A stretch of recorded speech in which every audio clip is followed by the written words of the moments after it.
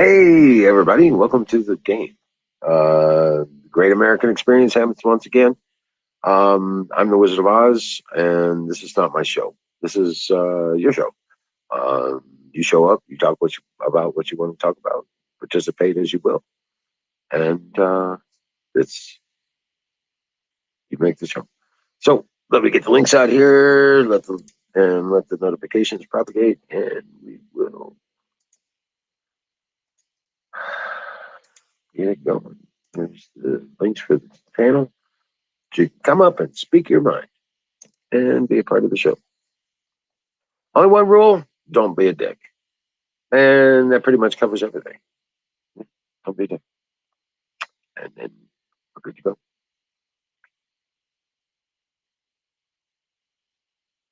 Some people show up on YouTube. Bell, hey Kim, what's up? Yeah, some people show up on YouTube, and we got two channels up on YouTube. So not sure which one you're talking from, but yeah, there's the game on YouTube and Sick Pat on YouTube, and then the game on Twitch.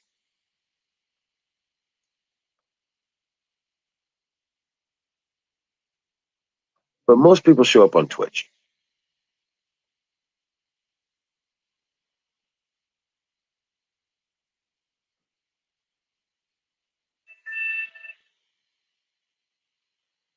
My day actually was pretty good.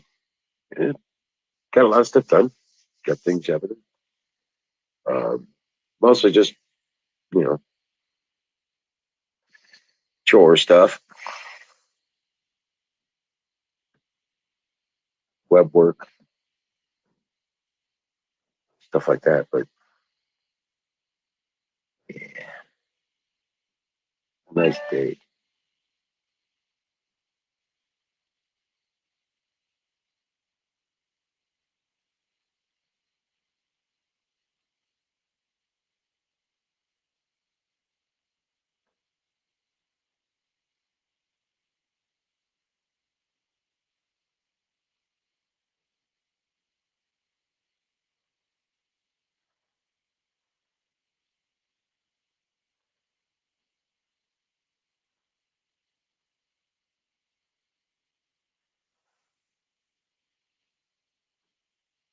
Yeah, but you know what? All these guys talking about the ding dongs and stuff. I got a solution.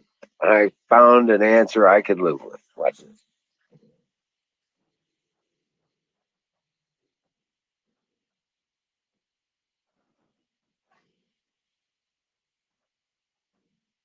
Yeah, I got a solution.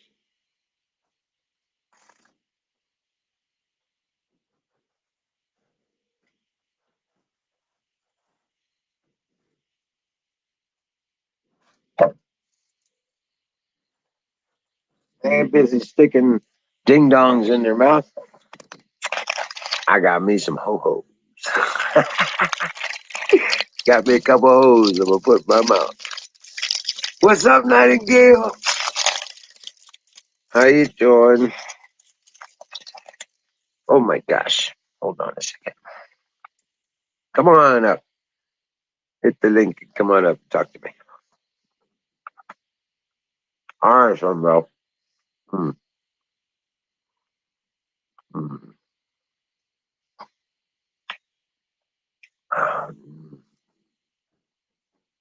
Hmm. Hmm. Hmm.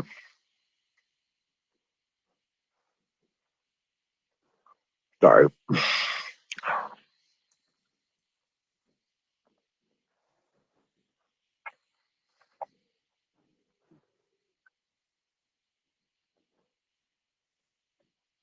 Uh, have to forgive me.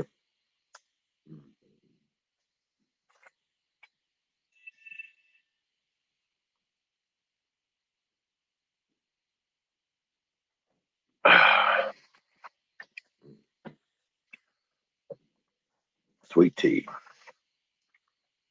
I love it.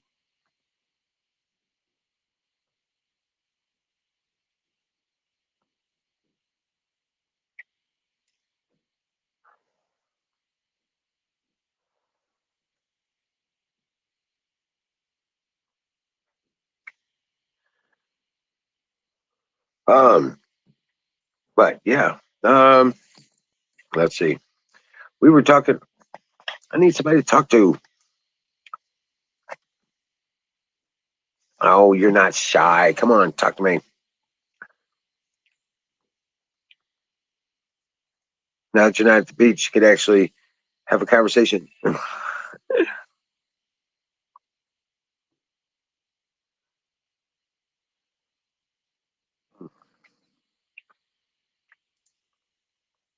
And get that.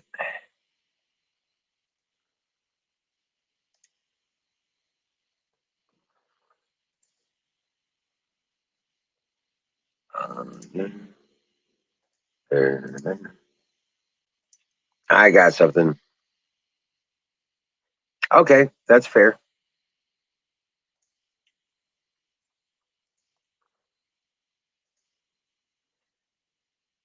I got yeah.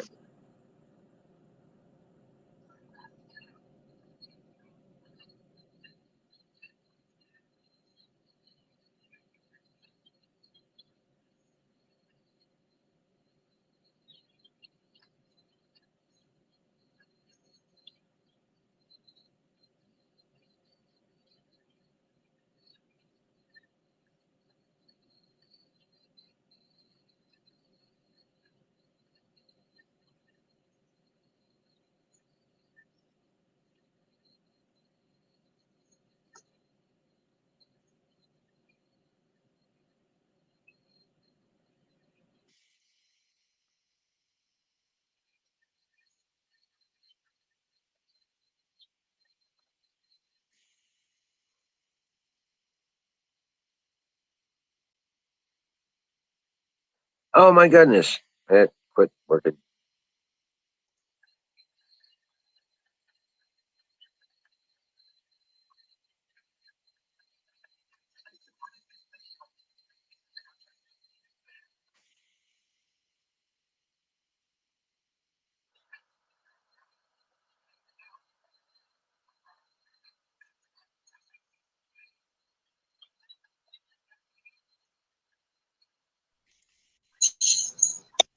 Hey, what's up?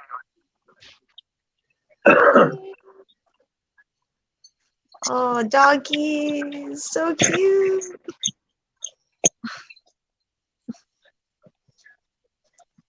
I Hi, know. Ned. Well, Hey, What's up? Ghost. Yeah, hey, you never Rich. go wrong with puppies. So I was like, I was struggling. So I brought out the puppies. Oh, puppies. Yeah, had to come up. We got to keep you company until everyone shows up.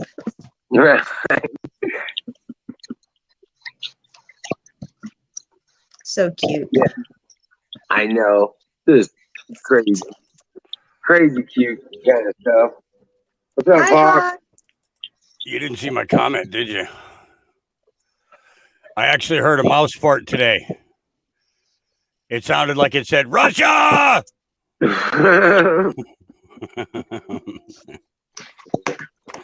I missed you guys the last couple of days. We've been kind of busy. Yeah? Yeah, we did a 48-hour prayer-a-thon.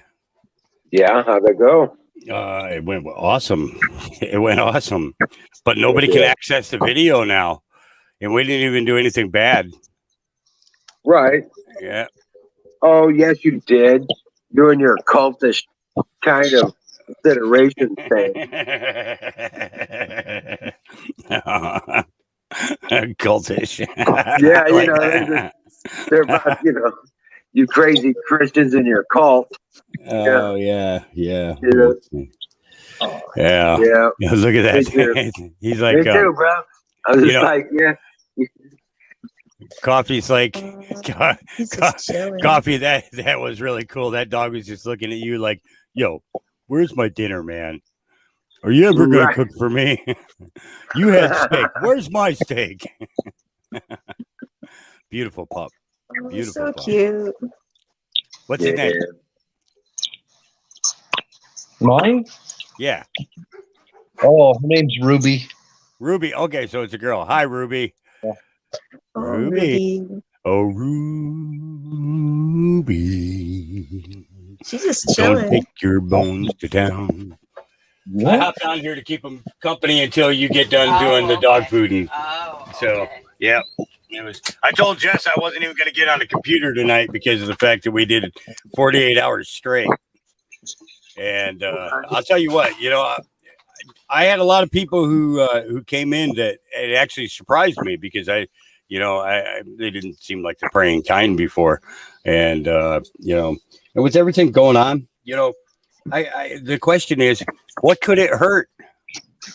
What could it hurt to drop a prayer? You know what I'm saying? Exactly. It ain't gonna hurt nothing. It's only Yep. gonna help everything. Yep, exactly. So an hour of sleep here, hour of sleep there. The only thing I couldn't figure out was how to give somebody else access in order to help me run the stream so that they could pull up guests while I took a nap, kind of thing. Oh, right, right. And I still hadn't figured it out. But someday, I will not be technologically incapacitated. I will figure it out. It made me feel like a drunk whore on Thursday night instead of Friday. You just don't make as much. Well, if you're using StreamYard, you just have them. You have to share your password and all that other stuff. Yeah. No. They make their own. Are you using StreamYard for your base? Yeah, that's what we used. Yeah. Okay. You have them sign in with the account email. The email you use to start up the account. Right. It will email you a passcode. You give that to them. They put it in. They have it in the admin access. Oh, okay. So they have a separate password Right. than what they mine is. Bookmark that page as soon as they get on the page, and that's their access every time they come in. Oh, right on. Right on. Okay. Yeah, I'll have to check into that. Yeah, because that would have been extremely helpful. Well, you should have called me, Hawk. I told you. You got any questions about it? Let me know. I'll help you out, brother. You know what it was? I was so deep into it that I kind of couldn't step away from it. So but it was cool. It was cool. Lots of things going on though. I love that Facebook got. Finally admitted that they allowed child trafficking and human trafficking to happen on their platform. They had a big article in the Gateway Pundit about that. I heard that. Yep. It's I've been shouting about it for 2 years. We found a whole bunch of sites or a whole bunch of pages on Facebook. We ended up forwarding them on to the FBI, hoping that something was going to happen. But weeks later, those pages were still up, and then all of a sudden, about 6 months ago, they started disappearing one by one. And but it was such a shame that it took that long. How many children were trafficked in that period of time, and how many children are being trafficked because of Facebook giving these border people the ability to Facebook was telling them how to get into the country. This is how you do it. This is how you do it. So I really hope to see some arrests around it, because then it would really prove that there's some seriousness behind it. Well, what about, if that's the case, what about Kamala Harris and her salesman tour? She was distributing these children. That dude needs to go home and sit down with his mom and have a conversation and maybe turn into the man that he's supposed to be. Yeah. Well, yeah, I'm telling you that Kamala Harris is a dude. Absolutely. Really? But whatever. Just look at that Adam's apple. You'll know. That's what it's been doing. It's been going around the country, distributing these children from the border. Yep. And it's you want to hear a really good one? So I heard rumor about 8 months ago that up on Mount Hood, there was a group of people who were trafficking children as well. And you know what happened today? There was a mass amount of minor earthquakes all over the Mount Hood region. So I'm wondering what's going on there. It's not on the fault. It's not, it's not on the fault line. So what exactly is going on Mount Hood? We're talking anywhere between 2.7 to 4.5, on the scale. So I'd like to know what's going on. Yep. Right. Yeah. Platoon says it's volcanoes. Right. Oh, yeah. Well, I'll tell you what. If Mount Hood erupts, then I would expect everything else in the region to go. Mount Rainier, Mount Jefferson. Oh, it's gonna unzip like a zipper, dude. Yep. And that could be, it could be, it could be bad. It's tremor monsters. What's up, Saint? What's going on? Yep. Because now you're talking about St. Helens, you're talking about Shasta, you're talking about Rainier. And Nightingale, it's nice to see a smiling face up here for a change. All these sad sacks. You're gonna make me smoke a bowl out of happiness. Fire in the motherfucking bowl. Well, I'll tell you what I've learned so far in my awakening of the Spirit of the Lord is that He gave me a little light of mine, and I'm gonna let it shine. So I'm gonna keep doing that. I got a little light too. Exactly. That's hilarious. I'm gonna light this bowl. Yeah. See now, Wiz and Coffee, you'll remember this. In the 70s and the 80s, we didn't have phones to use to have fake lighters in concerts. We either had Zippos or those fake those fake plastic things, because Bic hadn't produced a really good lighter yet. Right. I remember blow up on you. Yeah, exactly. If you left them on for like a minute, then it would combust. Yeah, I remember that. And now they use phones to do it. It's like, oh boy. Oh. So how was your weekend? Everybody, how was your weekend? You have a good weekend this weekend? Yeah. I just came back from vacationing at the beach, so we did some camping, and I went to the drive-in for the first time in a very long time. And awesome. It was a good spiritual day as well for me. Yesterday we had a good mass. It was just really refreshing, trying to get back on track after the holiday. And then today was good. Did some basic yard work today to help out before the rain, and did my Bible study. So I'm a little refreshed, kind of getting all my thoughts together again after the holiday. So not bad. Awesome. Yeah, we had we did a thing this morning. I think we started at 2:00 in the morning.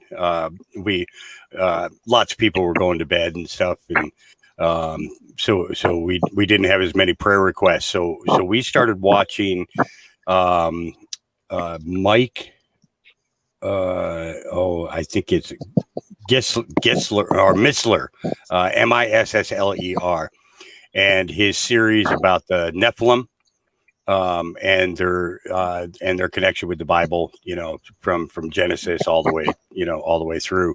So we had a very interesting time, great conversation this morning, in regards to the giants and such. So yeah, it's great when you can find answers, because all of them are in that one book.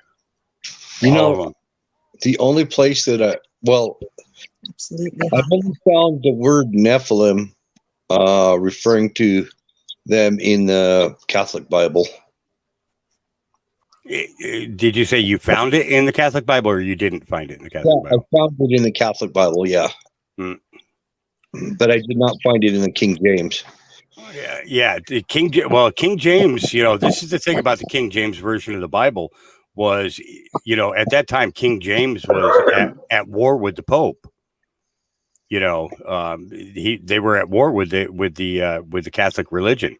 So you had one section of Europe that was Protestant, and you had one section of the of the European continent that was Catholic, and the Catholics were trying to force their beliefs onto everybody else, and there was they were pissed off at King James for actually translating the Bible to English.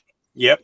Well, that's what it's a war about. What was the real bad thing was they were pissed off at King James because they did it so that everybody could have a Bible at home. True. Before that came along, women weren't even allowed to read the scriptures. They weren't allowed to possess them. It was only the men. I'll tell you how bad it was in the Middle Ages.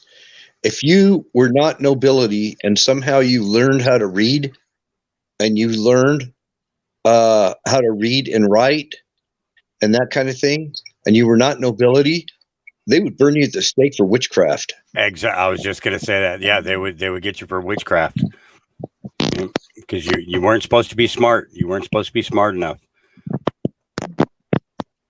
Yep. That's why they didn't want the Bible in the hands of the common man. They were easier to control without it. They controlled the message. Yeah. They took the place of God. They controlled you because you had to go to them to find out what the Word of God said. Yeah, that's how they kept control for years and years and years. I'm glad to see that it's that we're getting past that stage, and it's. I think our future is going to be amazing. We just got to kind of get through this stuff, and once we get through we're gonna. It's like I say at sign off every night. We got to go through hell to get to heaven. Yep. Well, there was a country song about something like that. If you're going through hell, gotta raise a little hell. No. It was if you're going through hell, just keep on going. Don't slow down. Don't look back. And until you're through it, that kind of. I wonder if he saw the future when he wrote that song. Right. Well, there's a rock song out there too. If you want to get to heaven, you got to raise a little hell. Yep. Well, we weren't made to be meek.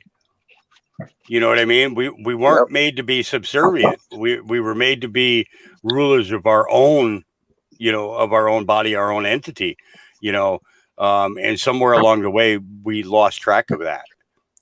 We became dependent on the vast majority controlling everything, and then we relinquished that power into relying on the politicians to do it all for us. They stole our states.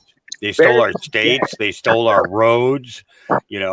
And highways. They stole everything. And we need to take it back. All of it. What's up, Aaron and Bear and Sting, Daddy? Welcome in. Zoom. Holy shit. Yeah. Rock on. Hey, John. No, you can't eat from my eyeball. Bear says we've all been placed here at this exact time and space for a reason. God has a mission for each and every one of us. Yep. If we choose to accept it, we can save humanity. If we do nothing, we lose our chance. Yep. To save ourselves. All right, so you've all been placed on this earth at this time in this location at this place to listen to me, bitch. Oh boy, here we go. What happened? Hang on a minute. Let me pack a full bowl. I'm gonna need a bowl for this. I gotta repay. I think a little green diesel, a little headband, and maybe some Gorilla Gas that should make a blend to handle this one. I'd be worried about a blend like that myself. Yeah, even Jess says she's not a Christian, but now she's praying. It ain't all that bad, actually. I can't complain. But okay. No, I mean I could listen. Did I tell you about the guy yanking the $5,000 eBay thing out from under me? Holy fuck! Don't even get me started. What do you mean? I know, right? What happened? Oh, you were bidding on something and somebody came in at the last second and swiped it? Oh, no. I won it. There was what is it? It's a Bitmain Antminer F17 Bitcoin crypto miner. $5,300. I bid on it. I won it, and dude gave me 2 hours to pay for it, and then yanked it. eBay gives you 4 days to pay for it. Any bid, eBay gives you 4 days to pay for it before they relist it automatically. So I'm at like hour 2 and need to shove a $5,000 credit card payment through my credit card to get this done. Well, needless to say, that didn't work. So I had to call the bank to get that. I have the money, have the cash. Bank says, well, your limit is $3,000 a day. No, it's not. Just anyway, long story short, got it all set up, get ready to pull the trigger, and dude yanks the fucking, cancels the fucking, cancels the sale because, well, he told me it was such a low, I got it for too little of money, and he is going to relist it and get more money out of it. And it just fucking railed me. Jesus Christ. He didn't put a reserve on it, did he? No reserve. No reserve on it. That's you need to call eBay. Contract. Yeah. You can call eBay. I already. Yeah. Yeah, I did. I wrote them a nice long letter. I called eBay. I told them exactly what the fuck's going on, and they said basically, give us a few days and we'll see if we can't get him to honor that. And if he doesn't, we'll just yank his fucking account. Good. So we'll see. We'll see. Yeah, that's it almost sounds like, it's somebody who was expecting to get the money right away, so that they could pull the money and then not send the product. Exactly. Exactly. Way too many times. That's one of the reasons why I stopped using them. And what was the other one? I think the other one was Etsy or something like that. Yeah, Etsy is one of them. And Etsy, here's the thing. Etsy is like super lenient. It's like, how dare you take money from somebody, and they're the transfer point.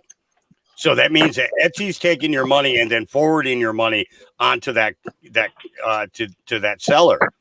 Correct. So it's like they should be just as responsible as that seller is. Maybe it's because of the sellers that I've gone through on Etsy, but anytime I've had a dispute with anything dealing with Etsy, I've always contacted the seller. The seller's always made it right, like right away, the whole 9 yards.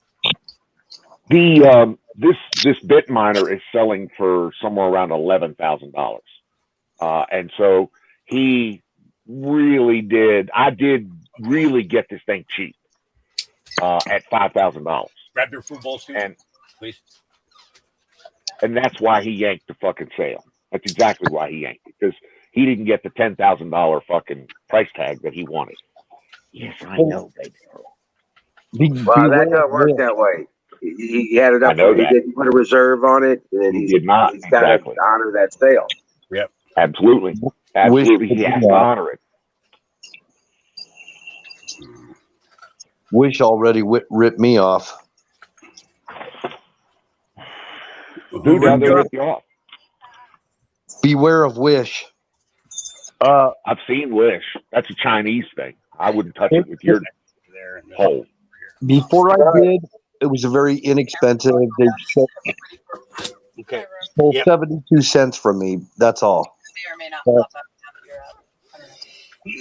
I'm probably gonna hop off here pretty quick. I'm gonna lay back and watch TV tonight. I'm kind of exhausted. So rock on, man. Well, you just got off the warrior path, man. I got you, man. Yeah, what's that now? You just got off a 48-hour warrior path, man. Oh yeah. It's I got a short nap.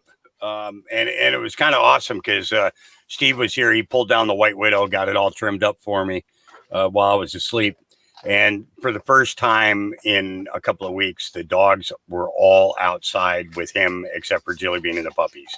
And it was nice. I had 2 hours of straight sleep, no dogs barking in the office, anything. It was good, great, solid nap. Well, go get yourself comfortable and have a good one, man. Yeah, I gotta bring the puppies on for a minute first. Give me a second to switch over to Cam. because everybody wants to see the puppies. Where are the puppies? I feel like a useless feeder or something, because of the fact that everybody wants to see the puppies all the time. And hell with Hawk, I just want to see the damn puppies. Yeah. Right. Can you hear them? Yeah. See, my thing with Wish, I had gotten a bunch of these lights. Now I've actually had decent luck with them for the most part. These motion activated outdoor lights, right? And I got them for like $4 a piece. I ordered like 10 of them or something, and I got them.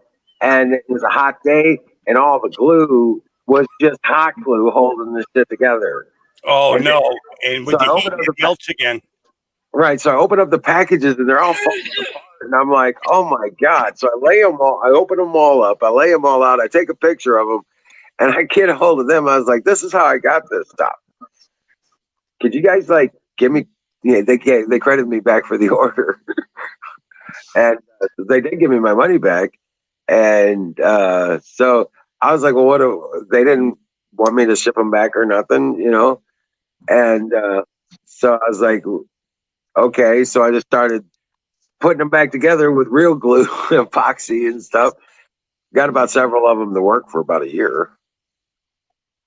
So, and there's still a few of them that work. There's like 3 of them that still work, and that's been like 2 years.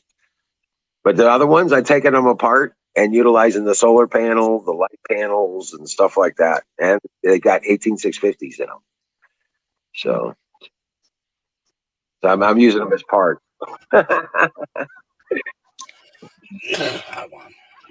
Oh.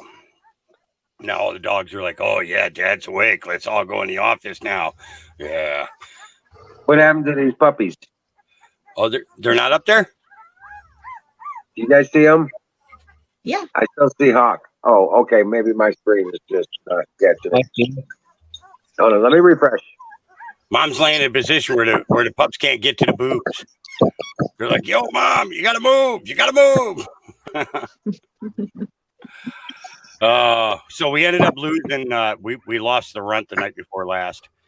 Yeah, the bigger pups just kept pushing her off the teat, and I tried bottle feeding a couple of times, and she was just way too weak to get any nourishment in her, and I tried to force it in, and every time I tried to force it in, she just spit it right back out.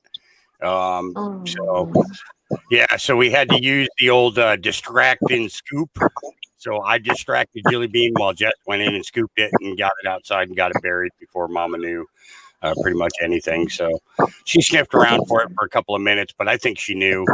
All the brothers, when they realized that she was passing, were all going and laying on top of her one by one by one by one.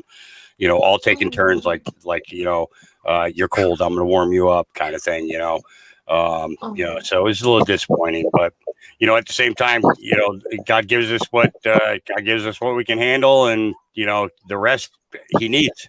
So they're running around with wings on now, probably pooping on other angels.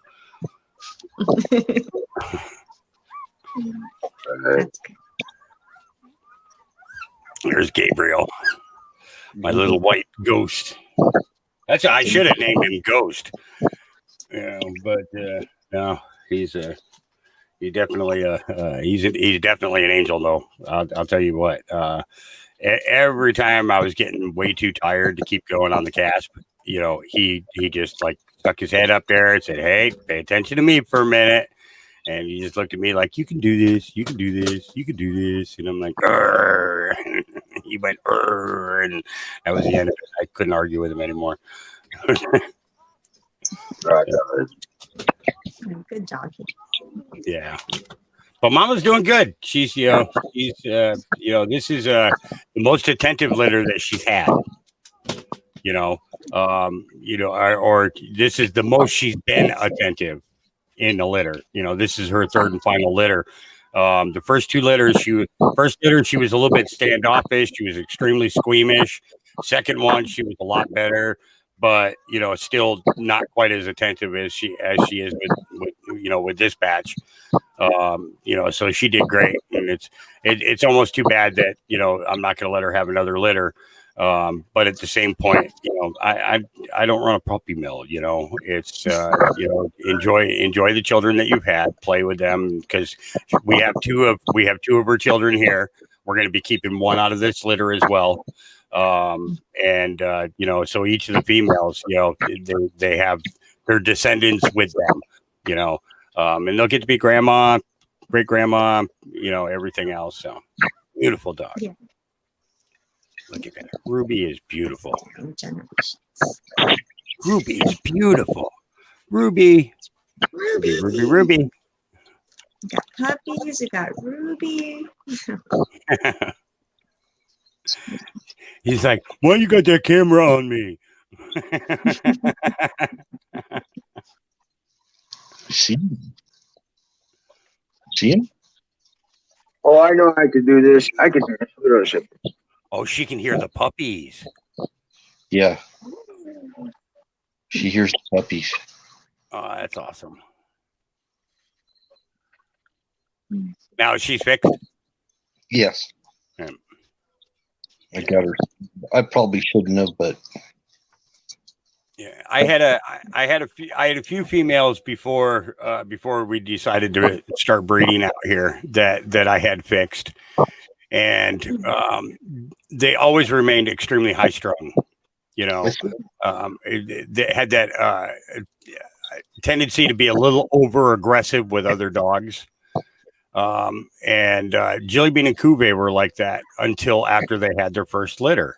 And after each of them had their first litter, their attitudes towards other dogs just like totally changed. They mellowed out. It was like they got into my stash and found the really good stuff at the bottom.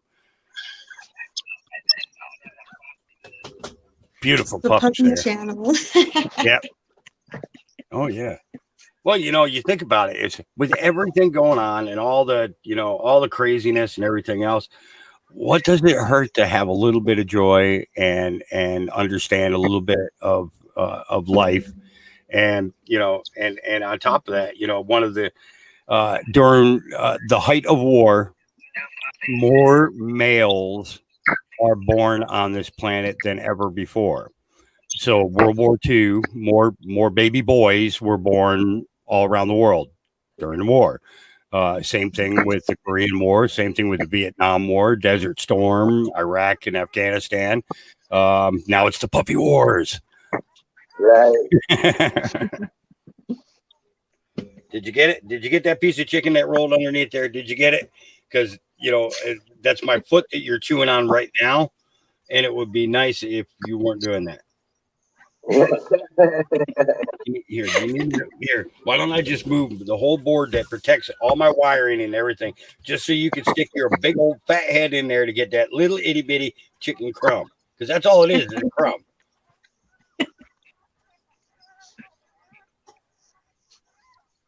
Okay, you all done now? Okay, now give me back my desk. Get the heck out of there. I love my dogs. Spoiled. So spoiled. Oh, you are so not kidding. Have you ever seen Gabriel? Hang on, I'll show you Gabriel. You'll like this. Gabriel, come here, boy. Come here, boy. Come here. Oh, Ruby's taking a nap. She's so comfy. Oh, hi, Juan. I see you. Come here, Gabe. Come here. I got somebody I want you to meet. Come here. Come here. I got somebody I want you. I know you're getting too big to come up on my lap now, huh? Oh, cute. Say hi. Can you say hi to Nightingale? Say hi. Nice to meet you. No, but I will chew on your microphone. Yeah. Oh, he's such a good boy.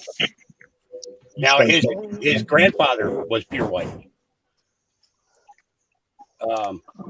His grandfather was the first pure white German Shepherd that I had, and this is the second one. Oh, you're so cute. Hi, Gabriel. Oh, I just want to. I know, right? Good looking. Shoot, Wiz, I want to lay like in the pen with all your puppies. I want to play with your puppies. Oh gosh, I just want to lay with them. Just lay on the ground and just like have at it. Like, oh my gosh. Overload of puppy breath. I know. I gotta. Yeah, that's. I was thinking about that, but I need to make a bigger fin. So yeah, you're right. It's like, so you got to get a bigger area that is contained because I just know they're going to go crazy, and I can't go 8 ways at once. How could Yeah, you not love the smell of puppy breath? I know. It's like a deadly. It's like their deadly weapon. It's like, this is my superpower. Right. Nah, it's a power move. They got more than one power. It's a power move. Oh, what was the cartoon? Puppy power. I was wearing shorts, and I was only just wearing my Oh, that's Scooby Doo. and I wasn't wearing socks. Scrappy Doo. That's right, Scrappy Doo. I wasn't wearing socks, and I walked into the pen, and they all started gathering around my legs and licking my leg. I was like, "Oh wow, that's cool. That feels great, guys." And then they started chewing on your toes. Yeah, then they started chewing on it. They tried to take a bite. So I was like, no. And it got real bad real quick. I was like, no. So basically, you give them to about 6.5 to 7 weeks old to let them get their quirks kind of worked out and everything. But if they're continuing to bite after that 7-week period, you have to bite them back. Yeah. You know, and right after you bite them, you say "ow," so that they identify the word "ow" as when you say it, they cause you pain. I got you. You know, right. And it curbs that habit very, very quickly. You know, and then get frozen bones. Go down to the butcher, buy a bunch of femur bones and stuff. Get the little short 2-inch, 3-inch femur bones. And you throw those in there, and if they chew on those, then you give it to them frozen, because it'll take them a whole day and a half, maybe 2 days to get all the marrow out of that thing, because it starts off frozen.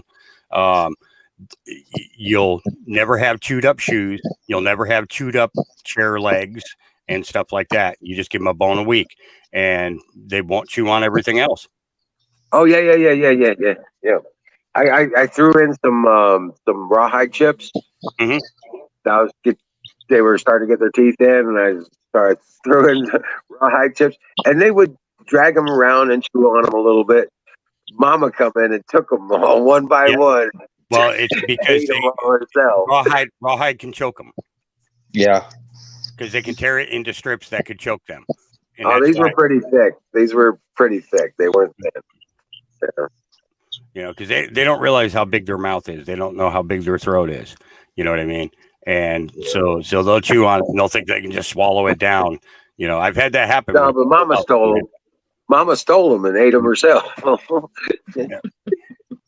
Yeah, but you can get them relatively cheap. You get like $1 a pound at a butcher, and we buy 200 pounds at a time. We have a freezer just for bones out here, and the dogs every couple of days.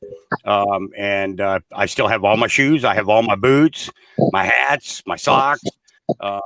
Except for my little white angel here likes to take my pants and drag them outside. I got up one day and I'm like, "Where's my pants?" And that's where the joke, "Where's my pants?" I can't come on right now because I can't find my pants. It's that's where that came from. He stole my pants. German Shepherd actually got into the laundry and chewed the crotch out of everybody in the family's underwear. Hey Terry, what's up, Oddball? Welcome in. That's I have no idea why he did that. He chewed the crotch out, chewed holes in the crotch of everybody in the family, male and female, everybody's underwear. Oh my God! He figures if he's got to go commando, then so do you.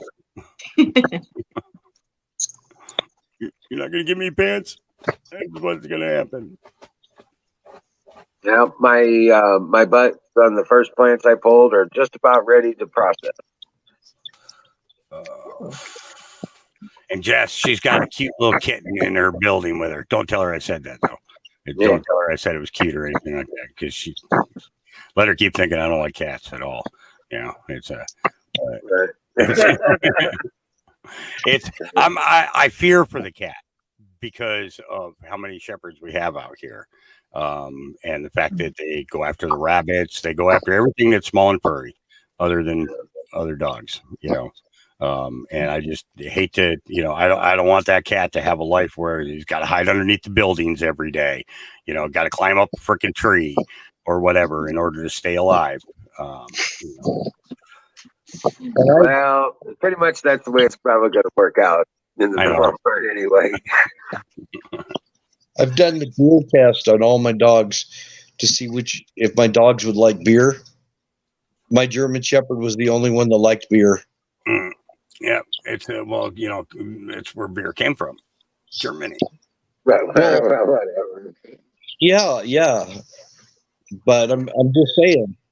I mean, he's a German Shepherd. It's a dog, and he's the only one that liked beer. I'm 55, and I don't care for beer. Yeah, my German Shepherd liked beer too. I was a Yukon Jack drinker. But so did my Samoyeds. My Samoyeds like beer too. Mm. I haven't tried Ranger. I didn't think about that. I have a beer out there, but it's shitty beer. But let's see, Samoyeds, they're from Siberia or Russia, right? Samoyed? Yeah, they're from Siberia. The Siberian wolves. Yeah. So they probably like vodka. Oh, he liked beer. He was fine with beer. They were fine. They like that. I haven't tried Ranger yet, actually, so I'm gonna try that. He likes beer. He don't like potatoes. He won't eat a French fry or a potato chip. He won't. He'll lick the ketchup off of a French fry, but he won't eat. He don't like potatoes. I don't know what the hell is up with that. He don't like potatoes. He had a bad experience with the potatoes or something. I'm not sure. Funny. A princess chili, potatoes, chili, French fries. She don't care. She'll just chow it down. But Ranger won't eat a French fry.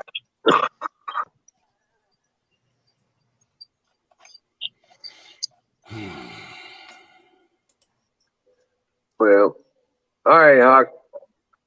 You said you were taking off, or what? Yeah, I'm gonna go and chill out. Watch a movie tonight. There's got to be, it has to be something out there that's not blood and guts and gory that could be enjoyable to watch. Oh, what was that one I just recently saw that I kind of like?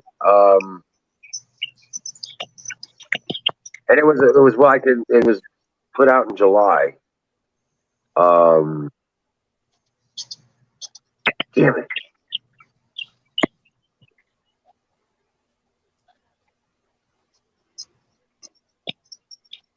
Yep, we lost him again. Here he was ready to send me on my way, and he poofed. Maybe that's why he was saying goodbye, because he was leaving. Oh, maybe. It's probably looking up the movie. But yeah, I hope there's something on TV. I haven't seen too much. I've been watching sci-fi or like AMC, Turner Classic Movies. They've been showing a lot of the old horror movies on there. And they showed The Exorcist, The Birds, just some of the classics. Maybe they're showing something. Yeah. I don't need to watch horror movies. We've been watching a horror movie for the last 2 years. Yeah. And we don't need to watch zombie movies because we're going to have that live soon enough. Oh God. Yeah. Oh yeah. I got some video recordings of how they're training soldiers to deal with a zombie type pandemic. I think they had that in California, like on our beaches. They were doing that at Camp Pendleton, or not even there. It was like more south. Like there was a while that they were doing that. Like I'm in California, but I remember that a few years ago. But I would love to see some footage. Yeah. This is I got it up on Ghost Ezra on Telegram. I can put the link into. It was a Mark Wahlberg movie. Came out in July. Mark Wahlberg, huh? Okay. Yeah. Give me a second to let me see if I can pull up. We use this. We don't have TV out here. You can't get anything with an antenna and cable does not run out here. So we don't. Right. Yeah. So But it's Mark Wahlberg, and I can't remember the title of the movie, but the guy was like didn't know who he was. These are like immortals that. Anyway, you'll love it.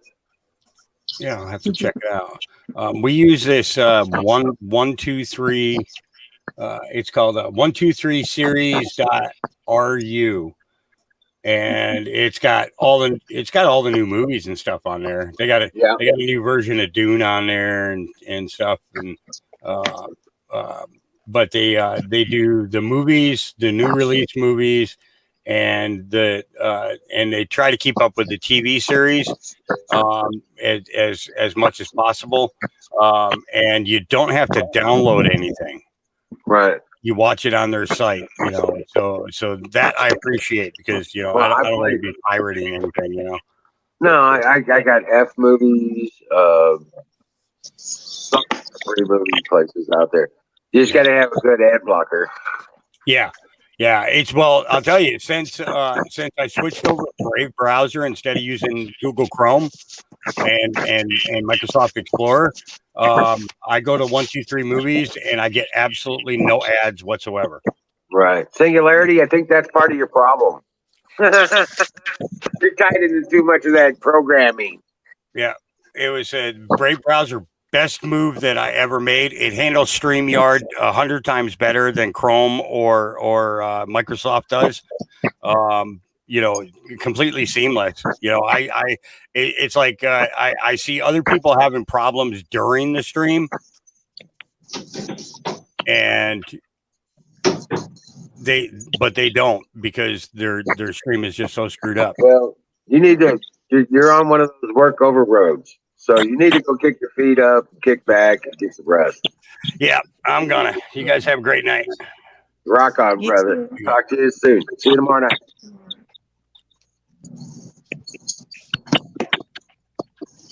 Hello. What's up, Kevin? I just got done watching Boo from Medea. Halloween movie. Oh my Lord. Just as it ended, my phone went off and said that to let me know that you was on. Oh, really? Yeah. Oh, it was called Infinity. I think that's what it's called, Infinity. Nah, he's gone. But last night, late last night, after you signed off, Yeah. Apex came on with music. So I was on real late. Well, it was more or less this morning. Oh, so he was on late. Yep, late. I thought I seen another show in there. I was like, wondering what? Yep, Apex. I was there. And Don come up. It was like 6 a.m. in the morning, my time. Yeah. Oh, wow. He was playing a lot of music. He played quite a lot. He played good. Yeah, I noticed the background was changed again. So I figured, I was like, I guess he did something during the day or something. I didn't know. It was late last night. So I went to sleep listening to him and Don.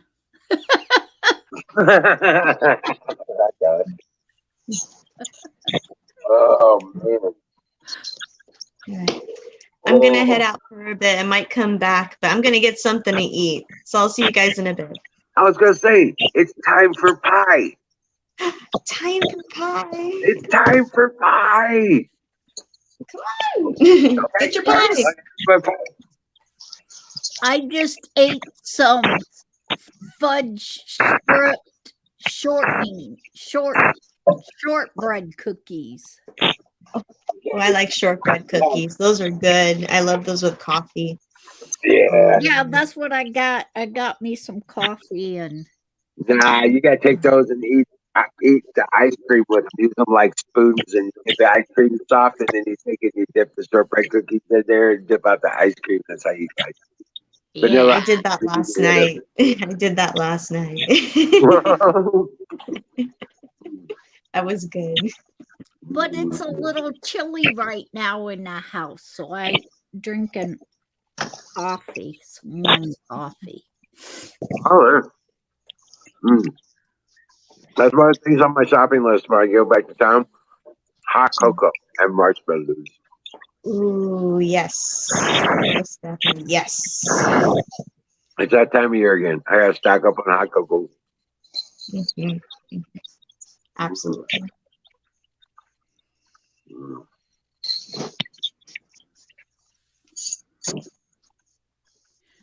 I got white chocolate with caramel, I think it is. It's supposed to go in like one of them big espresso machine thingies for coffee. But I take spoons of it and I'll put a little bit of instant coffee and put that in with the instant coffee in the hot water. That does okay.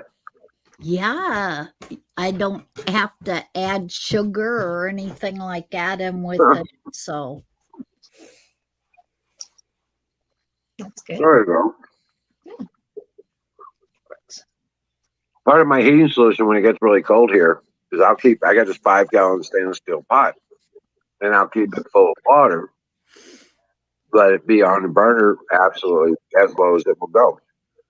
Well, after a couple hours, that thing still gets really, really hot, and it'll steam off water. And I just turn around and walk around with a cup.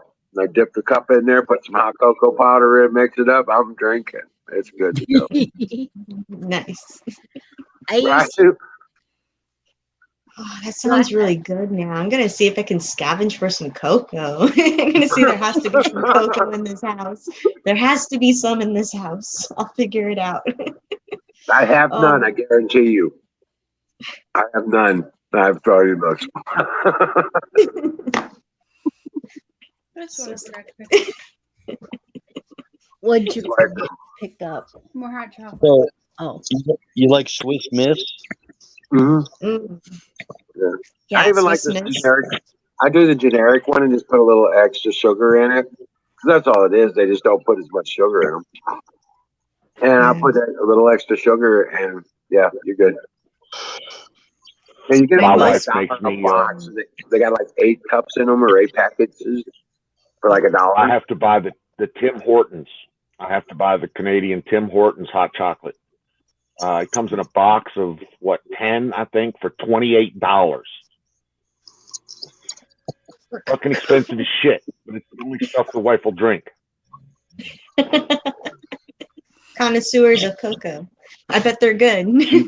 She loves her chocolate, and she is Canadian, so yeah, I get it. So how does that work? How does that work? Wifey wants, wifey gets. Is that Right. Is that how that works? I remember that. Yeah. Well, he is in the desert, so it's probably he's going to be looking at 30 and 40 below temperatures out there too, at least for a few weeks. Oh my God, it's gotten so freaking cold out here. What is this? The desert? What the hell? I didn't sign up for this shit. Get those winds going out there, man. It'll rip you up. Man, it's cold as fudge out here. I got to tell you, brother. Well, you've been used to 125 degrees. I know, right? That's the business. That's why we're here. Right. Right. Then a month later, it's like 38 degrees, and I'm freezing my sack off. Done. All right, I'm getting hungry here. I will be back later, okay? Okay, Nightingale. We'll see you here soon. You come right back. You hurry back, okay? Okay, I'll work on that.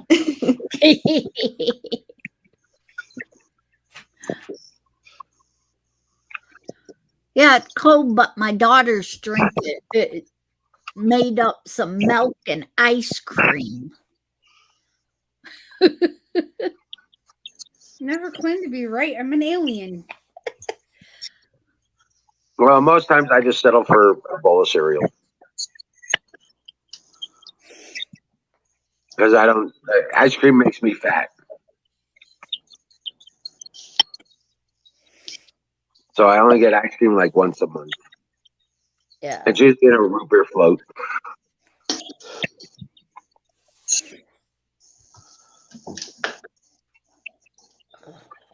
Yes, you are. Hurry back, blah blah blah. What's up, Huckleberry? Oh my god! But the pie doesn't make you fat. Welcome in, Huckleberry. Hello, Huckleberry. You should come up on the screen and talk to us. Tell us all about it. We'll make you bed. We want you to be up on the screen and talk to us. She's feeling down. No, Wiz works too much for the ice cream to make him fat. Well, yeah, I guess so. But man, I tell you what, wintertime, our story though, it will make me fat if I eat a whole lot of ice cream. But yeah. Well, Mom has what is it? The rabbits. She got some that's 6 months old now. Some that's 6 weeks old. And some that's 6 weeks old, and some newborns that ain't got their eyes open yet. Wow. Yeah, they're like 2 weeks old.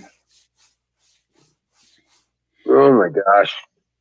And I just looked it all up on the internet to sell them for. I think mine are gaining like a pound a day. Jeez. Yeah. Yeah, they're almost like small poodles right now. They're already the size of small poodles. You know what I'm talking about? The small poodles. Right. About that big. Your rabbits are the big rabbits, though. I'm talking about the puppies. Oh, the puppies. They're getting big fast. I'm like, wow. They were 7 weeks Saturday. So they'll be 2 months this next Saturday. And they're huge. Ooh, come back. But yeah. So, oh my gosh, they're getting so big. I'm thinking about taking a couple of them up to like Walmart and get a sign puppy for sale. You know what I'm saying? Yeah. Hey, I'm gonna jump off here for a few minutes. I'm still in the chat, so if you need me, just say those magical words. You got it, brother. Oh, hey, did you see my solution before you go? Solution? Yeah, you shoved ding dongs in your mouth the other night. Oh yeah. No, I did not. What's up? Show me. I got ho-hos. Oh, no shit. And they're the right shape too, aren't they? Yeah. I got ho-hos. It really is. I'm shoving ho-hos in my face. I can see it now. A ho-ho sounds better than a ding-dong. Yeah. Yeah, but have you seen a ho-ho? Have you seen a ho-ho? A ho-ho looks like a ding-dong. If you know what I mean. And the ding-dong looks like the ho-ho shit. Exactly. I know, man. It's too...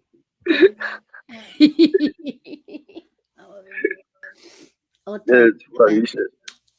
All right. Only grabs a little ass. See, just a little ass is tasteful. Anyway, I won't go there. All right, I'm off in the back. If you need me, just say those magical words. I'll be right back. Oh. All right. So, Uncle Barry, Singularity, you all both need to get up here and come on. It's your duty.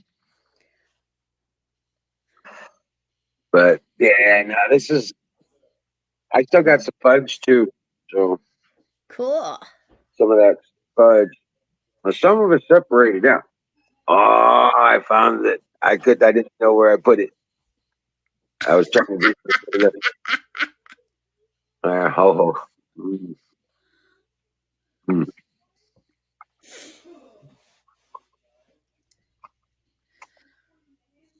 Hey, Zach. I've been trying to get my daughter to make some peanut butter cookies with me and to make some I ain't gonna do no more fudge right now, but peanut butter cookies and oatmeal cookies and the drop peanut butter oatmeal cookies and All right. Did you try any of those oatmeal cookies I told you about? no, I haven't, not yet. You know which ones I'm talking about, right? The strawberries and cream and the peaches and cream oatmeal cookies. Yeah. I haven't done that yet. I call them shortcut oatmeals. Shortcut oatmeal cookies. Okay. You moisten up the oatmeal with half the water it says to make it with. And then you turn around, got it mixed up, and you add that to a Toll House cookie dough mix. Then you mix that up and let it sit for a couple hours. Right? Mm-hmm. And then like set it in the fridge for a few hours. And that gives that oatmeal time to soften up. And then you put it in the oven. Oh, it's awesome. Yeah, it's incredible. But I also put the white chocolate chips in it too. Ooh. The almond chocolate. Mm-hmm. Yeah, I put that in there. Almond chocolate chips, and if I put a nut in it, was pistachio. So it really was a fancy cookie.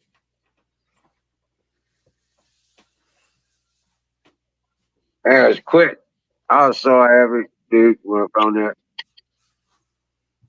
I also know a shortcut to making chocolate chip cookies. Chocolate cookie dough. Yeah. Yep, you make a Nestle Toll House, put the chips in it, stick it in the microwave for 2 minutes. And then you bring it back out and mix it up again. And then you got chocolate cookies. You have chocolate Toll House cookies. And you put the white chocolate chips in that and bake them. Oh, that's the bomb.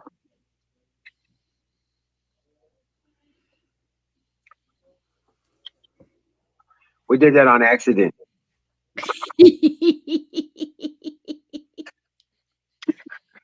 My son was learning how to cook. My youngest boy, I was teaching him how to make cookies. And I said, you'll follow the recipe on the back right here and just put all that in a bowl. Well, that's exactly what he did. He didn't follow the directions, though, where you have to mix it up portion. Yeah. He put everything in the bowl and then decided to mix it up. He's like, it ain't working out, Dad. I don't know what to do. He even put the chocolate chips in it. And I was like, well, there's a process. That's why these directions over here say do it like this. You add the sugar with the eggs and, Yeah, all your liquid oil. stuff and your dry stuff. And then you mix in this other stuff. You mix it in. He just piled it all in. I was like, the first thing I thought, I was like, well, It's not mixing up. So maybe if we heat it up, the butter will release. And right, I wasn't thinking about the chocolate because he had chocolate chips in there too. That's why I only had it in there for like 2 minutes, But we ended up making, and when it came out, I was like, oh shit, all that chocolate melted. And I started mixing it up, and I was like, oh no. Well, okay, and kept mixing it up, and turned out to be like the most badass chocolate cookie because we put more chocolate chips in it. Yeah.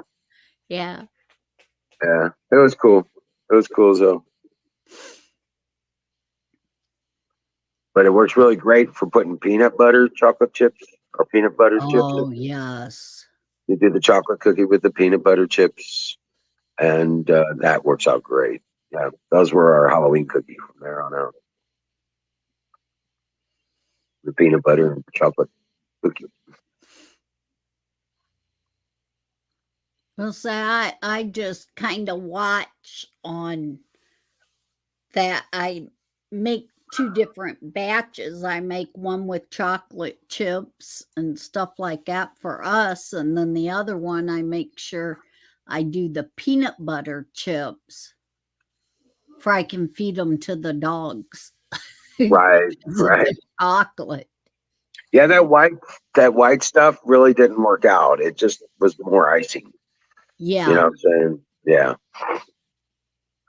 That white stuff didn't work out. You'd have to add some. You'd have to add a lot more bark to it. That almond chocolate bark. Yeah. You'd have to add chocolate bark to it to make it work. If it's going to. That almond bark. You know what I'm talking about? Yeah. Yeah. But yeah.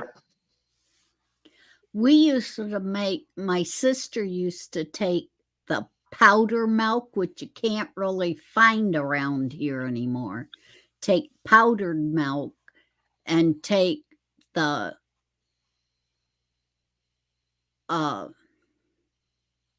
pure chocolate, the cooking chocolate.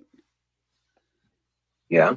And make her own hot chocolate. Oh yeah, that's not a big deal. You get that milk warm. Because it's a lot less sugar and stuff in that. Oh, I make more. I make it more like fudge than you realize, right? Yeah, you can make it as a fudge, but when you make it as hot chocolate, you don't add as much sugar as Yeah, right. I what's know. in the actual hot chocolate mixes. Yeah. You don't use the condensed milk. You use regular milk, and you heat it up, and then you put cocoa in there, and then just a little bit of the sugar. And I know. Yeah, it helps her at good chocolate for her kids when they're getting too much sugar and hyping out too much. One year we were working on a better chocolate. We were working on a better hot chocolate. You know what I'm saying? Yeah. One really rich, kind of a custard almost drink. You know what I'm saying? Yeah. And I melted some chocolate bars into the hot cocoa. That worked great. It worked great. Because we had leftovers from Halloween, so I took like the Hershey bars and I melted them into the cup with the hot chocolate, and it was like, yeah, it worked out great. That's one way to do it. What's up, Mouse in the house? How you doing? Hello. What's on your mind, Zach?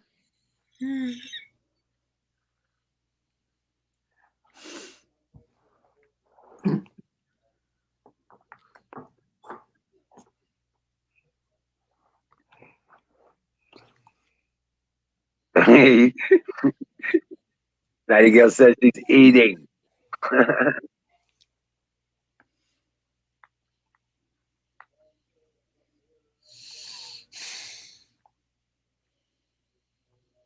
Because those chocolate bars were just a little fun-sized chocolate bars. You know what I'm saying? Yeah. I'm melting them into the cup.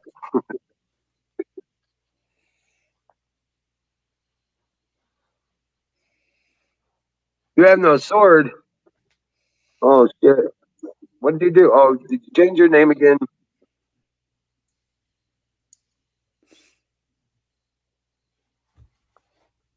Good lord!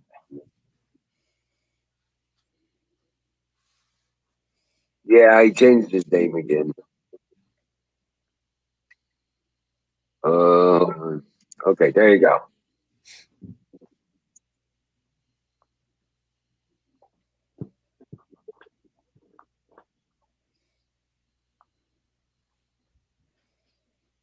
All right, there we go. So post again. Now you've got a sword. The swordless ghost.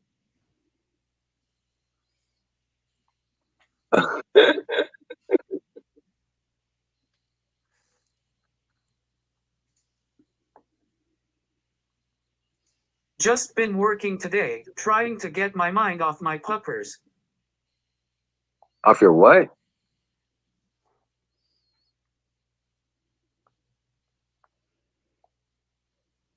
Oh yeah, yeah. No, you don't have to say anything. I remember. Yeah.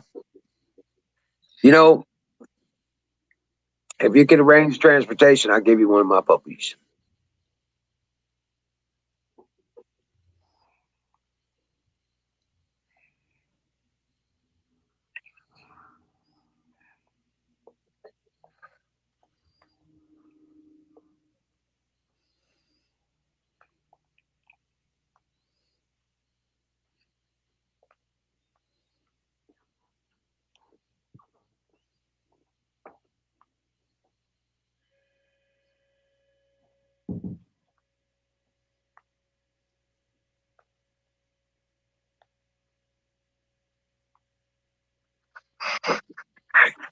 Whatever. You're welcome, Ghost. It's all cool, man. You're the reason you don't have a sword, old head. He changed his name again so that he didn't have a sword. I'm good for now. She kinda tore me up. Yeah. But you know, these puppies are perfect for a new home right now. And they are smart, really smart dogs. In fact, that would be an awesome helper dog, you know, like comfort animal and a guide dog kind of thing. Yeah, I'm telling you, they're awesome, smart. Yeah, and I'm just saying, think about it. You know, just know the options there for you. Okay.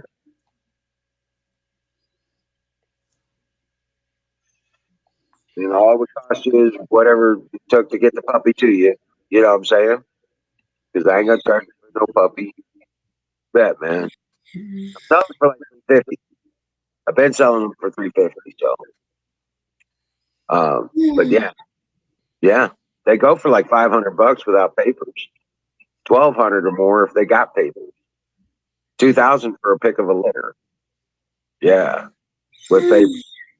Right. They're expensive dogs. And it's a big time protector. They won't let nobody mess with you. Not even a dog. Yeah. I told you about Ranger. He barrel rolled a pit bull in the middle of the road because it growled at him. Yeah. And he was like, he was, he was like, I was walking up to the road and then the dog was in the middle of the road and it started growling at me. Ranger come up from behind me and just woof and launched on it, dude. Barrel rolled it into the road on the other side of the road. He's like, I was like, holy shit, he ain't playing around. But yeah, they're very awesome, awesome, smart individual dogs. So they're great.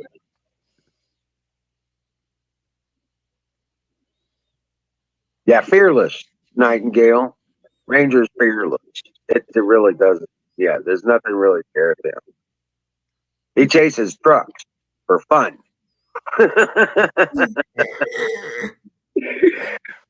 As a puppy, he was chasing the cows. Yeah, he was playing with cows when he was like a puppy. He was like a puppy.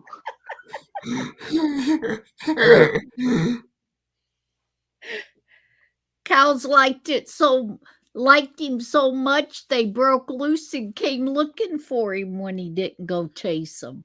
Yeah, I was training him not to go across the road anymore. And I put a discipline counter and I wouldn't, I kept him on our side of the road. Well, the cows managed to break the fence and came over looking for Princess and Ranger. They wanted to play. They were like, "Where's my friend?" Yeah, right. Randy, it was a moonless night. Randy walked back to his cabin. He ran into a cow. He's like, because it was a black cow and it was no light out there. So he just walked right into the damn thing. He come running back up here. We got cows. There's cows over here.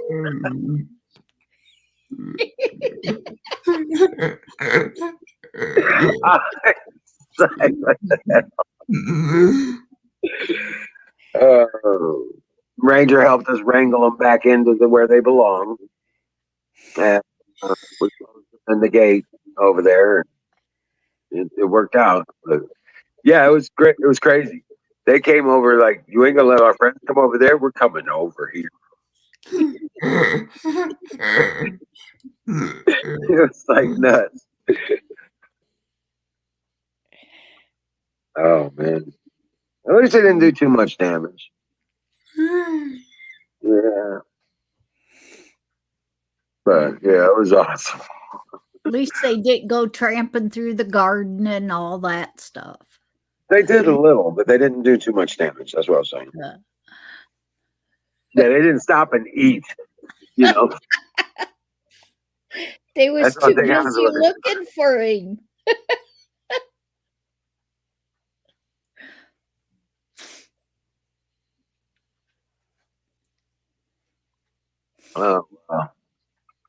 Ninja cows.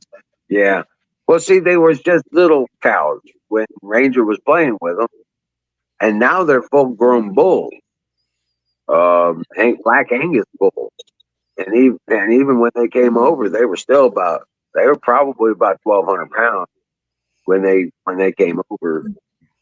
So it wasn't. I mean, they was a little taller than me at the shoulders. So yeah, they were big old cows, big old bulls, and they're bigger now. So yeah, I'm thinking they said they were going to be going to market with them this fall. So,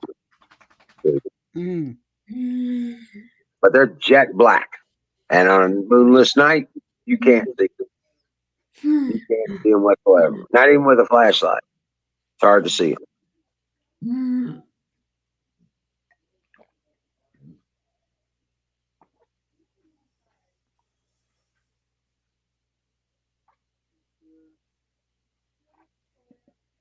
What didn't mean it to where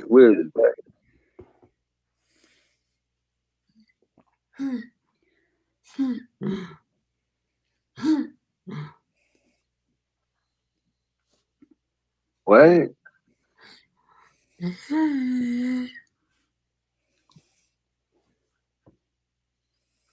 Oh yeah, they're still talking about over bears.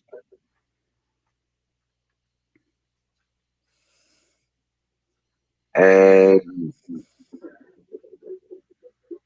Sing, what's going on? Sing's trying to get in, I guess.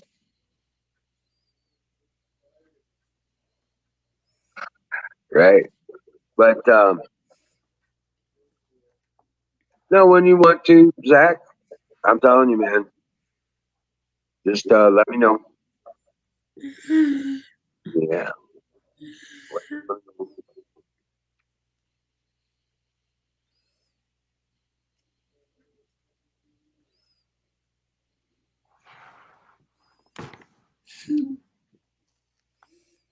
Oh, Twitch messed with Bear's channel. Okay.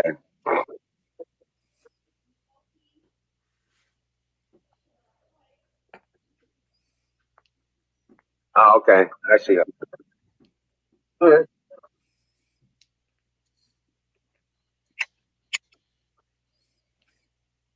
Yeah, Twitch is. I don't know. I haven't had any problems with it recently.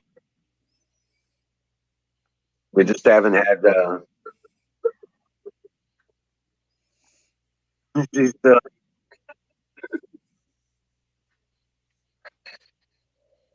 oh man! So come on up, Huckleberry. Come on up. Talk to us. Oh, there's Sing. What's up, Hey Sing? guys, how's it going? It's going good, man. Fire in the bowl. Right on. You sound like you're holding back a hit.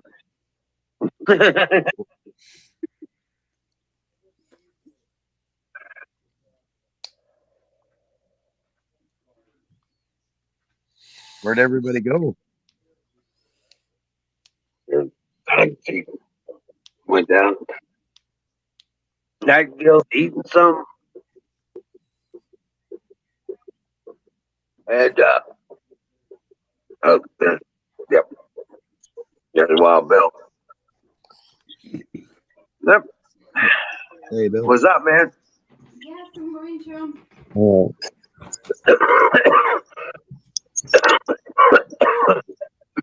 Hey Huckleberry.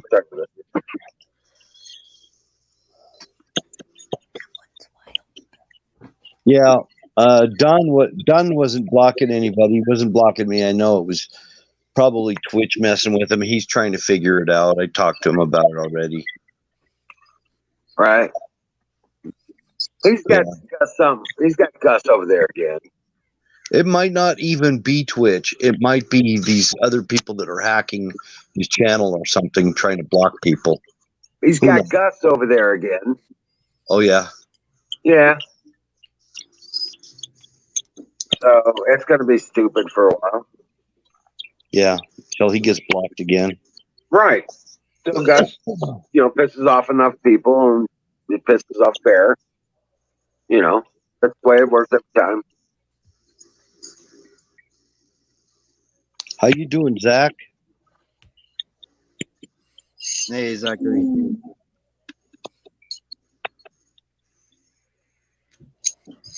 No, come up on the screen, Huckleberry. Huckleberry. Yeah, come on up.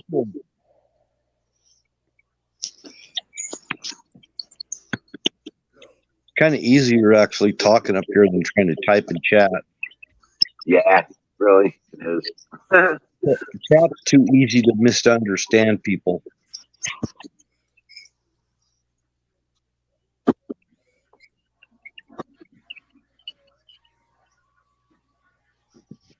Gus is nice to you.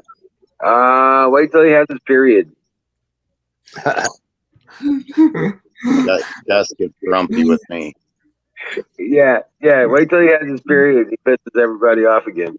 That's it once a month. He does it once a month. I don't care. Once a month. Watch them. What does he do? Sit there and get shit faced and then start getting weird? Yeah, he gets shit faced and then pisses on the channel all over it. Yeah. Funny how that works. It's the same every time.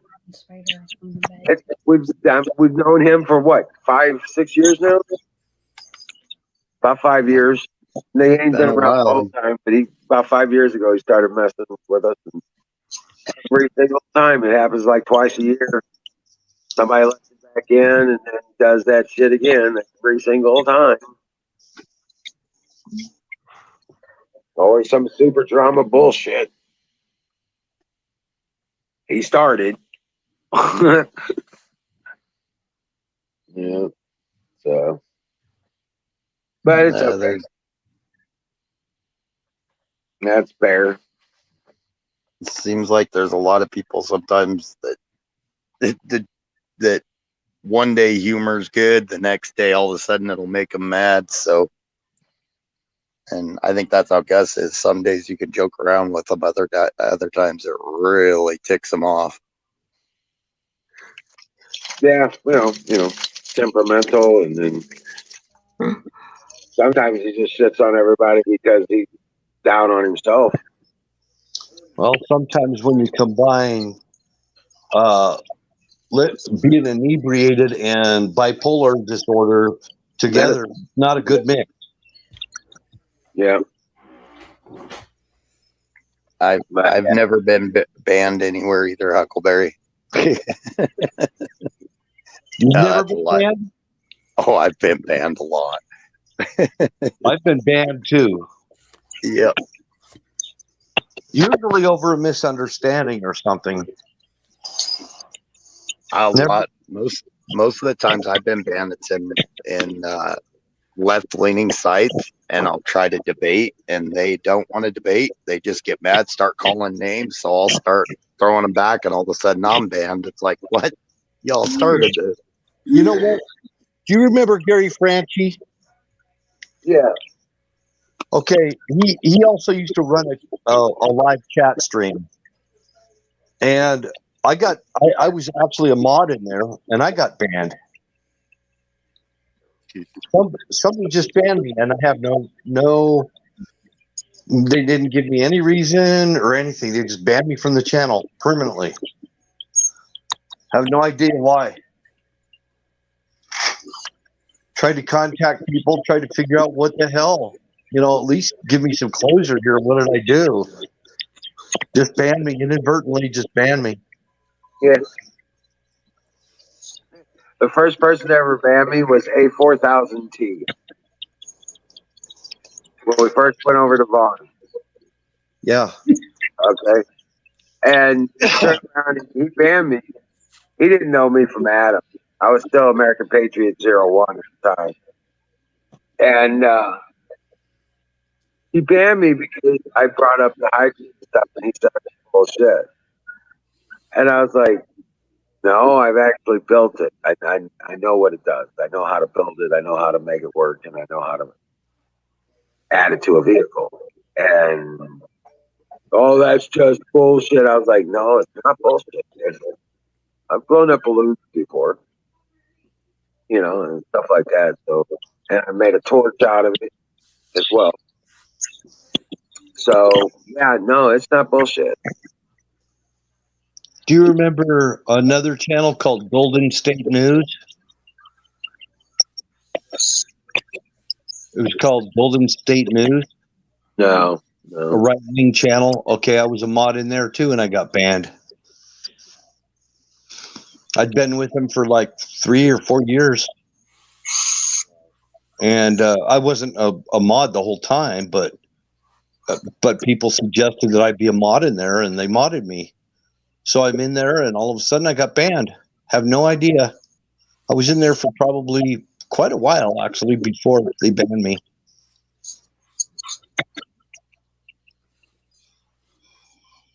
Well, anyway, and you know what? I don't give a rat's ass, to be honest. All I did is I just unsubbed and went on my merry way. Yep. There you go. That's I don't need another user, and yeah. But yeah, that's I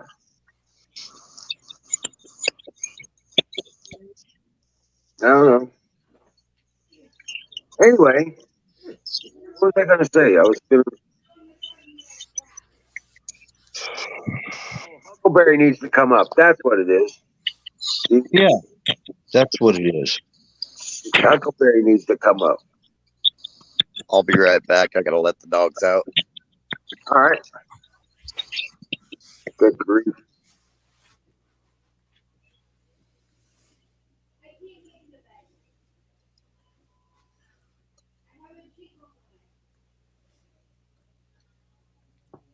Fuego in the bowl, vuelo. I think that's how you say it. I may be saying fire in the bathroom. I'm not sure.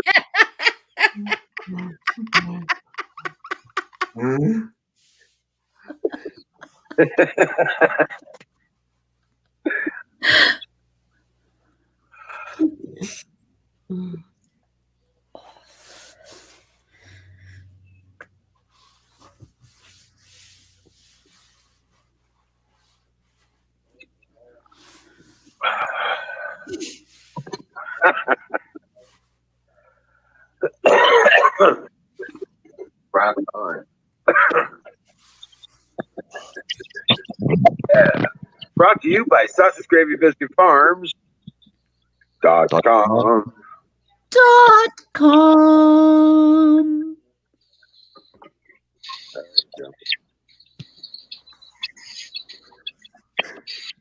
Oh wow, man! I tell you what, I just wonder what's in store for us this week, guys. It's going to be a wild week. Today's the 18th. Today is the day that so many of these mandates go into effect. Now, when they go into effect, these truck drivers lose their life pending a DOT health inspection checkup. And they are requiring, because of OSHA, that these drivers be vaccinated. Well, I think it's DOT. DOT. Department of Transportation is going to demand that they get their jab. Right, and they're going to blame it on OSHA requirements. Well, and then some of the companies are bigger than 100 personnel, so they're going to require them to get the jab too for that reason. Well, it doesn't matter when you talk about it. It doesn't matter about the big companies or not. You're talking about an individual's health license. So DOT. No, I know. Inspection check mark and get his license. That's going to be part of it's going to be part of your DOT physical. You're going to have proof of vaccination. Yep. That's why they ain't doing it. That's why it's the last day they can operate without it. I'm going to keep my CDL, but what I'm going to do is I'm going to downgrade it and then reinstate it later on. I have to downgrade it by the end of this month. And it cost me $17 to downgrade it to a regular driver's license. But I'm going to do that until all the shit blows over, and then I'll reinstate it.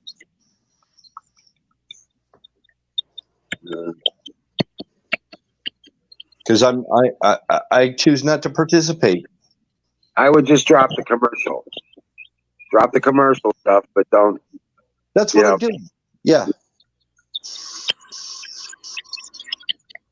But you drop it down just right where you're just outside of the commercial stuff and you still operate a box truck.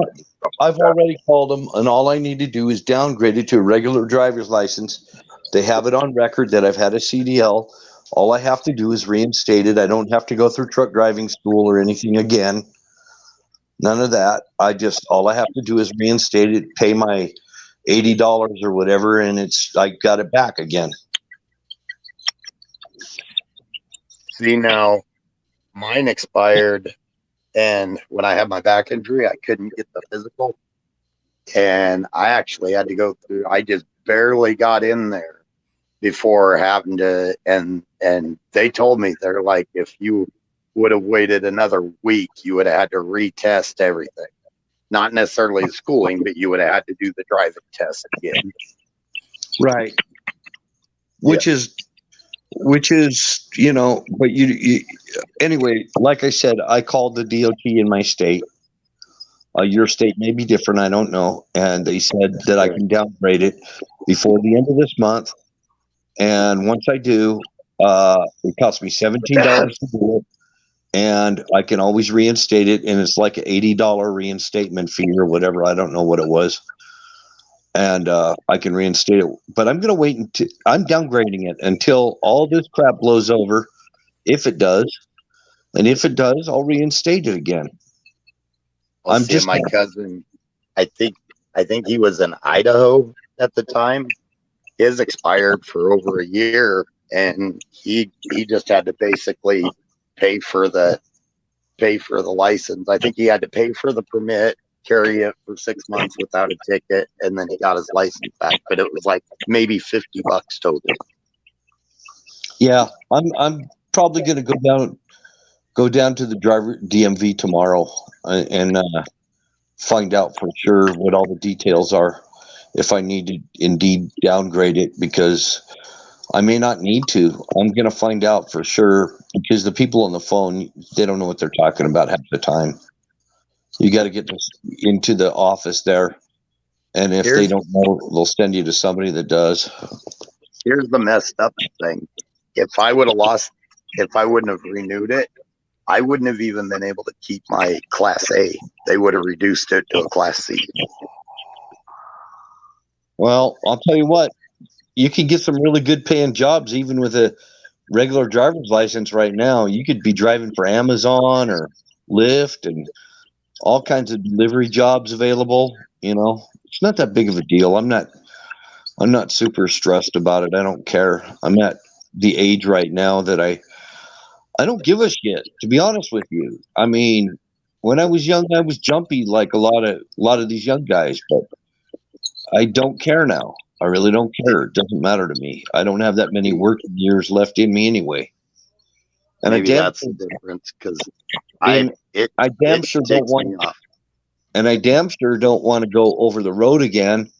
Not in the way things that are going in this country with fires and looting and burning and everything else. You think I want to go across and go into some freaking COVID rat's nest where everybody's wearing masks and stuff and, you know, making demandments on you? See, basically, it's the federal government, in my opinion, saying we're going to yank this investment from you. You invested in this, and we're just going to yank it from you because you want to do our bidding. I hope they have a shortage of drivers.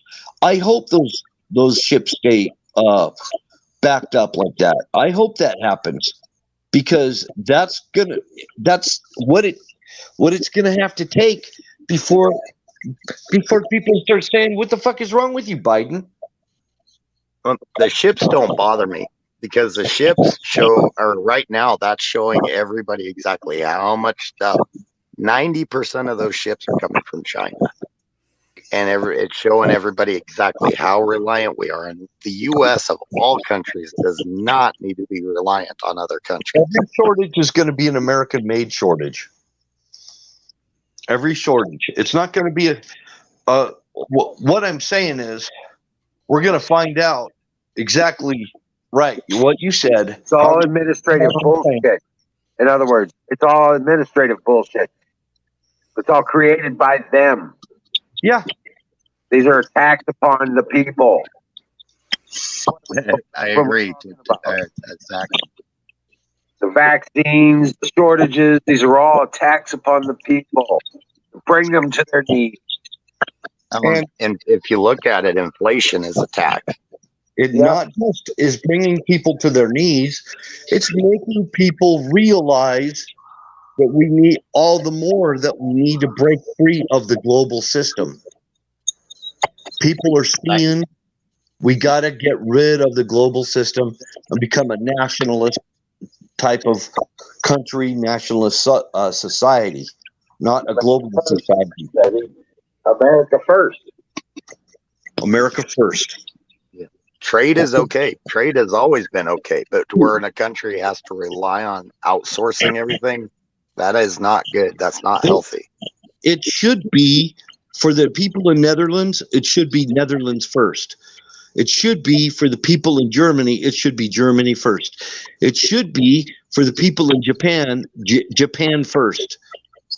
You know, so if we get back off of the globalist system and we think of our own country and how much we're missing, how many products, if our supply line gets cut off, now we get to see what it feels like to get our supply line cut off. And then that makes us realize, wait a second, we got to start making our own stuff. Well, here, it's worse than that. these what they're doing with all these mandates. That's just one facet of it, Bill. Okay, what we're talking about is it's just put 80 million people out of work. 80 million people out of work. I guess that's what it takes. Yeah, 80 million people are now probably 60% of them have no capability of recouping their living week to week anyway. Right. But too bad they didn't learn before this happened. Right. Well, now you got a bunch of 80 million pissed off Americans, hardworking people, not stupid, not lazy. 80 million of these motherfuckers, nothing to do but get pissed off. Intelligent, creative people that are the backbone of this country. They just got a royal Didn't say they were smart, but they're hardworking people, not lazy. And guess what? They're gonna be pissed off. And what they're gonna want to do? They want to get back at somebody, for what they did to them.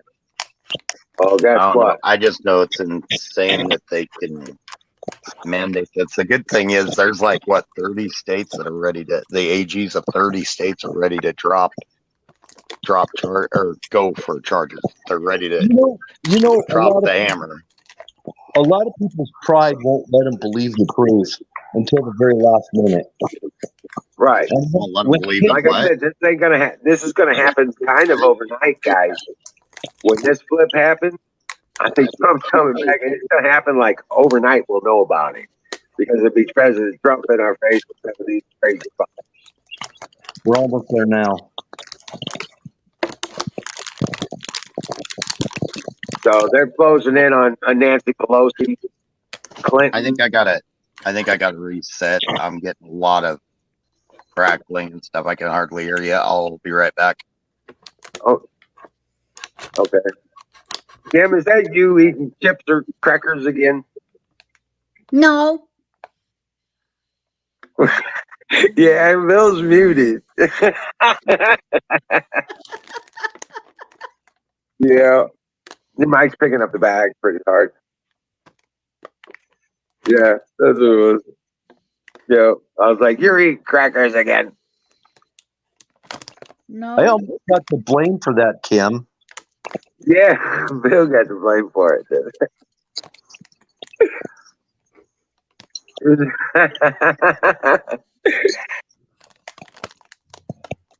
But yeah, this stuff is it's gonna happen pretty quick, and it's gonna happen a lot sooner than people think. And when it does, just What do you think, Zach? I believe the word of God, and I believe that Tim Clement had the ear to hear God relay his message. I'm wondering. He's always been right on everything. Say what? I'm wondering what Zach's opinion is. What's your opinion, Zach? Because I don't want him to just have to sit there. I kind of want to hear what he has to say. Hmm. I don't want to be rude or anything. Right. I didn't want to be rude to you or anything, but I kind of want to hear what Zach was thinking. Because it looked like he was in deep thought there. Yeah. Well, Tim Clement's prophecy says Trump will be back in the seat of power and fall. Yeah. So I'm excited. That's what I'm waiting for. I'm just like, time to put an end to this shit. And all it's going to take is one judge ruling and flip goes the weasel. You know what I'm saying? I'm actually kind of chilled right now. I'm kind of laid back, relaxed about everything. I have never felt so relaxed about everything as I have after I fixed my damn truck. I shouldn't say my blessed truck. I don't want anything to go wrong with that truck. But after that got fixed, and then I'm just like, that was a big burden on me, and I got that done. I feel good. Now I'm ready to move on. and I'm looking at all these prep projects that I'm doing. I'm dehydrating vegetables and things, Yeah. trying to make sure we got food security.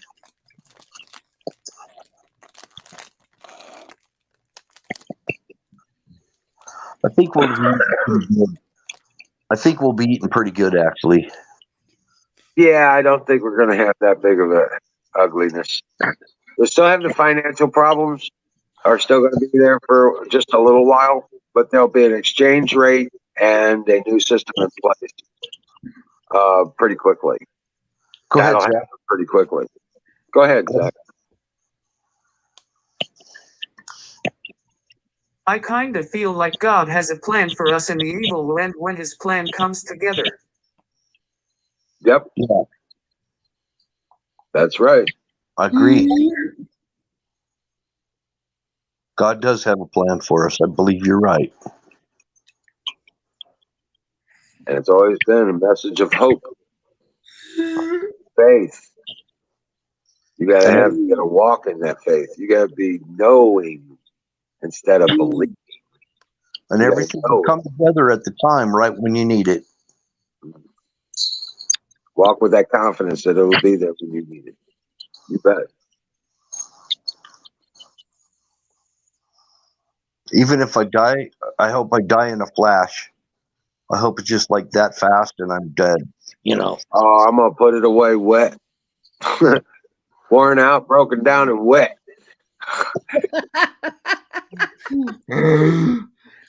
Yeah. It's just gonna be like a brick wall or something because this ain't gonna. I don't think I ever gonna be able to really take it easy on anything. Yep. Just rode hard and put away wet. That's what they call it. That motherfucker's gonna be wore out. That's what I'm saying. I'm telling you, man. I've taken pretty good care of it for what I've accomplished and what I've been through. So I feel like I can go for as long as need be.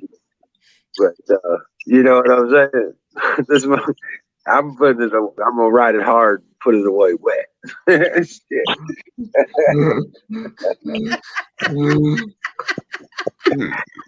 Damn right.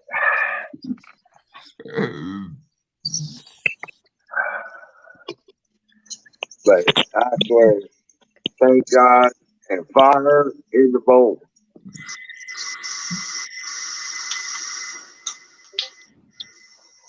Fire in the bowl. Brought to you by Sauce's Gravy Biscuits. I don't even know what the word for bull is in Spanish. I looked it up once. I can't remember. Abuelo. Abuela. I'm thinking one is bathroom and one is the bowl. No. Nightingale. What's bull in Spanish? She knows. Nightingale knows. I don't. Tell me if I'm saying fire in the bathroom. No, that would be fuego in the baño. That would be fire in the bathroom. Okay. Fuego, fire. What is bowl? What is bowl? Bull. Fuego. Like a bull you eat your cereal from.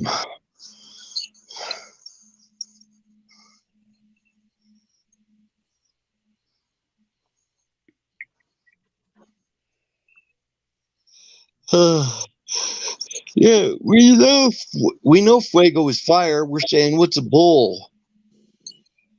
That's what I'm trying to figure out. Bowl? What's the bowl when you put it? Yeah.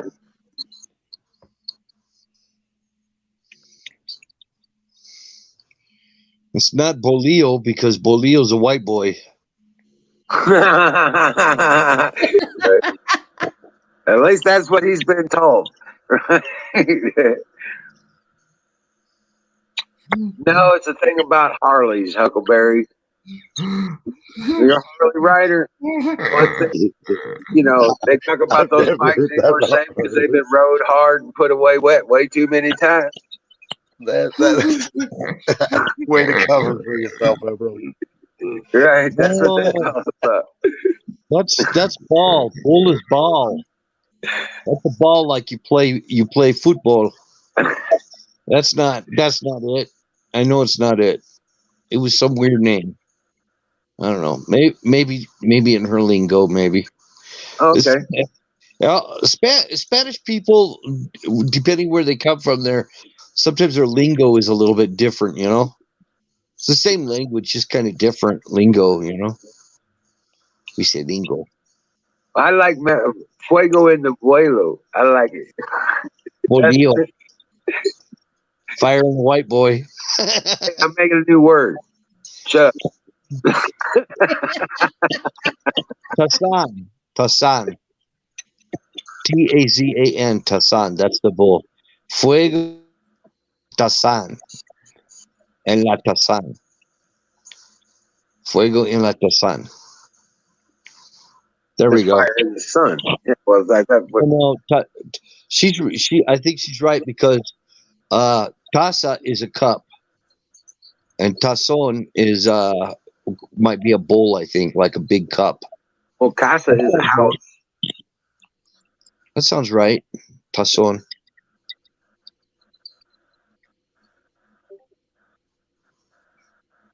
When you rode a Harley, you never said that.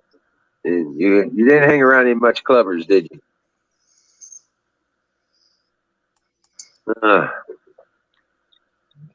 Fuego en el swing. Swanko? Swanko? Canoe probably looked that up.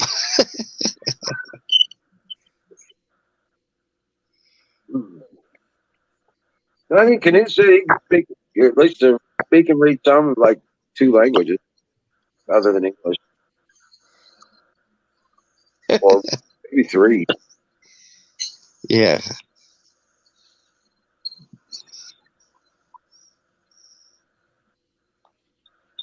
Yeah. I'm trying to learn Spanish. I want to learn it better. Welcome back, Darren. What's up, man? What's on your mind? If I'm not mistaken, Rode Hard and Put Up Wet references horses.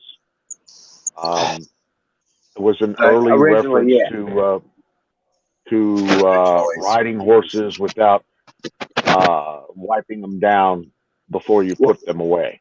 But I'm not that fucking old. I'm old, but shit, I'm not that fucking old. Actually, yeah, you are. Sorry, I'm that old, so yes, you're that old.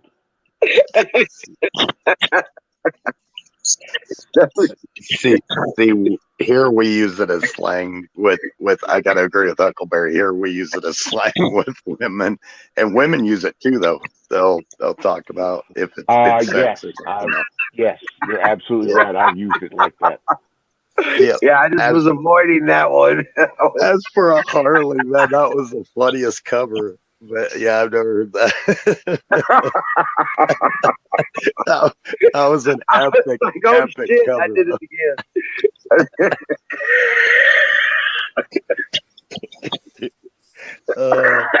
Well, yeah, it kind of, yeah, I could.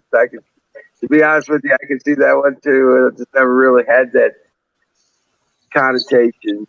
Really, maybe I did one time. I forgot about it. That's funny as shit. So my thing is I have used that in all 3 contents. With horses, motorcycles, and people. Oh my gosh. You have lived a hard life, Kimmy. Wow. You know, I will say this at the drag strip. I've heard some of the car guys, you know, a lot of them, they'll talk about their cars like that if they had a good run. So yeah, I guess it just depends on where you're at. It can be used for anything. I actually have heard it in a cowboy term. I think I agree with Tom T. I think it is cowboy lingo. Yeah. But I hear it in a trucker context and construction and everything else too. So, oh well. I was just enjoying. Huck wasn't going to let that one drop, and Emerald was trying to change the subject as best as he could. Actually, when you look at somebody and you go, and you're thinking, you know, they're real haggard looking and everything, they look really like they've seen their better days. You say, "Oh man, she looks like she's been rode hard and put away wet." Yeah.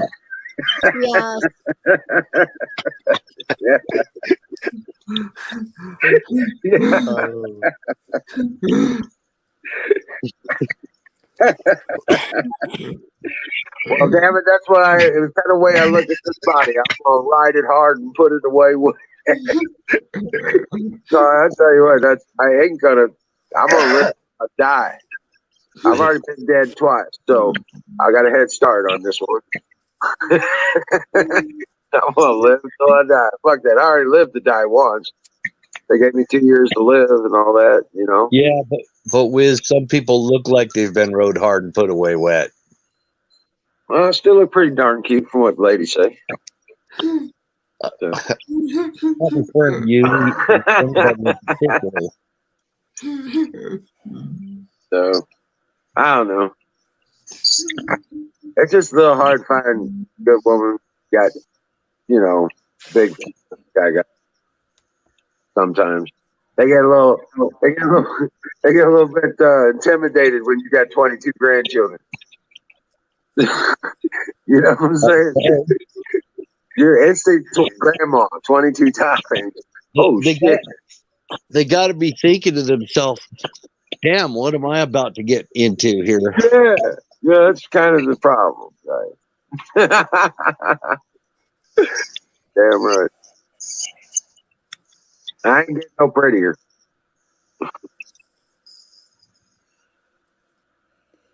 So. No, none of us does. We just get older. Right. Another day older and deeper in debt. Hopefully you don't call me because I can't go. Oh, my soul. So to the company store.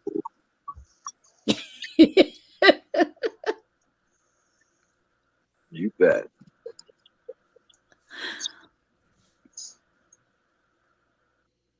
Nightingale, what are you showing there?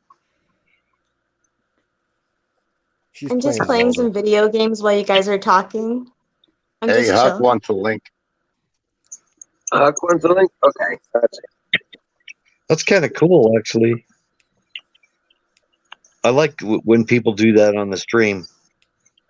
Yeah. Kind of keeps people engaged. Right. So, Nightingale, what do you use to project your gaming onto StreamYards? Is it OBS? Oh, actually, no. It's just my cell phone. What it is, the Switch. It is a handheld, so I just have it on its. It has a stand on it, and so I have my cell phone just pointed at it and just my lights off. Ah, okay. Nice. Does it look all right? Looks It's great. wonderful. It's freaking right high on. res. Yes, ma'am. Yeah, this is called Mexi rigging. Let's see. Oh, you get it. Oh, you get it now, yeah? I got it. It's like, man, am I this bad? Holy shnikes. Dude, I'm not going to retire as a comedian. Some of us are a little slow on the uptake there, Nightingale. Yeah, you got to forgive them, you know. They're all stoned. Dude, I just blame it that we're all stoned, man. We're just all stoned. That's my blame right there. Sometimes it just goes. There we go. I was looking for my puff stick. Ugh. Yeah, talk about the fire the bowl. 4 minutes.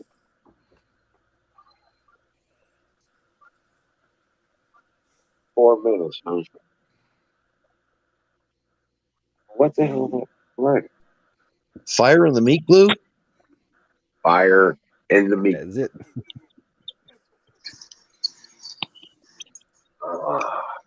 So how's your day then? Zach.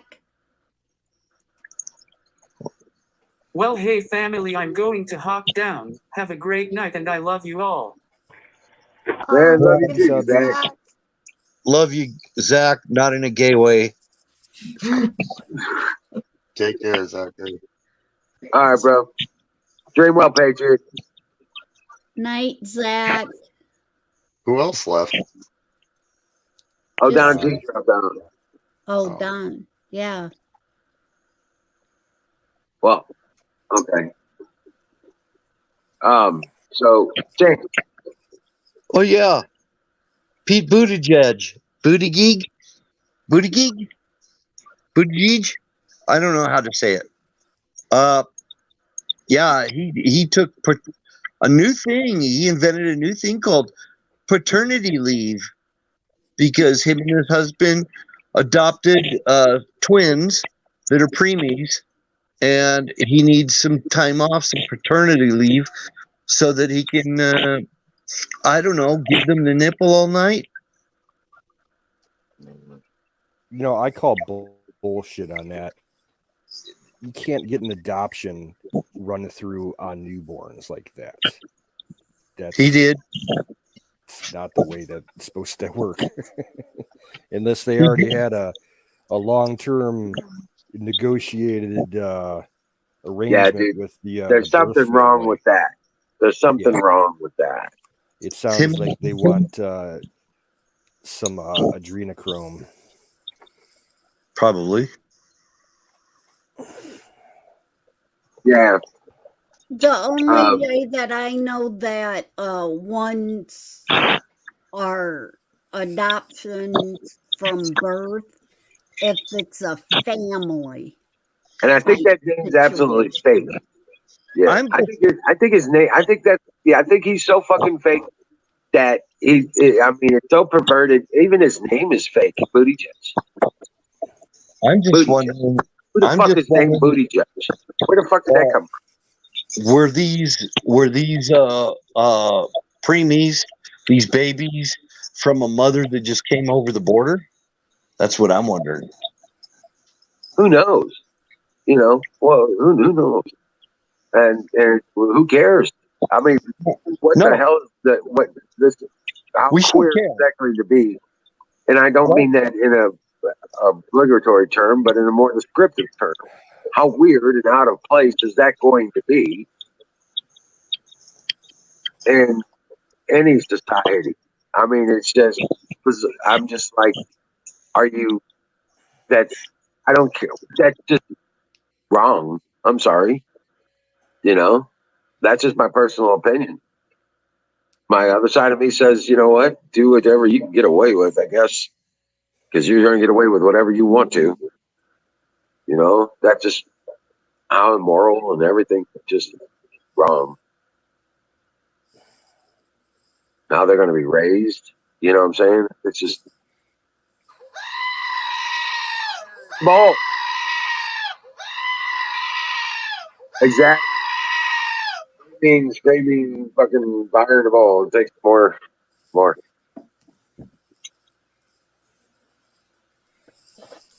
That damn thing needs to come with a warning. I know, right? I wasn't paying attention. All of a sudden, screaming. It's like, what the hell? Yeah. It sure didn't sound like a goat scream either. Yeah.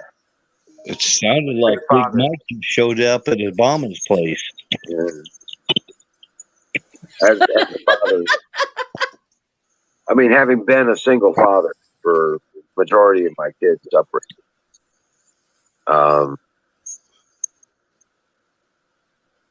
that I just can't imagine. Sorry, but yeah. What else is out there, man? What did Biden do today? Well, I just wanted to bring that up because it was kind of a topic that came up in quite a few places. People talking about Buttigieg, and how he's making it so you can't even criticize him. Yeah, you can't criticize his name either. You know, if you say anything about his name Buttigieg or Buttigieg, Booty However, judge. Fuji Judge? Booty judge. Something. Yeah, I'm Butt sorry. munching faggot. That's what I call him.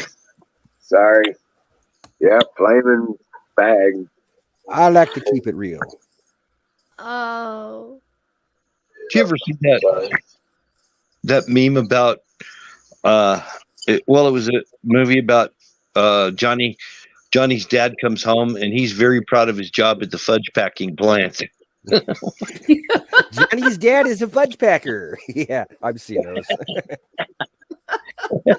You know, we got a fudge place down here called Uranus.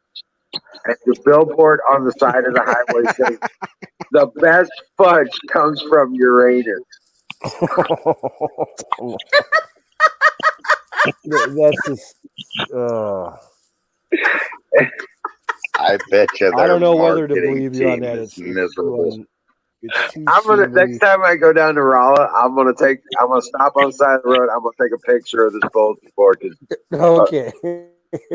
Oh, We need proof on that one. yeah, it really is. That's really a billboard on the side of the highway. It's crazy. Hi, Billy. How are you? Oh, I'm fine. I was just talking to my dad. He works at a fudge packing plant. He's the supervisor. He shows everyone how to pack fudge. But it's got to be up here. Hold on. And it's all set up as like a an I Love Lucy, conveyor belt system inside the factory. Yeah. Oh, that's what I need to start doing. I need to start watching old I Love Lucy episodes. That'll do it.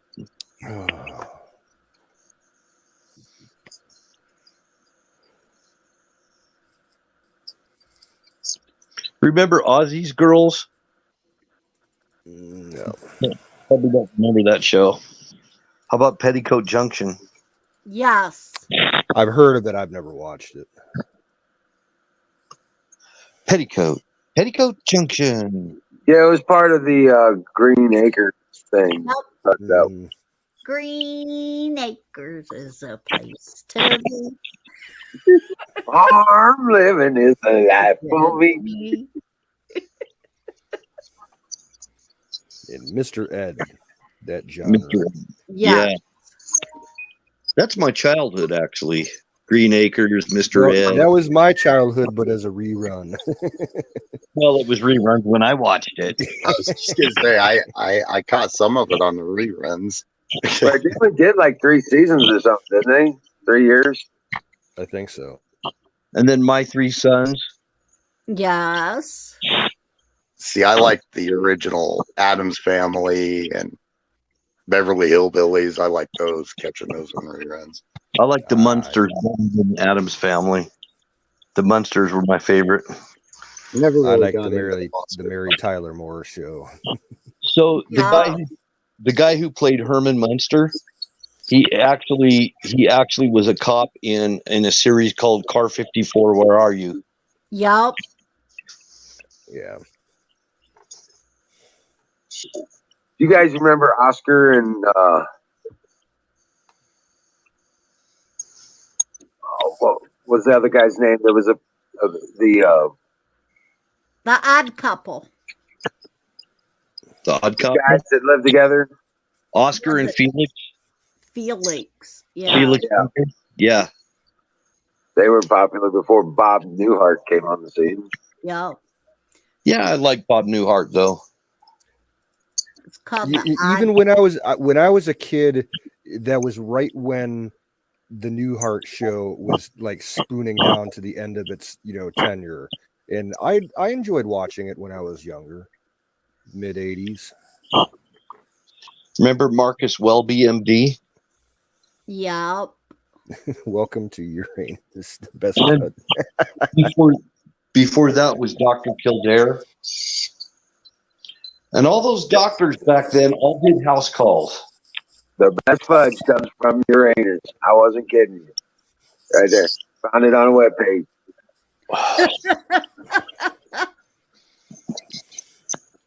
That's right here in Missouri. It's about explore Uranus in about 90 seconds.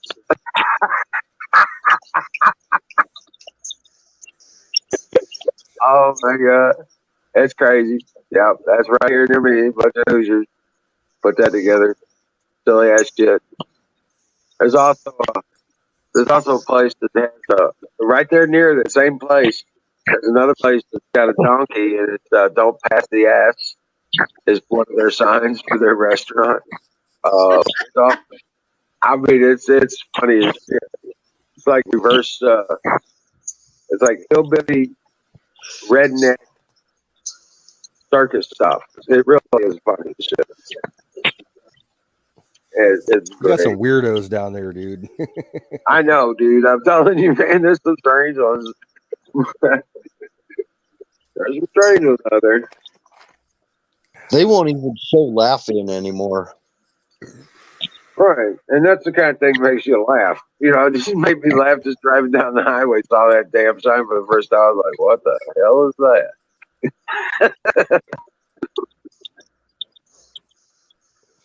So, yeah, there's this. Sorry.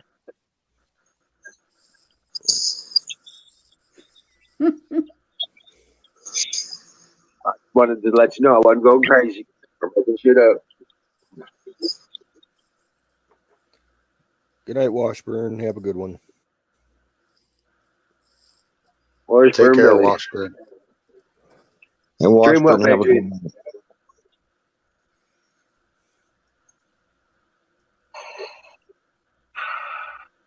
God bless you. Keep you safe. It's a boss battle. Wish me luck. You got a boss battle? Oh, you're on your game. I was like, what? Like, what? Good luck. You can do it. Might take you 3 or 4 times, but you can do it.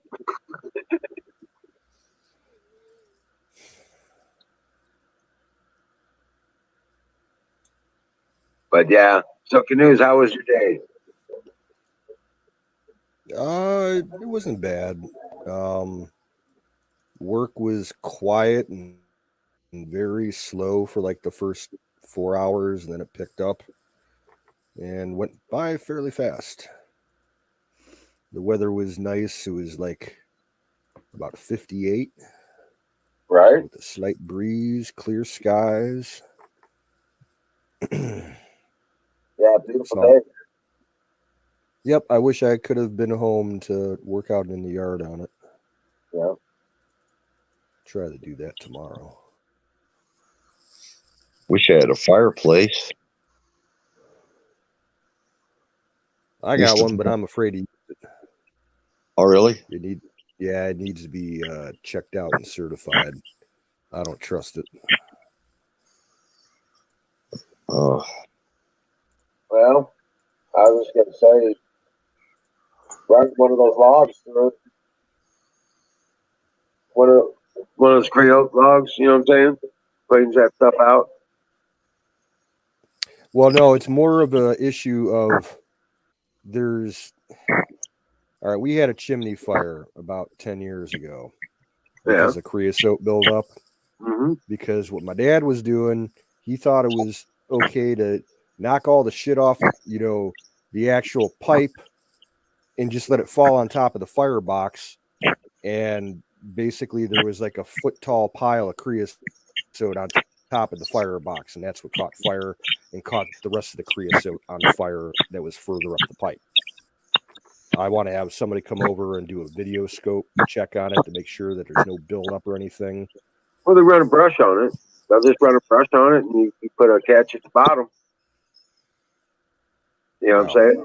The catch at the bottom. I'm gonna have I'll have to have a professional do that. I ain't fucking around with it. Right. I don't work on roofs. Right. Yeah. Oh, I don't either. I don't like to.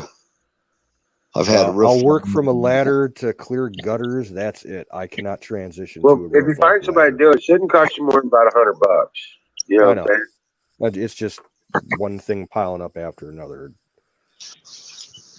I was renting a place, and I was trying to get to some tree limbs on from the roof on this place that I was renting, and my foot went right through the freaking roof.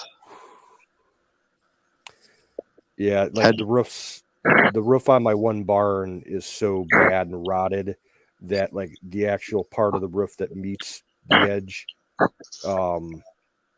yeah, I wouldn't want to put any weight on that. I'd go right through it.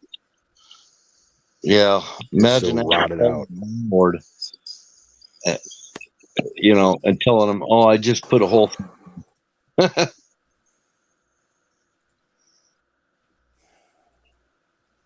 Right. Well, yeah, I'm just. Oh man, dude, there's just so much to do. Yeah. Jeez. Tell me about it. So I gotta go to town tomorrow for the store though too. So get chores done, go to town, get back, and get some shit done.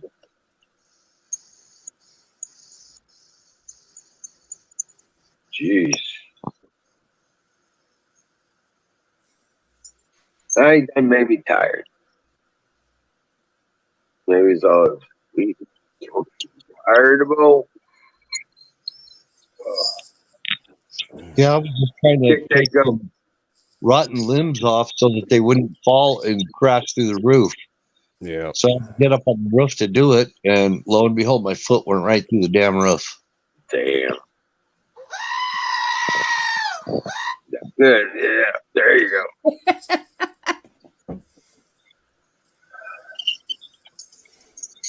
Might be able to clip that and just like put it on a shortcut on your phone, and you hit it, and it just plays. I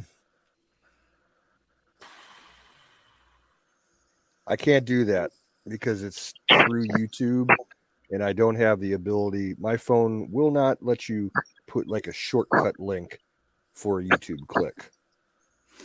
Yeah, it's weird. Oh, really? Yeah, I've tried. Well, if you use the downloader, I could copy it as an MP3 and do it that way. That'll be easy enough. You can even clip it, so it's just one time. That'd be easier if fucking Apex was here and Kimmy could just twist his nipple. Right? So those old roofs, they were built with planks. Mm-hmm. And the planks brought out, they weren't plywood, they were planks. And the trusses, they were a lot further apart. If they did use trusses, a lot of times build their own they build their own timbers or whatever. If I would have built it, I would have built it a lot better than that. But yeah, that was back before they really even had any zoning laws, I'm sure. Well, this one barn, I mean, the roof is completely shot on it. Anytime there's significant rain, you get water inside. Half the shit that's up there is probably ruined. Once the only thing that's holding me up from tearing the whole thing down is we got that old van parked on the first floor of it. It's like an open garage. And we can't do nothing with the van because it's still tied up in probate. Oh. Once there's probate, I'll tow it out to the scrap yard and then start cleaning out the rest of the barn. And then I'm just going to, what I'll probably end up doing is hiring an Amish crew to come up here and disassemble it and buy the wood from me. Okay. Is there enough good wood in it to get a screw to hold in your roof? Oh, I don't know. I haven't been able to get up on the roof in 4 years. Oh, right on. And it's big up there. It's way the I hell don't. up. Yeah, it's like Oh, is it? stories tall. It's way the hell up there. I mean, I used to be able to make that transition because if you go up from the back side of it, it's not that bad. It's just I'm too scared to put my weight, near the trusses and everything at the edge of the roof. It's like, no. Is it like a gambrel roof? No, it's more like a lean-to style. Oh, I gotcha. The majority of the roof rises up from the back and then peaks up. And then there's a slight higher decline that runs down maybe 10, 15 feet off the front of it. Nice. Every time we ever went up on top of it, we came up from the back because it's not as the slope isn't as steep. Nice. But, Hey, I ain't getting Right. up there. Right. I've just seen a lot of barns that have been saved and lasted for another generation by wrapping them in metal. There's And a lot metal of it's concrete. A lot of it is concrete, though. The building itself. Yeah, it's all the first floor is walled concrete bricks. The concrete Okay, floor, I think I know the kind of construction style you're talking about. Yep. And it's the same with the other bigger barn. That's in better shape, but as far as the actual framing and everything in the barn goes, but it was a feral cat colony for a bunch of years, so everything inside of it's destroyed. That, and actually a lot of times if you've got a metal scrapyard, a lot of times you'll take like these big industrial buildings, I'll take down all sorts of buildings and the metal is still good. You can buy metal cheap and you can paint that and save a crap load of money on your metal instead of paying for because I get a lot of times for, just putting up a shop or something. Like if I get acreage and I put up a barn and a shop, I'll probably just go to the scrapyard and get some takeoff metal. And it's $6 a sheet for a 30-foot sheet. And this is 20 gauge metal, the thick stuff off of the steel barn or steel frame. And it's, if you bought it per linear foot, it's about $8 per linear foot for that 20 gauge.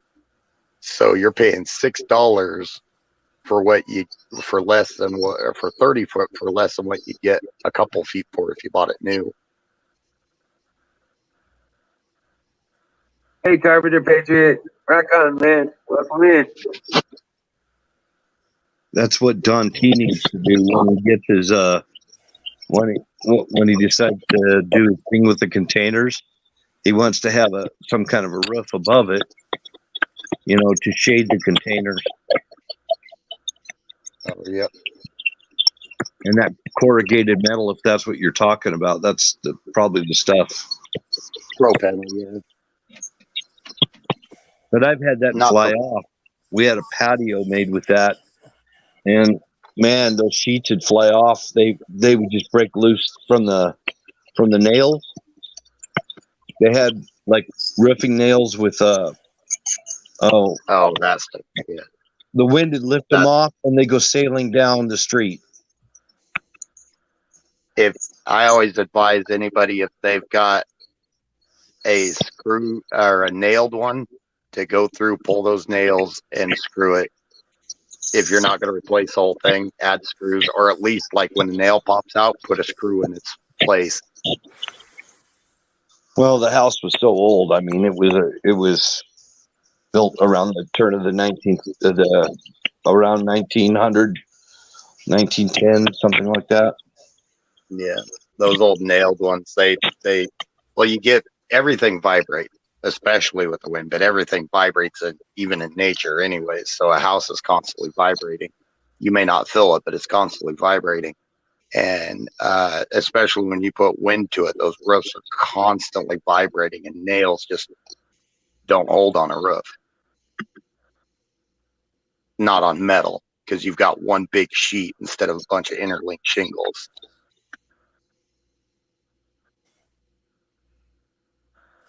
How are you, Carpenter?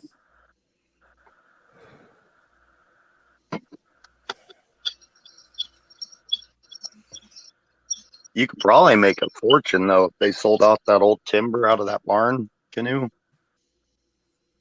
Oh yeah, the big barn. Yeah, there's lots of good timber in there. You could rebuild a new barn with it. And it's not like light shit. It's heavy duty, hand hewn beams and everything. Yeah, that barn's gonna be deconstructed professionally. People on the Front Range here pay to have that shipped in from especially a lot of those old Eastern barns, and they'll put it in their $1 million houses. It's amazing what they'll pay for it. Yep. Well, even old barn siding from out here. If you've got the market for that kind of shit, we've got the materials. The problem is, I don't got no market for it. I got a lot of silver wood out here. A lot of barn style. What's all pallet wood? It's all silvered out. Basically, it's silvered out barn wood, and doesn't mean it's not, usable and all that. It's just grayed out. Got a lot of it. If it's straight barn wood and you advertise on like just even the Denver or anything on that I-25 corridor, if you advertise on like the Craigslist, because that's usually where they'll hit it, they'll go nuts over it. Okay. Go on Craigslist and advertise in Colorado. I've heard of it, but never seen it. Craigslist? No. People buying barn. Oh, yeah. Here, there's been people. We tore down my cousin. You see a lot of that on that Etsy site. Yep. And eBay as well, but Etsy has all kinds of that shit on. There's a place that'll buy sell like whole barnwood doors and shit, and they'll use it as paneling in their houses and stuff. My cousin tore down a barn on his property, and he sold it to a person in the Front Range. They paid $5,000, and it wasn't very big. It was like a little 20 by 25 shop, and they sold the wood to somebody in the Front Range, and they made their kitchen cabinets out of it. He made $5,000 off of that. Nice. Just off that old cedar siding. If you've got the market, Yep. And there's a place in Loveland, I think it is. It's called My Uncle Penny's. It's an architectural salvage yard. They sell a lot of that stuff for people.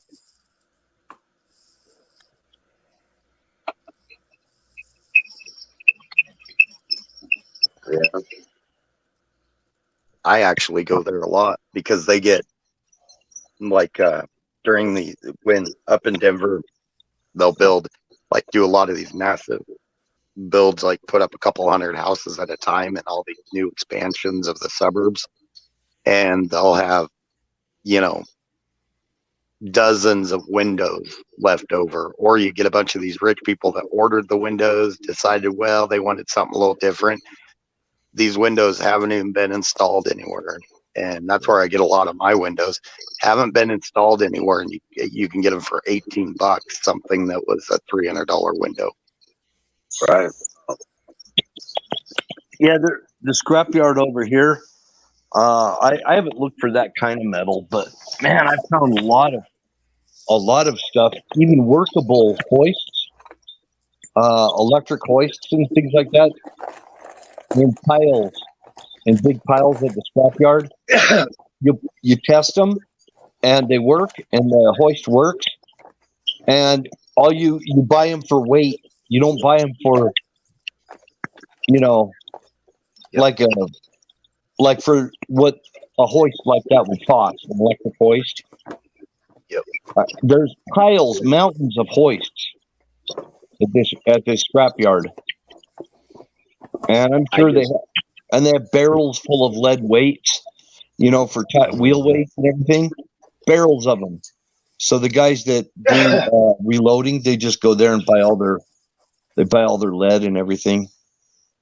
I went to the one here, and I was looking for a hydraulic pump for my log splitter, and didn't want to pay $400 or $500. So I went there. I left with 5 hydraulic pumps, and 2 of them were pretty good size guys, and 2 of them were plenty actually more than what I needed for the log splitter. And then one of them was a little guy, but I left for $20 because it was 25 cents a pound is all they charged. And every one of them checked out okay when I had them tested. I found a skill saw in one of the piles, and it had the cord cut off it. So this guy that I was with, he was showing me how to do this. He was showing me how to get deals from the scrapyard. He took it down and put a new cord on it, and it ran perfect. And it was a perfect skill saw, not a thing wrong with it. Yeah, I'm one of those guys that if you want to impress me, tell me how much you saved, not how much you spent.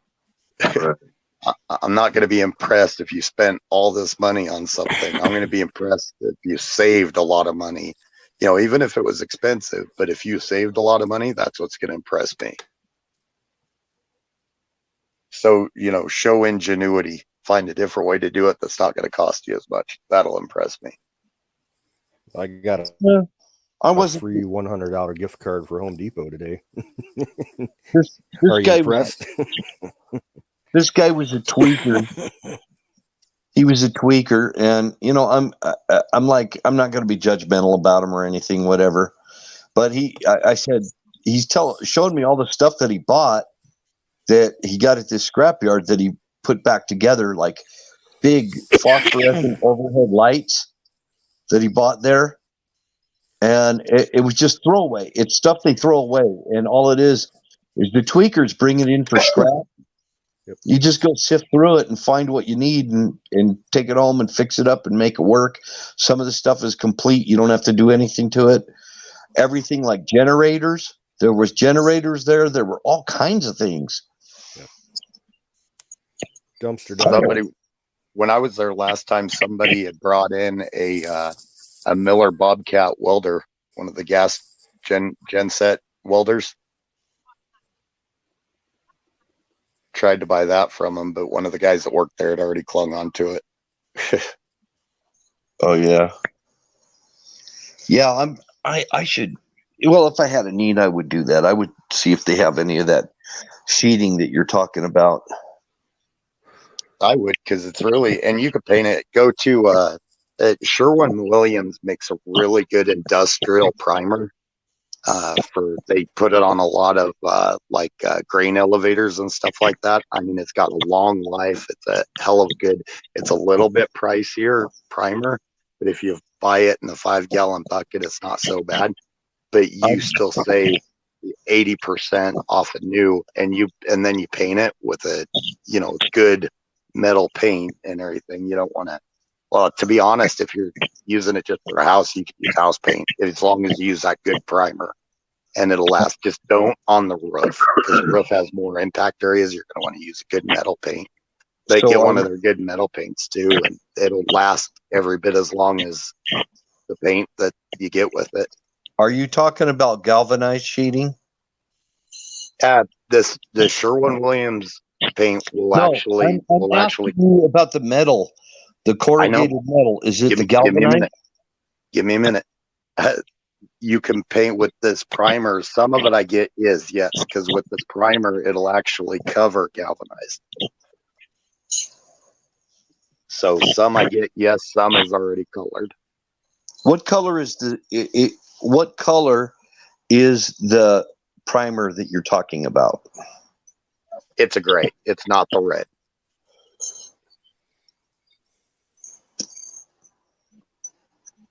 Okay. Yeah. And it's through Sherwin-Williams that I get it. And it is a really good primer. I learned about it because we were restoring roofs on a bunch of, because some of these grain elevators and some of these big plants around here have massive roofs, and they don't want an $80,000 roof replacement bill. So they do a lot of restoration. We go in and we'll sandblast and then repaint them. And this Sherwin-Williams is the one that the guy sold to us, and it was good stuff. Well, I'm not happy with Sherwin-Williams, so I've painted for 20 years, and I've had bad problems. Paint. I'll tell you that it's expensive. That stuff. Sherwin-Williams is. You come out of there with like $30, $40 a gallon. Yeah. I actually, we have a local paint company that manufactures paint here. And that's where I get a lot of the specialty type of things for painting, you know, for painting like galvanized and aluminum and stuff like that. They make specialty paints. I use zinc oxide on aluminum. All right. If you, well, that's what it calls for. At least that's the old school method. There may be something new that I'm not aware of, but I use zinc oxide. No. I'll check and see. I'll talk to them over at this paint manufacturing place and tell them about what you told me and see what they say. Right on. And Yeah, they might I have something painted- cheaper, because I will admit that the Sherwin-Williams primer is about $68 a gallon that we get. Okay.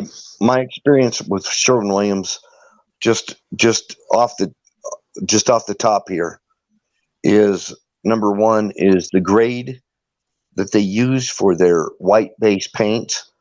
The titanium is a grade B titanium.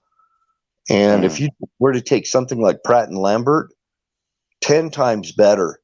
The grade is grade A, and it's so coarse, the stuff that I get from Sherwin-Williams, it doesn't even cover very well. It's so coarse that it wears my sprayer tips out. And I have to put really thick coats, and I usually have to do 2 coats. And so it's doubling the amount of material I have to use, and actually probably more than doubling it, maybe tripling it.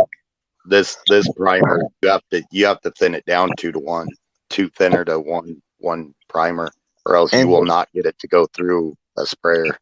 And then the only one that sells anything outside of latex paint is their commercial store that's pretty far from where I live. There's a commercial store where you can buy automotive grade paints and all these other type of specialty paints, like what you're talking about. When I go in any of my local Sherwin-Williams, it's just everything is latex. And I'm like, what happened to all your other paints? And it's VOC laws that Obama did. It's the VOC laws. I don't know if you know about them, but it's what they release. Yeah, it pisses me off. So I go to this local company over here. They can get me this stuff, because the VOC laws do not pertain to my state because of the climate we're in. We started. Oh, my bad. And they can't Fire in the bowl. Carpenter calls fire in the bowl. Go ahead. I was fire in the bowl. Oh, nice, Canoe. Yeah, I'm gonna have to get going here in a minute, guys. I'm still running on solar. I'm proud and happy and all that, but kind of don't want to push it. Carp.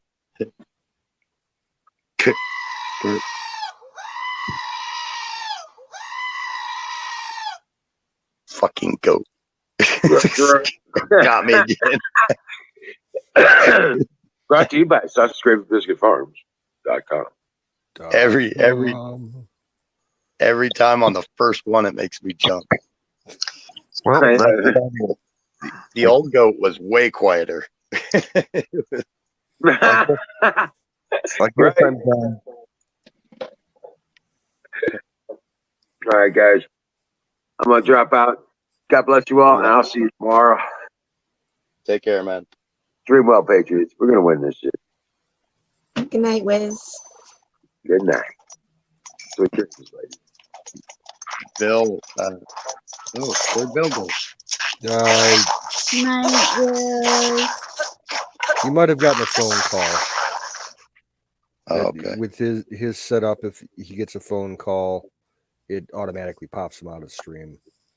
Oh, I got you. I was gonna tell him about a lot of the problems we had with automotive paint here. A lot of people, and like my old Blazer, and then my old pickup, and I'm getting ready to do it to the pickup I drive normally too.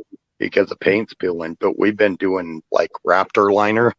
It's kind of a bed liner because the stuff is like durable, lasts forever. It doesn't have the shine to it, so you got to be okay with that. But we've been doing it, and heck, you could spray a vehicle with it for about $1,000 instead of paying right now with all the regulations they've got here. For a full paint job, you'll pay almost $8,000 to get a paint job done professionally here. Ouch. Yep. Man, it's nothing like Ohio. You can get a paint job here in Ohio for like maybe like $200. See, here you used to be able to find people all over the place that could spray for like $300. Give them $300 and they could spray it. And then a lot of these air regulations came through to where all these auto body places have to have all this fancy air filtration. And it apparently costs them a crap load of money to get. So they charge the heck out of you to paint a vehicle now. Yeah, talking about Sherwin-Williams, they've always been a Cleveland-based company. So they've got stores and plants all over the area here. They just built their new world headquarters. Oh, it's take care, Bill. Not even 5 minutes east of me, or 5 miles rather, in the town that I, finished school in. And I remember there was a Sherwin-Williams store, just a little bit away from us in the next town south over there. And they had this huge section where it was all like factory second cans or returns for custom mixes that, didn't sell for whatever reason. You could go in there and buy a ton of paint dirt cheap. But that was, 20 years ago. I don't even know if they still do that. Nice. And see, we've got a Sherwin-Williams store. A lot of stuff around here is corporate. So we got basically Home Depot, Lowe's, and then like a Sherwin-Williams store. The bigger companies are the only ones that survived all the Walmarts and Home Depots coming in. Yeah. So like some of the Pratt or whatever, some of the paints they're talking about, I'd never even heard of. I'd like to check them out, though. I might go online and check them out. But I will say that I know they didn't like it, and a lot of people, kind of cringe at the price. But man, that primer, I mean, and really, even with the price of that, the cost savings compared to new metal, you save so much.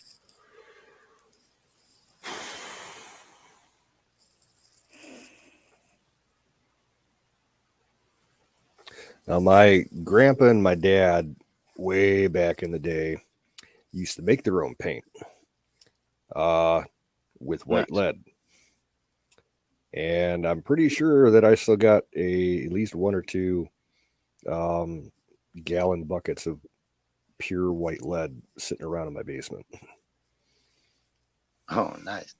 Yeah. I need to find them. They're getting out of the house as soon as I find them. If they're there, I don't want that shit in the house. I need to find my dad's old bodywork spoons and stuff. He used to do lead fill for auto body. Mm-hmm. Him and my uncles used to do the lead fill. Carpenter said that's $8,000. That's 313 ounces of silver. I will say that the $8,000 bid I got was from a car dealership too. So there might be others that do it cheaper. But with this pickup, I was like, I'm not putting $8,000 into that pickup. I just broke 100,000 miles into it. Nope. I'll just get that Raptor liner or Rhino liner and line it myself, spray it myself. Yeah, Rhino liner's got a huge reputation out here. Everybody loves that shit. I tell you what, it started with off-road, and now a lot of people are doing it on the regular vehicles because off-road, if you put a fancy paint job on it, you would constantly chip it, scratch it, whatever. And this stuff you cannot chip. I mean, it just you can get up against a rock on your rocker panel, and it might leave a little bit of scratch, but you can buff it out with that stuff. It just, and a rock would peel the paint off of that rocker if you hit it with anything else.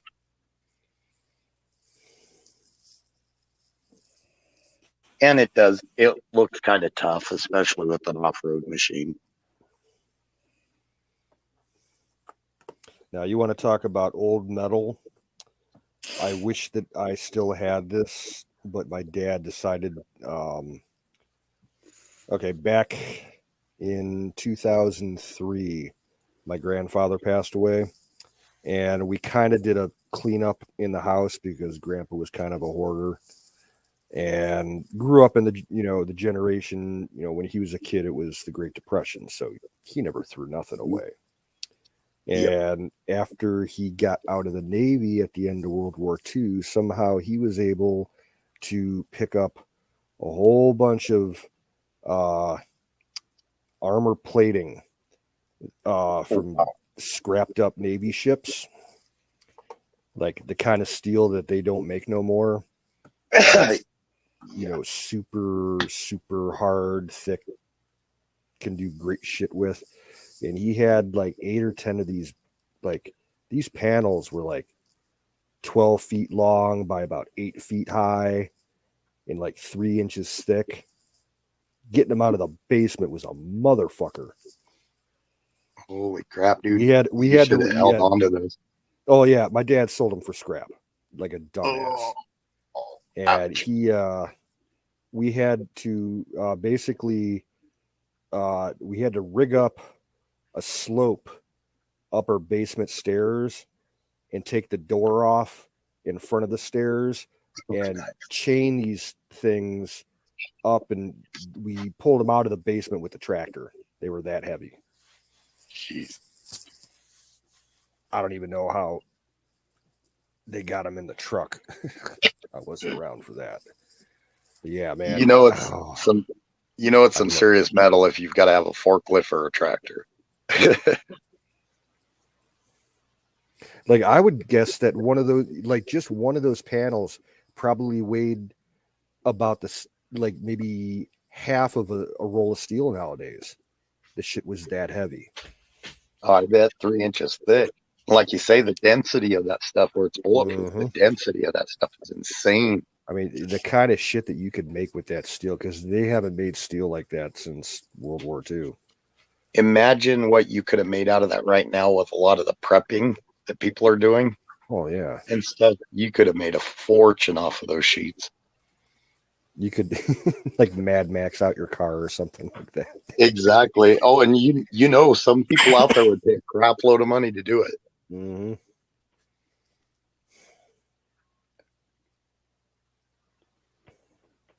Oh, that hurts. But I'm sure we've all got those things that we wish we would have kept our hands on. Yeah.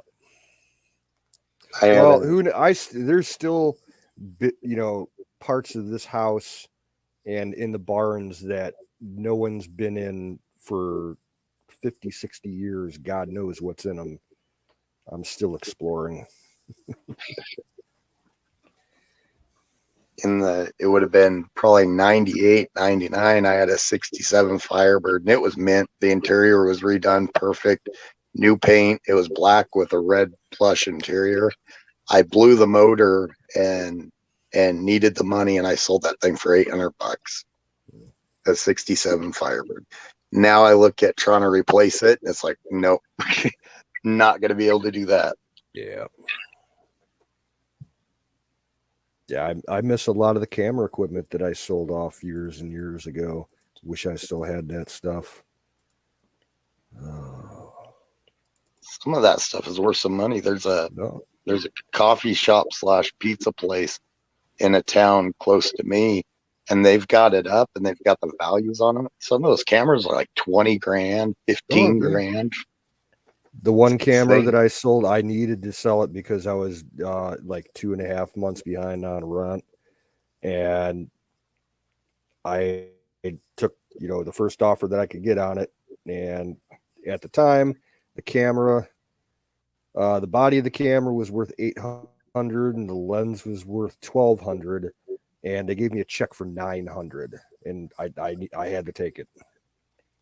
Yep. And That's the camera's kind of the doubled in same reason. value since then. Yeah. Yikes. That's kind of the same reason that I sold that Firebird. I had to take the first offer. Yep. And if I would have been smarter with my money at the time, I wouldn't have needed to. But at that time, it was more party. So, yeah. I still got a few cameras that are worth quite a bit of money. Old German cameras, Graflex. I got it's a 4x5 camera. The negative is, the size of the negative is 4 inches by 5 inches. It's huge. My big thing that I like, and I've got some pretty good collectibles, are old levels and old planes. Old, like wood planes. Yeah. And I got some of that shit. It's not in great condition, but it's old. It don't matter, especially if it's pre-World War II. To be honest, as long as you can tell what it is, a lot of times, that's the main thing. Yeah. World War II, they melted so much stuff down that anything that survived it's worth a crud load of money. Yeah, we got tools from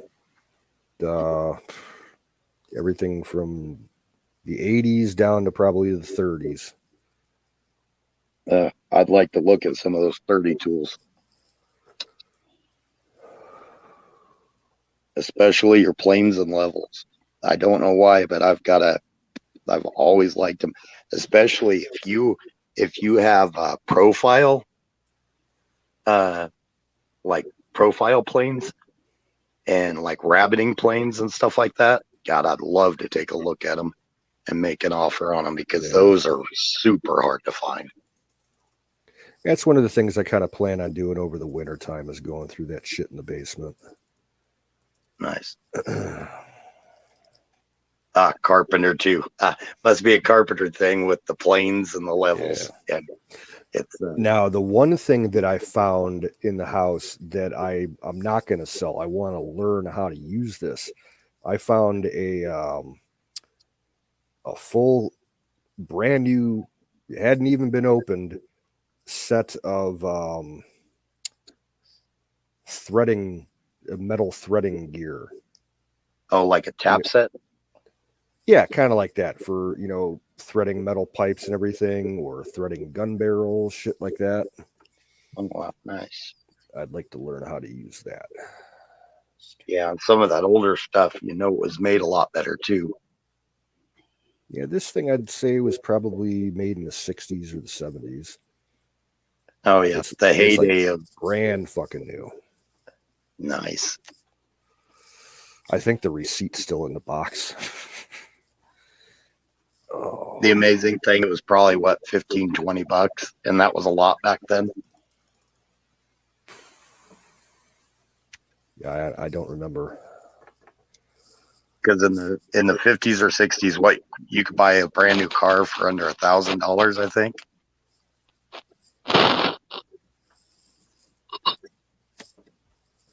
Yeah, 50s and 60s might have been 2,000. Because I remember reading an article that in the late 60s, the Camaros sold for like $3,600. Yeah, I know. My mom had a 65 Mustang. I think she paid like $4,000 for it. And I bet that was loaded. No, it was pretty stock. And she always says it's the worst fucking car she ever bought. It was a lemon. Oh. She had so many problems with it. And that's the worst part about it. I know. See, I'm not, Ford, Chevy, Dodge. I like them all. I know there's a lot of Ford people. There's a lot of Chevy people. There's a lot of Dodge people. But to me, they each had their lemons that come off the line.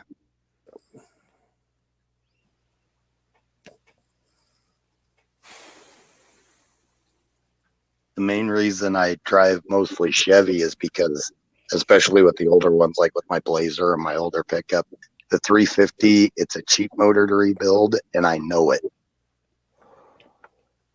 Well, hey, I'll tell you what. once the probate clears and I can sell that van, it's got a 350 Windsor in it.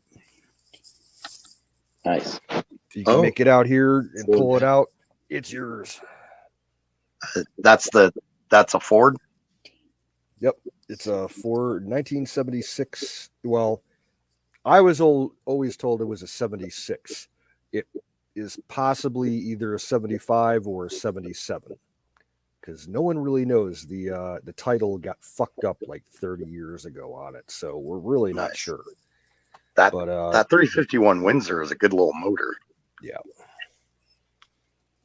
The only thing that would, yep. My uncle had one in a panel van, and man, that thing was salty. I think the only thing that you'd be better off having, which the Windsor is a valuable motor and people pay a lot for it, but if you had a Cleveland, that 351 Cleveland, those are, especially around here, they're like a Hemi for the Dodge guys. I'm pretty sure that the Windsor model, they did make some in Cleveland. Not positive, but I think I've heard that before. I don't know. The van it's unsalvageable. It's just a rotten out piece of shit. There's no hope of ever getting it running again. You'd have to put way too much money into it. Seen a lot of car guys buy some questionable vehicles until you pop the hood and see the motor in there, and there's a rare motor in there that's all they're after. Well, I remember when we moved in to the house the next town over. When I was a kid, we moved there into that town when I was in the 4th grade, and the previous owners had left a whole bunch of stuff in the house, and underneath the workbench in the garage was the transmission to a 34 Buick. And my mom had no idea what it was, and we had a car buff kid that was in my school, and I brought him over one day. He's like, "That's the transmission to a 34 Buick." And my dad buys Buicks. He had like a whole collection of them, so we ended up selling it to this guy for like $500. Nice. My dad was a Buick guy. There was a generation there where Buicks were big. They like their Buicks. I have a Oldsmobile 350 Rocket motor. I wanted to build a kind of a 442 clone, but can't find what is it, a Le Mans? No, that's Pontiac. Oldsmobile Cutlass, I think. Crap, I can't remember. But yeah. Well, one of the other things that's tied up in the probate is my grandpa's old car. We still got his. It's like a 98 Buick Century. And it's got pretty low mileage on it. Nice. That probate is like mixed up in a will or something? Or? Well, my father's estate, he didn't leave a will. That's what's fucking everything up. That and the local courts are completely swamped, and the probate hasn't moved in over a year. It's fucked up. I got an uncle that didn't leave a will, and for the past 12 years, his house is just rotting away because the kids are all fighting over it.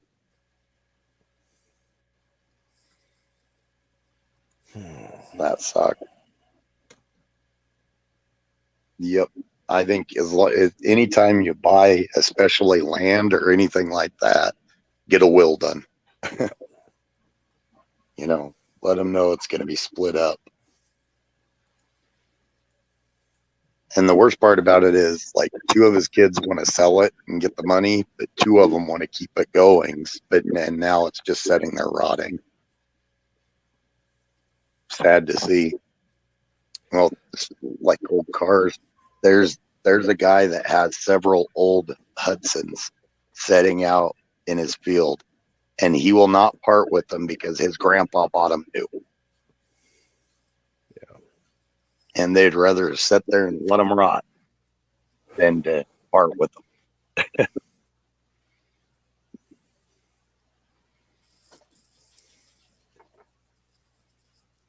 I know there's one old boy that has, and I still want to get him. Been trying to talk to him, and the two that I want, there's a 1941 and a 1946. They're Dodge pickups, and he's got others. He's got Ford, Chevy, Dodge from the 40s up through the 50s, old pickups setting out there. And man, he's hard to get to sell them. You basically got to get in good with him and get to know him, and then he'll sell them. If you just walk up, you can offer him whatever. He's not going to sell them.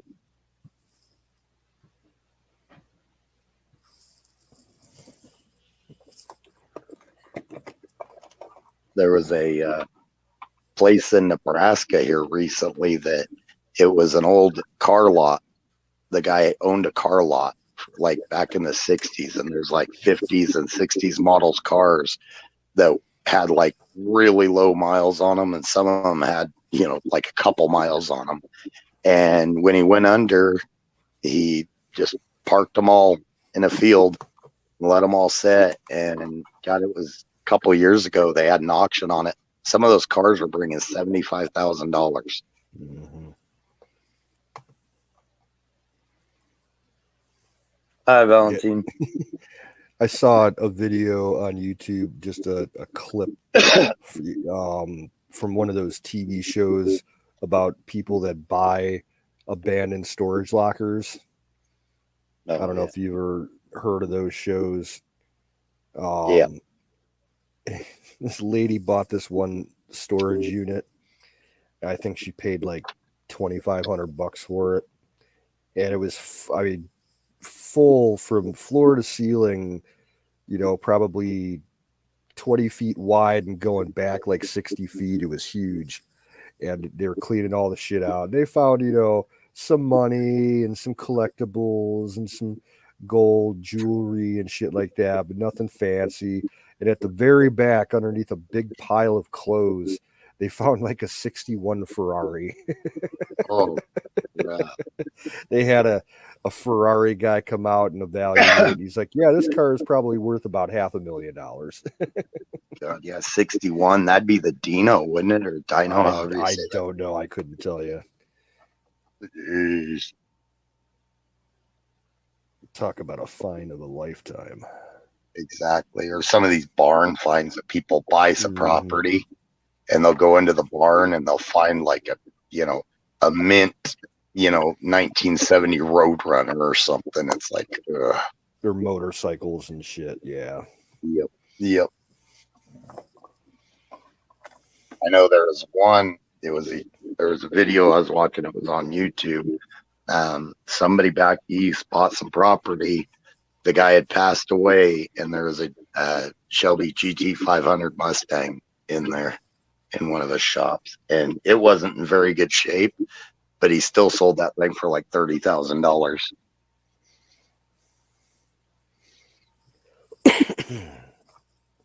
There's a group of guys on YouTube that they do videos of their company, and their company, they're a demolition company, and they get hired when a property is going to be, you know, razed, you know, to the ground to make room for, you know, a new, you know, construction and everything.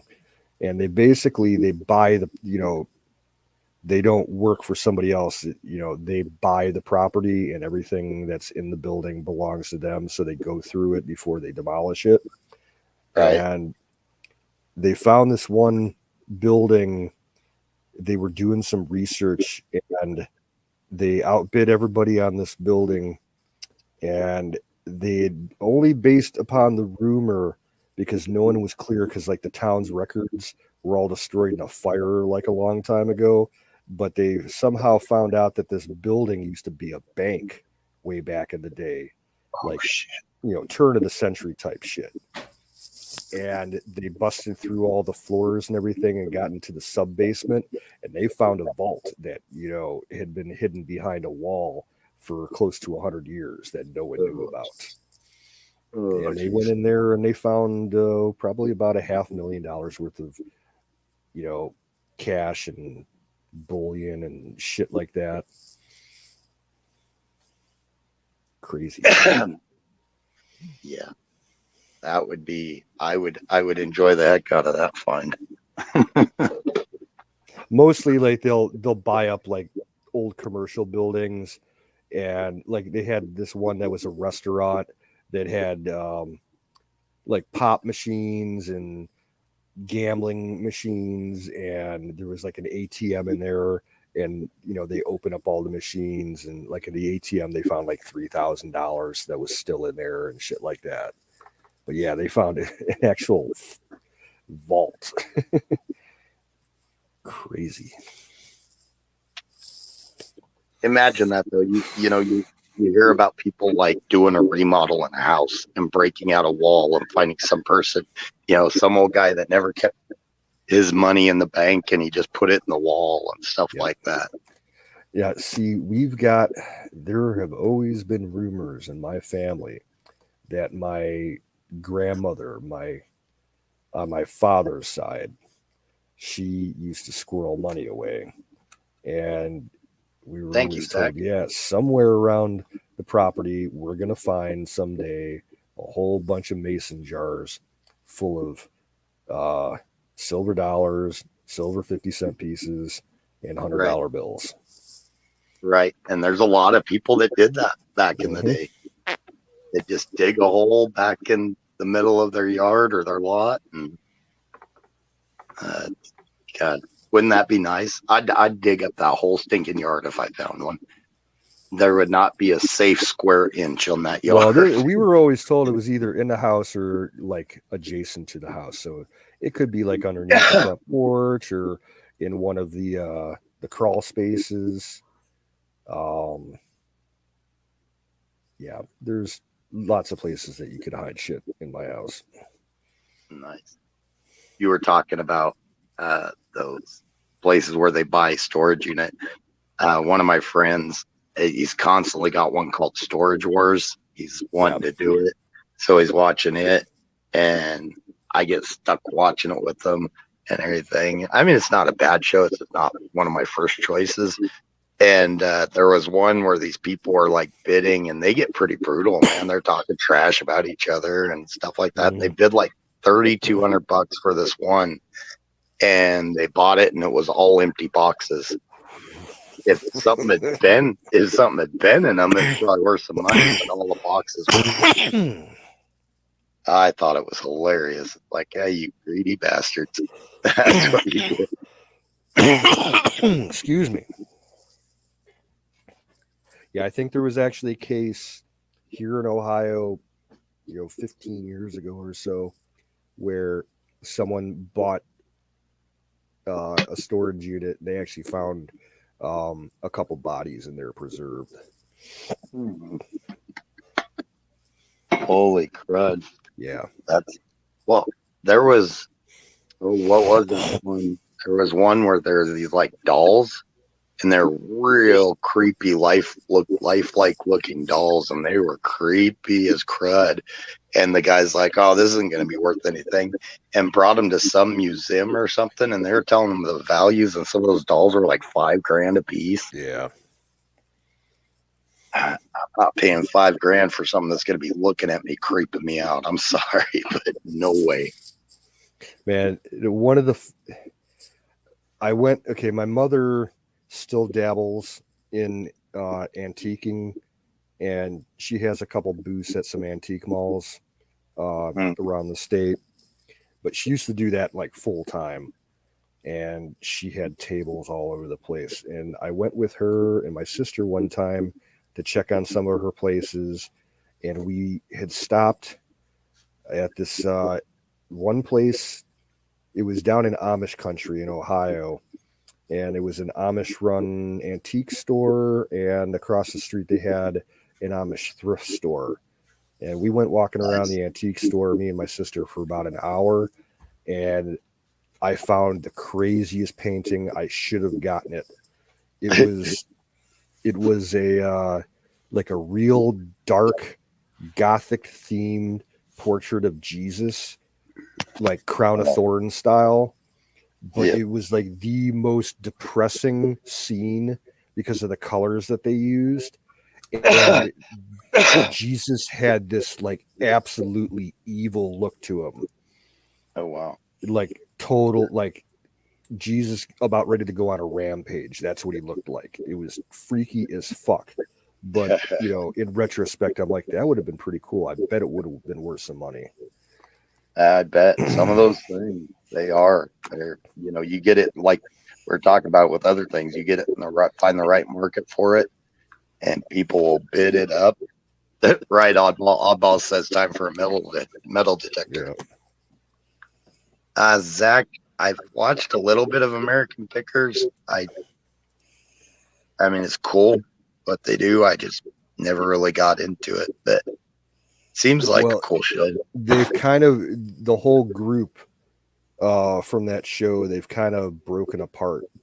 There was a big, it was in the news all this past year.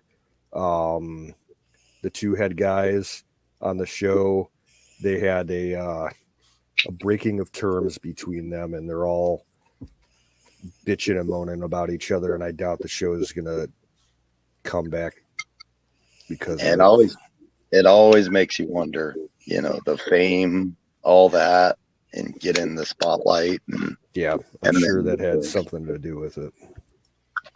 And the producers, they know they're going to make money off of drama, so they're probably feeding a lot of that. That's half of it. All that stuff is reality TV nowadays, instead of like just a good old show. And like with the Storage Wars, all that drama and the ball breaking that goes on during the actual auction, everything. I'm sure that's all hyped up. Oh yeah, yep. They probably all get along really well. Yeah. They're probably paid to act like assholes.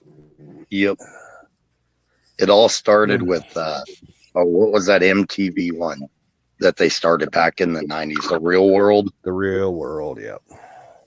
That's what started the downfall of television and the downfall of civilization, because people got to see how idiots acted, and then they all started acting like idiots. Like what the first, I think the actual first reality show was that Survivor. And but as far as like the mainstream goes, but I think the MTV show predated it, but it was more geared towards teenagers. Yeah. But I can see how that show kind of led to the downfall of entertainment.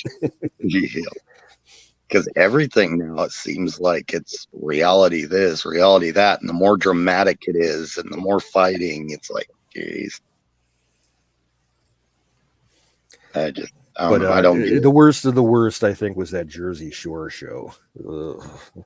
Thank God I can honestly say I've never watched that, but I've heard horrible things bits and pieces of it back when it was popular, just because like I happened to be in the room at the time someone was watching it, and it's like, oh my God, you actually watch this garbage. Well, it's real acting. It's like, no, it's acting. It's not real. It's all nothing scripted. real about it. Yep. These people are getting paid a lot of money to act like idiots. That's exactly what it is. Yeah, I've never understood it. I did like there was a show called The Amazing Race. I did like that one. I've heard of that one. The concept sounded pretty cool. Yeah.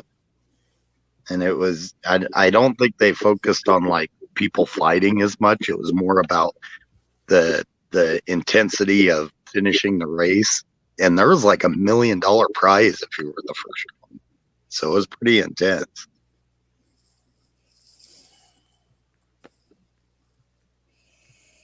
But it didn't last more than about 5 or 6 seasons, I don't think, because they didn't have enough drama. Yeah.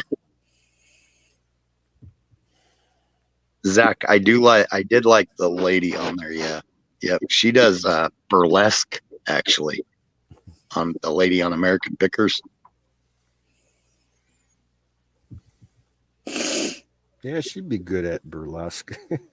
Yeah, yeah. It's like probably not your thing, but you know who Marilyn Manson is? Yeah, yeah, The shock singer. His yep. longtime wife, that whatever Von Dietrich or whatever her name was, she did burlesque for years. And when she had her full burlesque gear, I was like, holy shit. Yeah. But I think, yeah, I'm pretty sure within the last year, I heard that she had divorced him or broken up with him and brought out, she joined the Me Too movement and claimed that he had raped her and abused her for years and shit like that. So who knows? I never cared for his music at all. It's like, no, I got a cousin that liked him, and as soon as I heard this song "Sweet Dreams," it's like, dude, he destroyed that song. So that was the only one I know that he sang, and he just annihilated that song.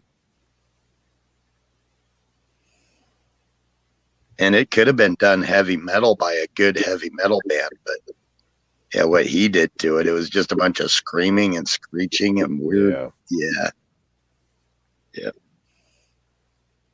Yeah, I never understood that either. But I've also never really understood rap that much. Yeah. I can count on one finger the amount of rap songs that I like. There's only one. Is there? It's that one that Tanya used to play all the time on her stream, the Canadian white rapper guy.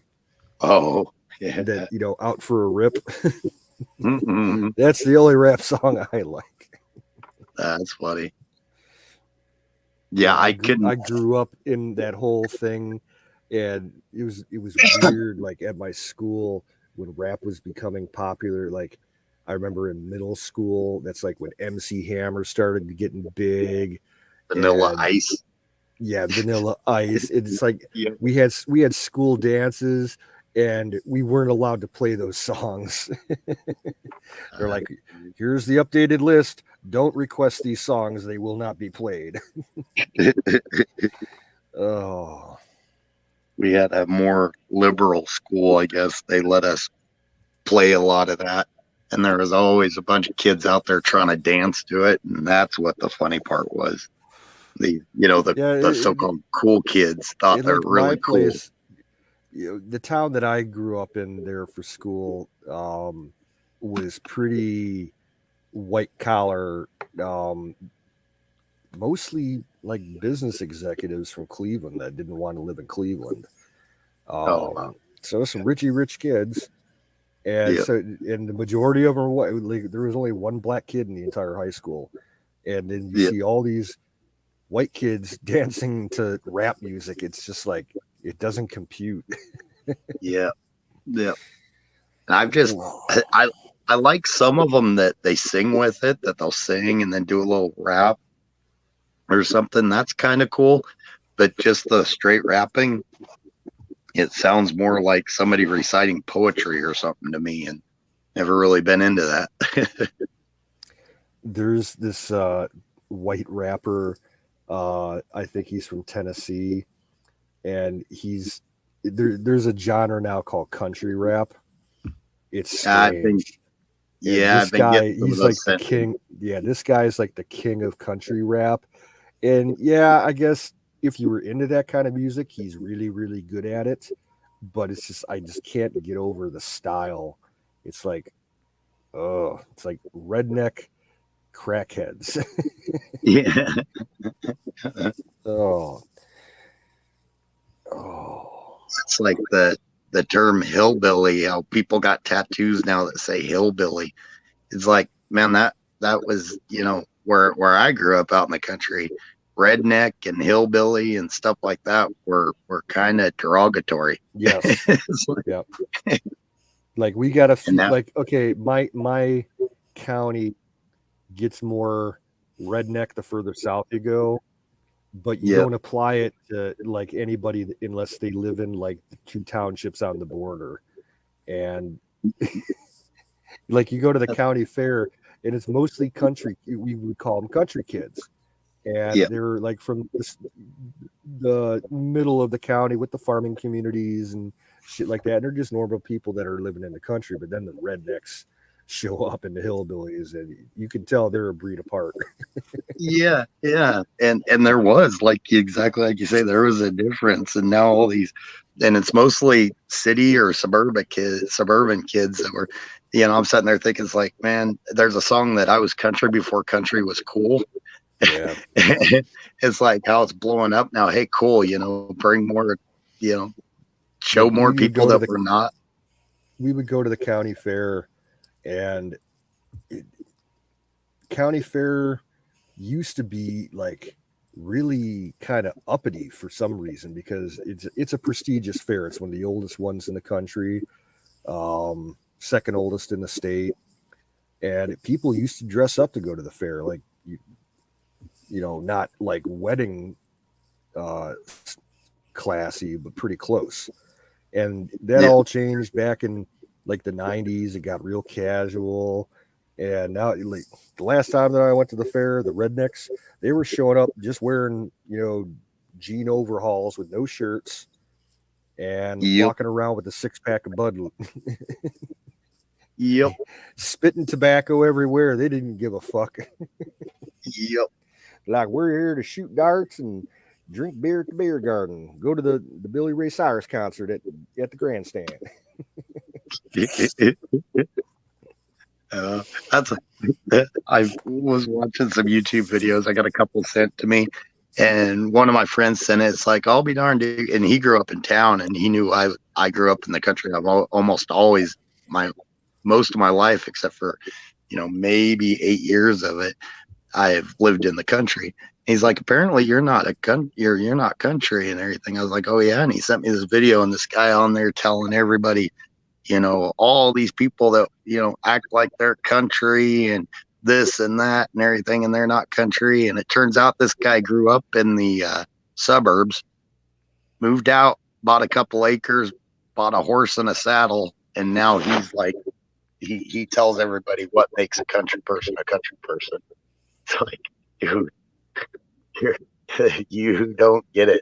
I've known a lot of city folk and suburban folk that are more country than some of the country folk, So it's just a live and let live type of thing. So if you're out there bitching about who's claiming to be this or claiming to be that and isn't, then you're not. I get a kick out of it. You're right, Miriam. City slicker. In my big old city of, I think we fell, a couple people passed away this last year, so we're not 500 anymore. We're only 498 people.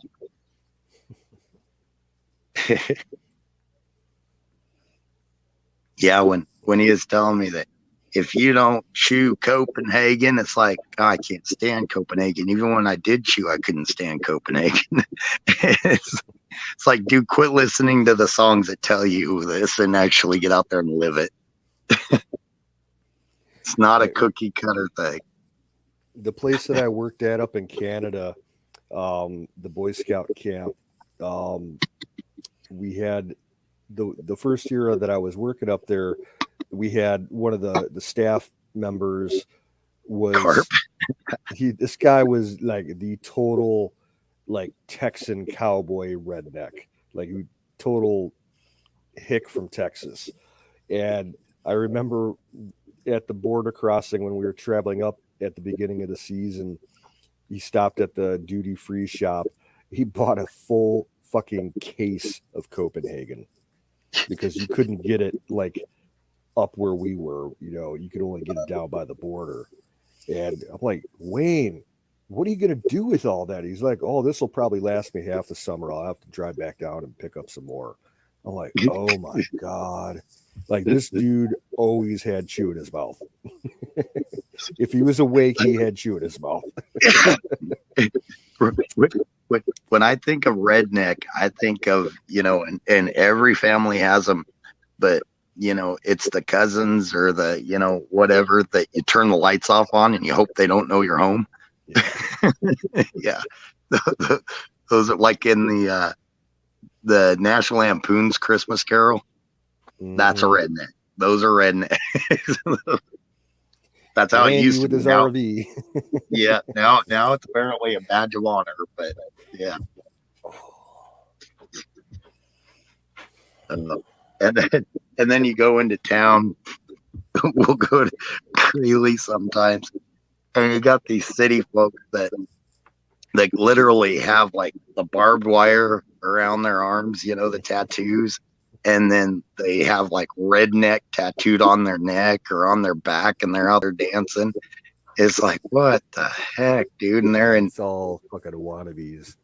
Yeah, it's like, no, guys just don't get We it. saw a lot of that back in the 90s around here. For whatever reason, the Cleveland area became a hot spot for country line dancing. We had line dancing places all over like 3 counties. It was crazy.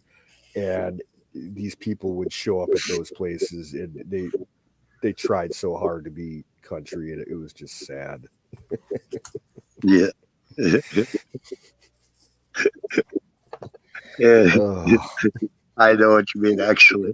And then they've got the like the dime store, really shiny, like with the little shinies all over it, the shirt. Yeah, but yeah. Or the boots had like pink fur for the girls and shit on them and stuff. And because they saw somebody in a video or something wearing them. It's like, yo, we don't wear those all the time. Yeah. Now I wear my boots a lot, but generally they're work boots. I mean, and even my dress boots are just black Pecos. They're nothing fancy. There's no silver tip at the end. That's just in movies, guys. I've never liked cowboy boots. To me, they're not comfortable. Oh, now see, to me, I think it's maybe that I'm used to them, but they're probably one of the slip-on, any type of slip-on boot is more comfortable to me than anything else. But I got tennis shoes I wear. I mean, I got Reeboks and everything. Yet, according to some of these YouTube geniuses, if I wear those, since I wear those Reeboks occasionally, it's like, dude, what am I supposed to jog and or if I'm gonna go play, shoot some hoops or go do something athletic, am I supposed to do that in my boots too?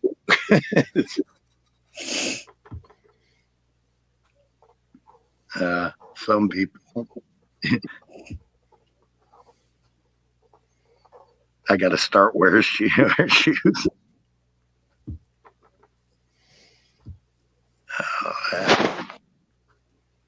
I'll be back in a minute. I got to go grab something to drink. Mouth's Right on. Way too dry. Be right back.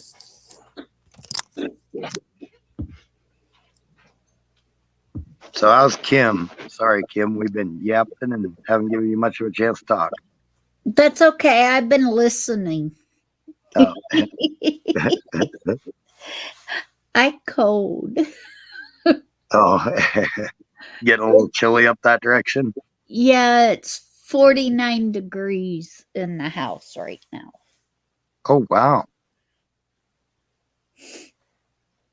The heater not working, or? I ain't got a heater. You have a wood burning stove? Well, it's out in the back part of the house. The one in the house that was in the house, I took it out last year. Oh, all right. Because my chimney needs redone. Oh, yeah. So I got a mess in my kitchen every time it rains because the chimney stove in this house comes right down into the kitchen.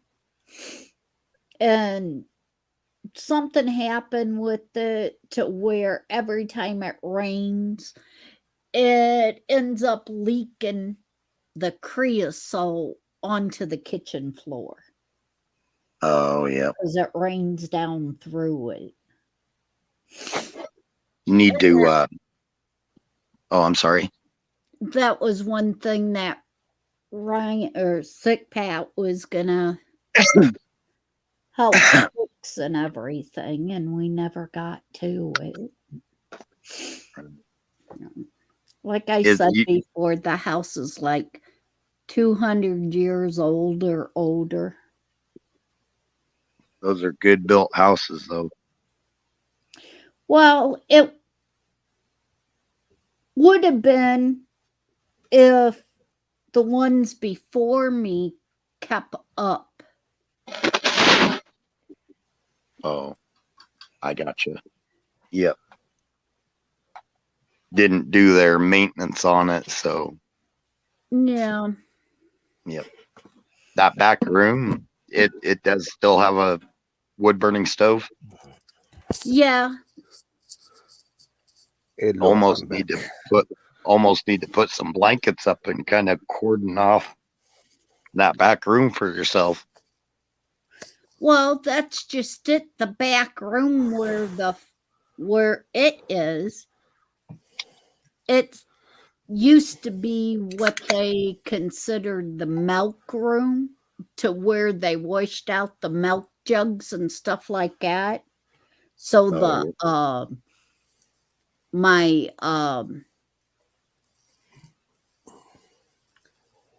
water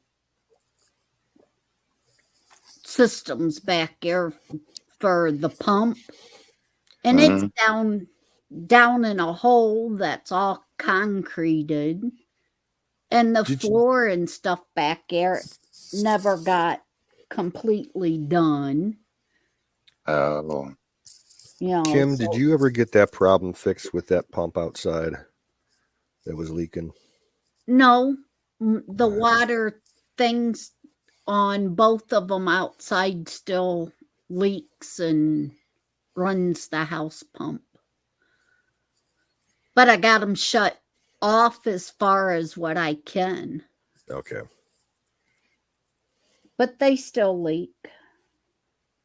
Yeah, I know. Me and Wiz wanted to try and help fix you with that, but it was in the middle of the night. Yeah, I know.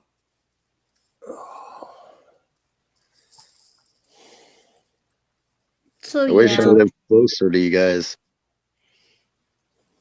Huh? I wish I lived closer to you guys. Yeah. Well, you can get here pretty easily if you want to fly. There's I mean, seriously, Cleveland and Denver have a lot of, it's a hub. Yeah. Actually, where I'm at, it's about a 3-hour drive to Denver. And okay. And I've got a phobia about flying. Gotcha. like a legitimate phobia. I can get up the funny thing is I can get up in a Cessna with somebody if I'm able to talk to them, but in a big jet with all the people and everything, I don't know what it is. I cannot get on one. Well, see, I've never flown before, and I kind of feel the same way about you. I wouldn't have a problem being up in the air in, a large passenger plane. But as far as the people goes, as soon as, I got my seatbelt on, I'm putting in my earbuds and I'm putting eye shades, on, and I'm just going to zone out. I don't want nothing to do with the herd. Yeah. Maybe that's it. Maybe it's all the people, but something about it, man, I cannot. I was supposed to fly to Vegas. Well, it's been years ago, and I didn't go. I could not get onto the plane. I just, panicked. And that's one of the only things that I'll literally get like sweaty and panicky. And it's like, not doing it. I remember my mother, she had flown a bunch of times throughout her life. She even did like overseas to France and shit when she was young. But back in like 2000, I think it was, my sister had joined the Navy and she was graduating for boot camp up north of Chicago. And the only way my family wanted to go out and see the graduation ceremony, My dad ended up driving up there with my mom, but my dad decided to drive home by himself, and my mom took a flight back to Cleveland, and she ended up the only seat that she could get was on like one of those 18 passenger little turboprop planes, and they were flying that, and she got into a thunderstorm over Lake Erie, and she said that like the turbulence and the wind shear was so bad that the plane was like dropping 10 feet and raising 10 feet like every couple of minutes and everything, and she was getting jostled around. She got off that plane, she said, I'm never flying again. Yeah, I would have been the maniac screaming, running back and forth. I'm pretty sure that she would have screamed. Yeah. See, Carpenter, confined places don't bug me so bad as long as I can move my arms and stuff like that. I've done welding in some tight areas where I couldn't move my arms that got to me, but as long as I can move a little bit, I'm fine with confined spaces. Yeah, it doesn't, but like I could sit in an MRI machine or a CAT scan all day. It would not bother me. Yep. It's just something to know you have a little room. Now, if I was completely wedged in something, that would bug me. And a couple of those places I got dropped into, there was an area to where you were literally wedged in, going through about 6 foot or 8 foot of a spout that went into it, and then you're into the opening. And that bugged me going through that spout. It's like, man, if I get wedged in here, I'm screwed. That was before a lot of confined space permitting stuff. I know all about confined space entry protocols from my dad because of all the OSHA work that he used to do. And I looked at some of the training manuals and everything. I'm like, yeah, that's some pretty heavy duty shit there as far as the compliance goes and the training required. I went through months of it on the rigs, and then some for doing construction on my own and stuff like that, since we were doing welding and stuff too. And it is insane. And you got to keep up on that yearly with all those classes and stuff.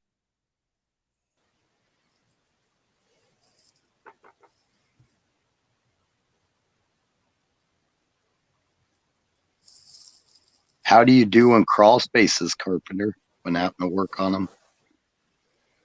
See, that with somebody with claustrophobia, that'd be tough to work in a crawl space or an attic. I would have more trouble physically than mentally with that because my knees and my hips and my arms and just don't work the way they used to. Trying to shimmy around and something like that would, physically it wouldn't happen. I spent long enough on my belly and chest, and all of you that did do carpentry, you know what I mean, in a low sloped roof, crawling in there like to do insulation and everything, that it's messed with my ribs, and I've actually had to go to the chiropractor and get my ribs popped back into place. Yep.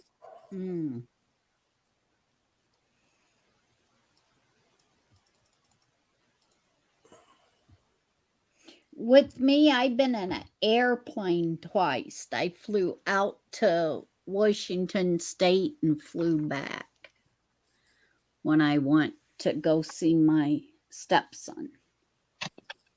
You're braver than I am. Well, I had my daughter and my husband at that time. Right. I sat by the window. That'd probably freak me out worse. Let's see, if I ever go up in a plane, like the first experience for me, I'll probably jump out of it because I want to skydive so fucking bad. I'd like to do that. It sounds warped, doesn't it? I know what you mean by that. I had a good friend when I was working at the gas station 10 years ago who was ex-Army Ranger, and he had like over 1,000 jumps under his belt, and he said he was going to take me up and do a tandem jump sometime because he had his own equipment, and never happened. But Hey, Jason, I would definitely take him up on it. I would too. And see, that's what's weird. I don't have a big issue with height. It's just that big plane. It's this thing that is subconscious, because you'll be sitting there thinking you'll be fine, you'll be fine, you'll be fine, you'll be fine, and then this thing just kicks in. What's and up, you Carpenter? can't control it. What's that? Carpenter just came in. Oh, hey, Carp. Well, with my husband at the time, he was Air Force. He used to do he was in the Air Force part, and when he did his stuff, it was out in Washington State, so that's where his son was, and had to go to watch his son graduate, to watch my stepson graduate. So nice.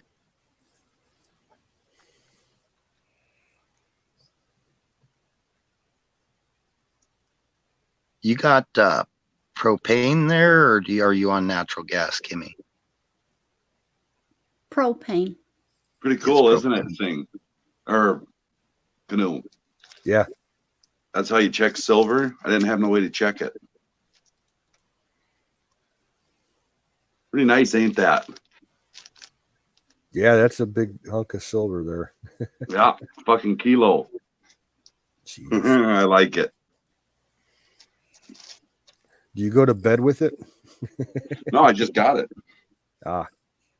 He ain't had a chance to go to bed with it. Yeah, that's right. He's gonna break her in tonight. Oh yeah. Wait, Pop you guys. that bars cherry.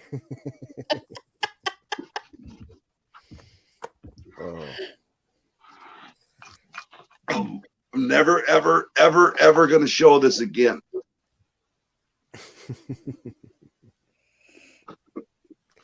Yeah, because he's gonna ride her hard and put her away wet. Yeah, do that. He was trying to dig his way out of that hole, and it was just getting worse and worse. I had popped that when I first popped in tonight. I'm like, what the hell? That's what I got today. That's what I was doing. I was picking this up. Oh, just a minute. And Huckleberry, man, she was not letting that pass. She's like, wait, what? It's like, oh, that dude. I had to push mute because I was laughing. I was like, I'm not going to add anything beneficial to this, so I should probably stay out of it. Yeah, she got a little pissed. I saw her. She's like, I'm out. Oh, man. And he was trying. He was like, no, Harley's. Like, wait, what? Oh boy. So what's up, Carpenter? Nothing. Just ran to Iowa today. We've gone most of the day. In? Yeah, went and seen my niece. We went down. That's where our silver dealer is. Went down to see my niece today. She's doing quite a bit better. Cool. You know, she's not quite as much pain. Other than that, that's about all. I got to go to Wisconsin tomorrow. I don't know what we're doing there, but some project. Got furnace fixed in the one camper.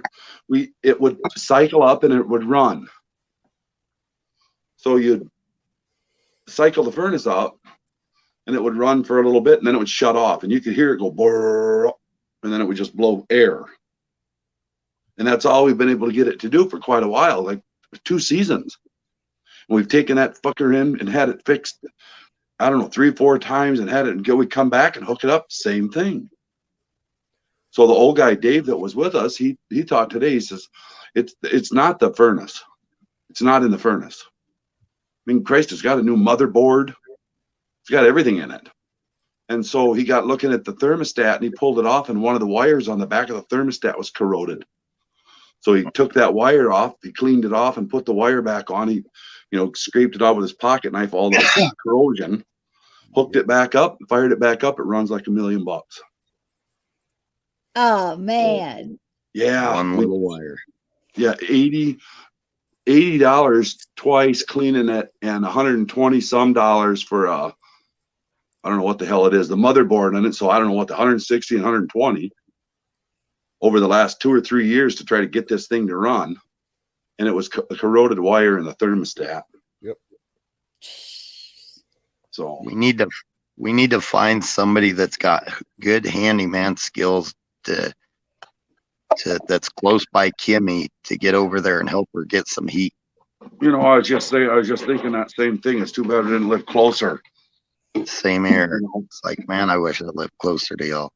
Yeah, but if a person lived a little closer, you could go help her out, I don't know if it would help her. Kimmy, would you be interested in the kerosene heater? Yeah. Well, if I can get it out to you, I got one that I don't use, so it's yours if you want it. In fact, I probably got like 4 or 5 of them stashed away in my barns because my dad kind of collected them.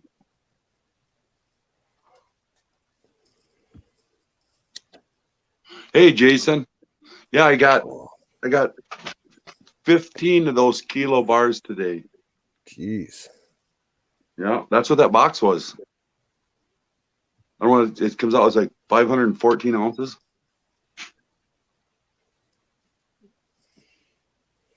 You guys, I went down there on a silver with there was 4 of us together. This was just 6 weeks ago. I think the total bill when we walked out of there was 170,000. Oh wow. Yeah, been down there a bunch of times on some $70,000 and $80,000 purchases. Today was only like 56. Dang. Y'all are big spenders. Fuck, they got me spooked, you guys. Go to the grocery store. Go to the gas station. Yep. It's fucking it's not like just shit going up. It's by the week, you guys. Yeah, I need to get out, and I still have not been able to get out to do my stock up food shopping and supply run. I've been, that's what I've been doing lately. Canoeists, like I know a lot of people buy beans and corn or beans and rice and shit. I stock up on canned food because it'll last a year and a half, and then I kind of got it stocked and I run the stock. As I pull out, I replace, and I go to the back and I work it like that. Yep. Well, that's what I do. So I kind of buy the same shit. And it's like a lot of roast beef and corned beef hash, a lot of the chilies, a lot of the soups, a lot of the stuff like that. So I get a ton of that kind of stuff. I do all the canned stuff like that, and then I do some of the boxed, non-perishable shit like the hamburger helper. Me too. Yep. Rice mixes, noodle pasta mixes that are bagged up. I buy wild rice by the cardboard box, not by the single box. I think there's 20 in a box, in a cardboard box, by the case.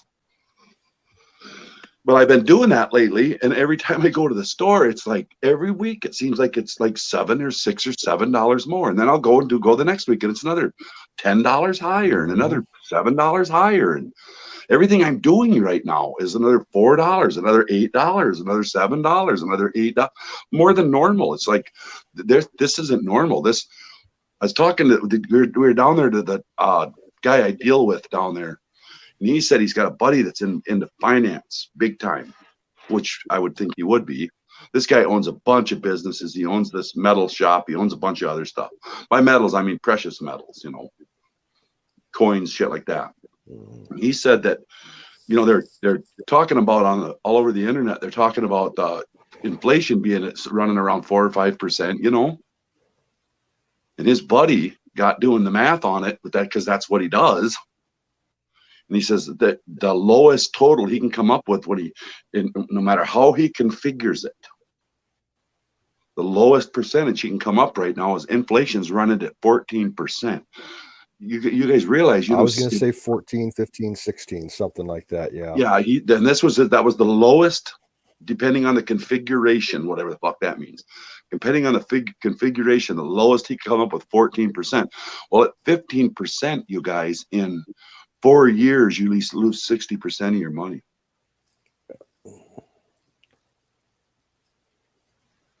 So if you put $100 bill in the bank right now, and then you go to spend it in 4 years, it's worth $40.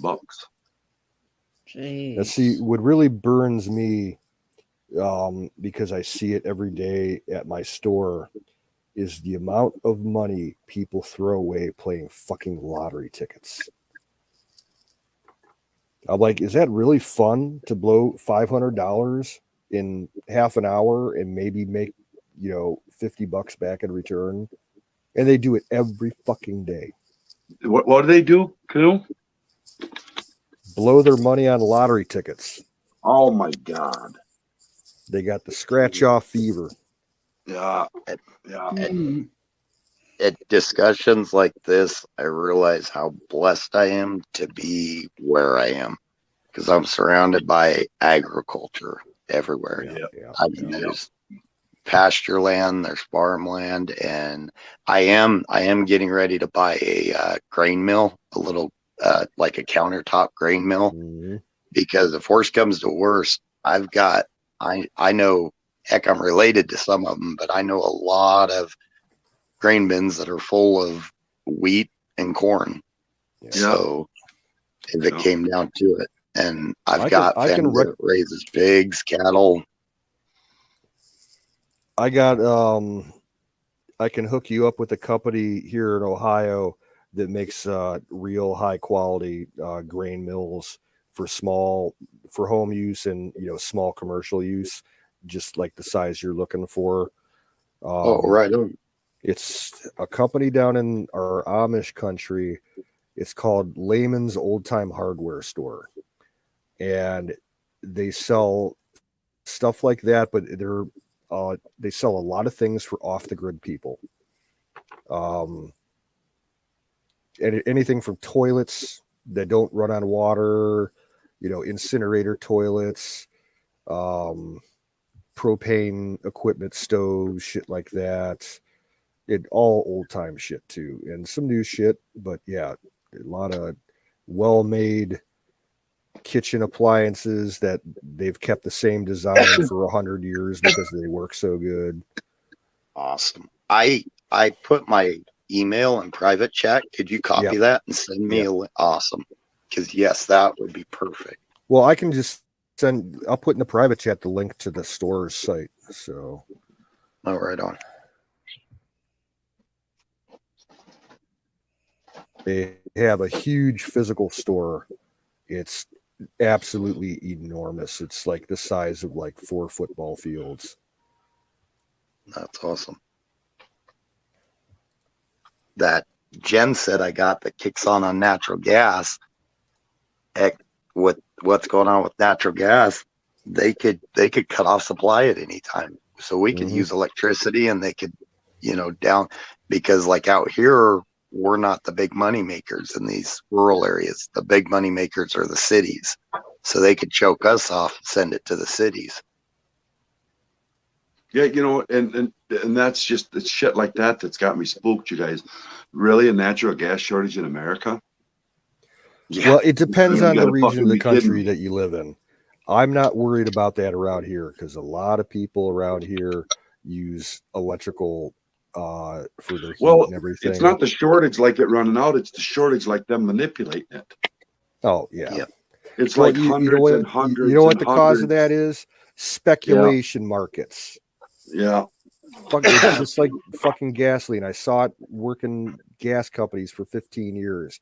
The prices, they say they're adjusting for the next phase of deliveries and promises, with the contracts that they got, and it's all futures market shit. It's just gouging. That's all it is. Yeah. Manipulating supply and demand and bullshit like that. Yeah, you know, and I'm under the impression they're trying to break this country intentionally. Oh, of course they are. And in that, you know, they're just devaluing the shit out of, you know, all of everybody's money's in their retirements. It's all part of the new reset. The wealth transfer. That's what one of the big discussions in a lot of the circles is. This is the largest wealth transfer in world history, and it's going from the poor to the rich, because billionaires through all this, most of them have doubled their net worth. Yeah, you're exactly right, man. Regular people are losing value. Yeah, I don't get not too much. Yeah, I think you guys know, you can kind of tell not much bothers me, but I'm a little spooked about this devaluation well, I'm of kind our of currency. well. I'm surprised that you bought bars of silver instead of coins. Oh, if you knew, I bought them for a reason, because I got fucking piles and piles and piles and piles. Yeah, because you know, if the shit hits the fan, grid down and all that, you know, coins are going to be, you know, the way that people are going to I got them. Their food and shit. Yeah, I got those too. I've been stacking for a long time, you guys. I've been stacking for cities. 7, 8 years, 10 years now. I wish I hadn't have sold my stack, but I had to about 6 years ago. If I would have hang on to it, the price would have doubled. Yeah. In my opinion, don't forget about usable products too. I mean, things that you can use consistently. Yeah. You know what I was thinking? The one things I want to get out there at deer camp, because it's kind of like my bug out place too. I don't know, it's not really a bug out, but it's a run to place. Mm-hmm. Is I'd like to get one of them. I'm trying to find and I had a chance at one, and I told the guy no because I wasn't ready for it. But I want a 200-gallon, 250-gallon. You know, they sit up on that pedestal. It's just a gas pump, is what it is. Oh, yep. You put gas in it, and then it's just gravity fed. You take the handle down, and it's just gravity fed, like the farmers used to have alongside the barn. You know. Yeah, well, I used to have. We one still here. got them all over here. Yep. Yeah, I would. I need to get one of them. That's the only thing I need left. I got a 500-gallon LP tank. Got a bunch of other. I mean, I got a lot of shit. I got 4, 5 generators, and they're all nice. 2 of them are the 2000 Hondas. I got a generic, or not generic, I don't know what that one is. The newest one we just bought last year, that 4500. That's all electric start. Got a 3000 Honda, and then I got an older one that sits out there that I let everybody else use when I'm not there. But I got an older one that sits there, and so I got all that kind of stuff. Now I got to try to. We're going to try to hook this new generator we got. We want to hook it up to LP, and they make the part for it. It's just a valve that goes. Your carburetor unscrews. You screw. It's a box, and it screws right back on where the carburetor goes. And on that box, it's just a valve, like a gas valve on a motorcycle. You know, you turn it on and off, and that's how you turn the gas onto it and off. And then it clips in, and so we can run the big generator, trying to get it so we can run that on LP gas. Nice. Yeah, so just through my hobbies, I've gotten really, really just out of comfort set up for if the power all goes out and I don't have to worry. You know, I'll just run over there, and it's kind of where the family's all headed. See, in rural areas, a lot will switch to, if something did happen, and I think we'll hit hard times. I don't think we'll see the total collapse, but I think we'll hit some hard times, and there's going to be some serious stagflation going on. Yeah. I mean, could be even like 70 style. But if things did completely go, I think rural areas would really easily turn into a trade-based area. Oh yeah. Yeah. Oh yeah. Yep. Kind of do, between friends and stuff around here. That's kind of how we do a lot of stuff. You know, a guy will have something, and another guy will have something else, and then you might have to throw $1 or $2 in between to make up the difference. But you kind of, hey, you got that, and I need it, and I got this, and you need it. Well, we work out a deal, and we do a lot of that here. Nice.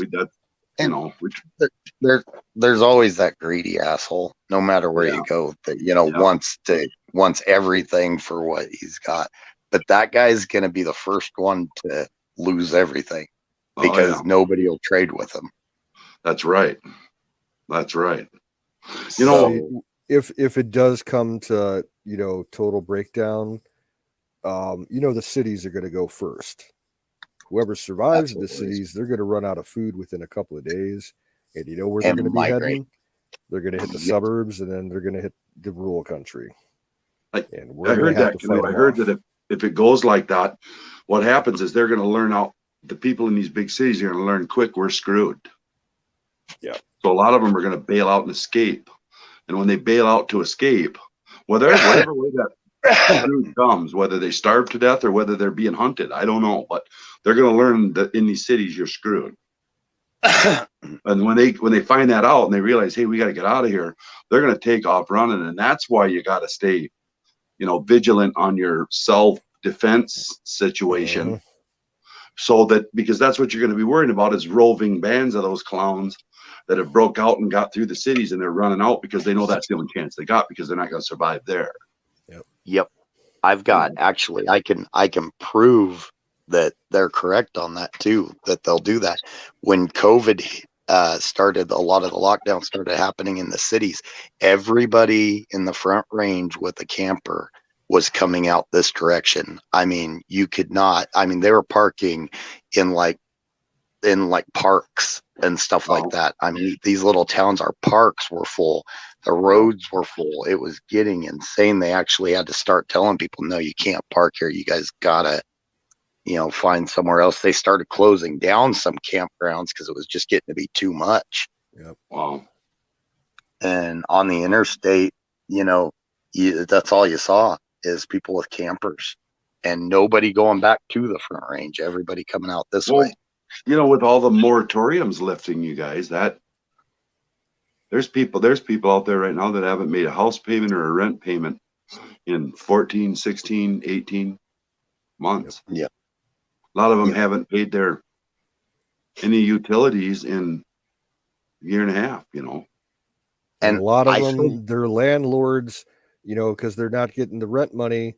They, are screwed when they have to pay their taxes because they don't have any income from their tenants or the bank payment. Yep. I think we're going to see homeless, because really most of them moratoriums are just coming due right now. They're just getting lifted right now.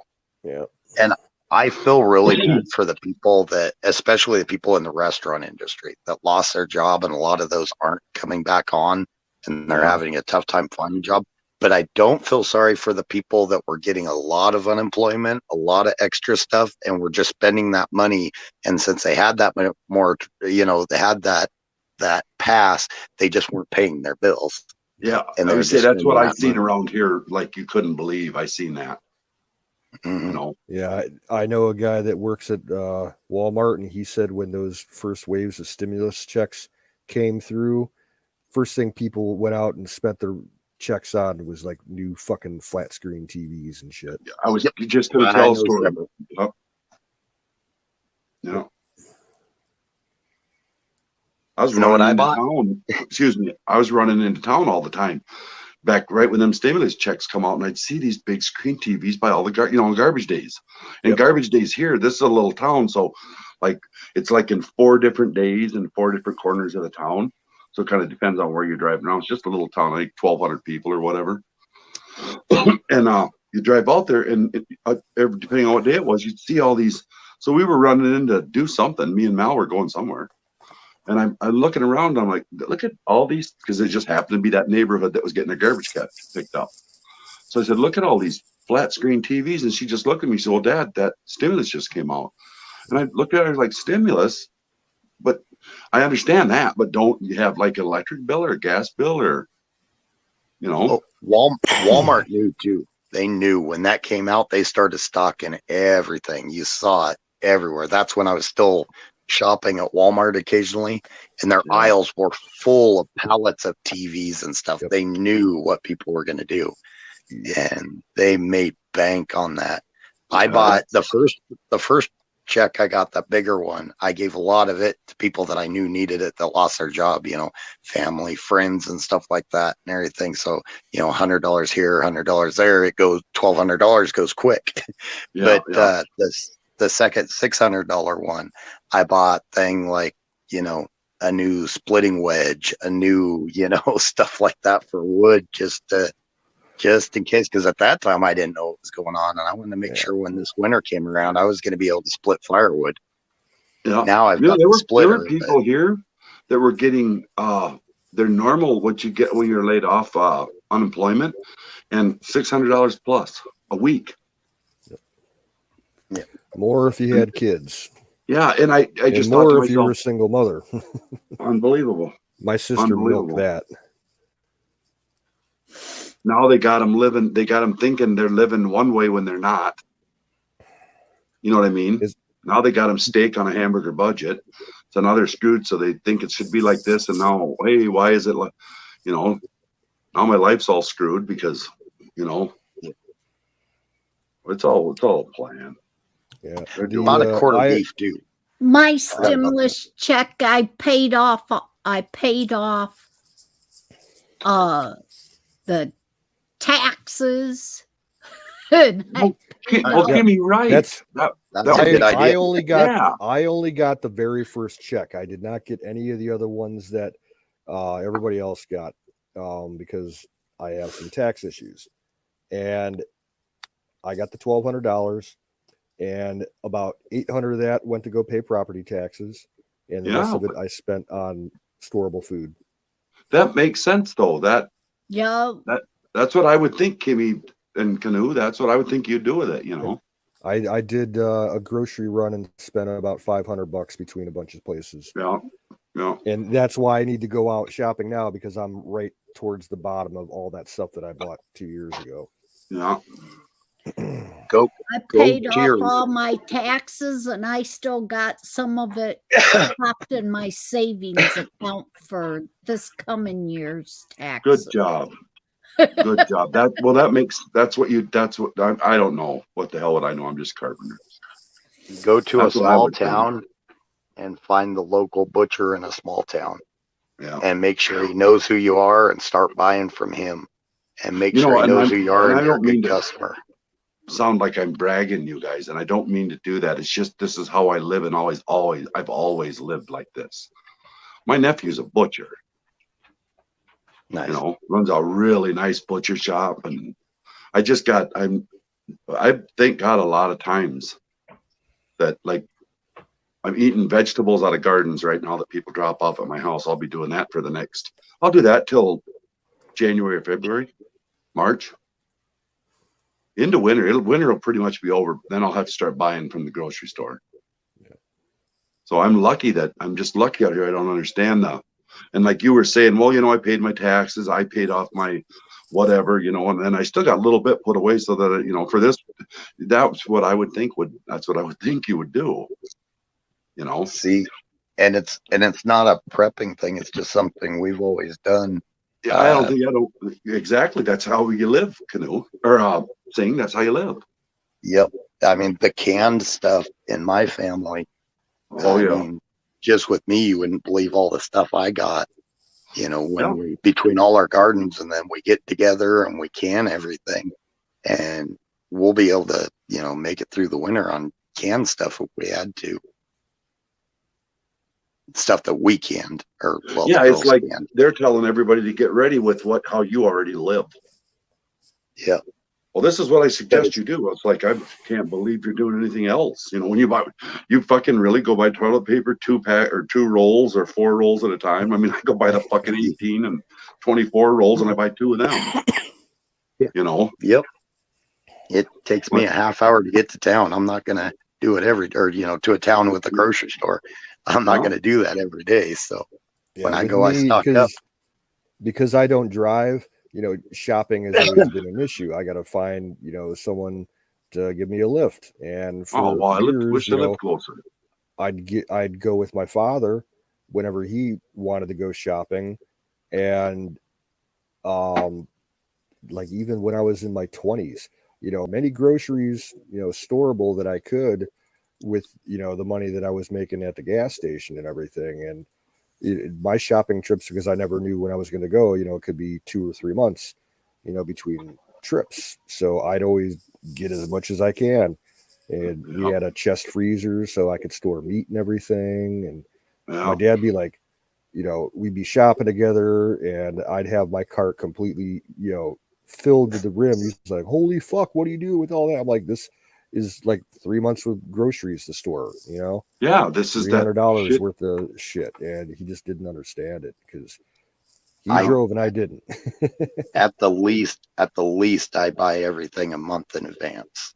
So I know exactly how much something, how long how much I need of something that'll last a month. Yeah. Because it's kind of how I knew the inflation was doing it the way it is, because I do that too, Sing. So when I replace stuff, it's like I replace the same thing all the time. And you get less you and go less. up to the cash register and it's $18 more, $24 more, and some item in there is $6 more, and just it's like holy shit, or the for this. or the material itself is getting less and less in it, but it's the same price. Yep. So you got to buy two instead of one. Instead of getting a 15 instead of getting like a 15.5 ounce can of vegetables, you're getting like an 11.5 ounce, and it's like 50 cents more. Yeah. Yep. I don't know, fuckers. I try to buy all my canned vegetables at the dollar store if I can. Most of that stuff is pretty decent quality as far as canned veggies go. Just look at the date on the cans. All you gotta do. Yeah. What I do is look at the date on the can. If I know I'm going to eat that before then at the dollar store, I'll buy that whole fucking shelf. Yeah. When they run them specials. Every bit of my soap and products like that, toothpaste and stuff like that, I get at Dollar Tree. Yep. That's what I get all that shit too. You can really find some really good deals on laundry detergent there too. Yeah, I get bleach and stuff from there. I found these online last night. I'm gonna check and see if it's still available. If it is, I'm gonna buy it real quick. And buy tuna for my cats, and I get a case of the individual serving foil packs. Yeah, like enough for a sandwich. And they had the one variety is usually the cheapest. It's the white tuna in sunflower seed oil. Okay. And I thought it was a mistake the way that they posted it, because all the other flavors for a case you're paying like $20, $30, and they had I think they took it away. Yep, they took it away. They were selling cases of this stuff in the sunflower seed oil for like $4.95. Oh wow! I think it was a glitch. If you're ever worried about your pets and stuff like that happens, again, the butcher shop, because there's a lot of stuff the pets can digest that we can't. Yeah. Well, Dave's a food supply. If things get bad enough, he just don't know it. Yeah. No, I'm just being sarcastic. Yeah, I know what you mean. I guarantee it, you're gonna see a lot more poaching this year. For deer season and small game season. In fact, what we got going on? There's an uprise. There's an uprise here in Ohio of cattle theft. People are happening here too. They're going out at night in the backcountry roads, like a county south of me, and they're looking for herds of cows that are left out in the fields overnight, and they'll drive around the property real slow with their lights off, and they'll break open the gate and steal a cow or two. And if they're assholes, they'll leave the gate open after they leave, and the guy's whole herd's running around the county roads and everything. But yeah, it's gone up like 50% in the last couple of months. Wow. Not 5 miles from me, one of the ranchers had lost some cattle, and it stretched all the way to an hour away from me. And they finally caught a group of people, and I'm not being racist anyway, but they were illegal immigrants, and they had bought an enclosed trailer and made it into a little butcher shop, and they're going out and stealing cattle and butchering them and then selling the meat. You know, a guy that knows what he's doing in a situation like that, you can butcher one of them in about 45 minutes. Yeah, Medium and they knew what size, they I were mean, not a doing. great big full size 1,700 pounder or whatever, but a 700 pound animal, those guys can butcher those things in 45 minutes or an hour. There's a guy on YouTube that butchers deer, and he can do a whole deer in about 2 minutes. Yeah. He uses a I've sawzall. seen him. Yeah, that's cool, isn't it? Watching those guys work. They know right where to put that. They don't, that knife blade has one place it goes every time, and they have it down to a science. And I've watched them cut the 4 legs off a deer, and I've hung them up, and they literally take, like, it looks like a sharp fillet knife, and they just rub it around the hips a couple of times, and the leg falls off, and they rub it around the back hip a couple of times, and the leg falls off, and they go up on the front shoulder and rub that really sharp little skinny knife around that a couple times. The leg falls. They know right what they're doing. Boy, they don't waste any time at all. They know what tendons to cut and how to get that. Yeah, how to work around the joints. Yeah, because they use that little thin skinny knife, and when they hit them joints, and I'm thinking, how are you getting through that joints? And they know just where the tendons are in them joints, and they and they'll just go. You can watch it. You can actually watch them just come loose right in their hand, and next thing you know, they just stand there and they'll set that leg down, and they'll run that knife around a couple of times, and they'll open it up, and it'll fall off, and it's like, holy shit, man! It takes some practice. I'll be right back. There's a guy on YouTube that he skins game for fur, and he's got his own. He's got an electric pulley set up with a gambrel hook from it, so you can hook the legs and everything and spread it out, and he can skin a deer, for the hide in a couple of minutes. And some of them, have you ever seen the videos of people using an air tank, an air compressor, to pop the skin off of the deer? Yep. Cut a little hole in the hide and stick it, the nozzle in there and turn on the compressor, and the thing just basically blows up. All the skin detaches from, the ligaments and everything below it, and you just cut it, easy peasy. Oh, that's cool.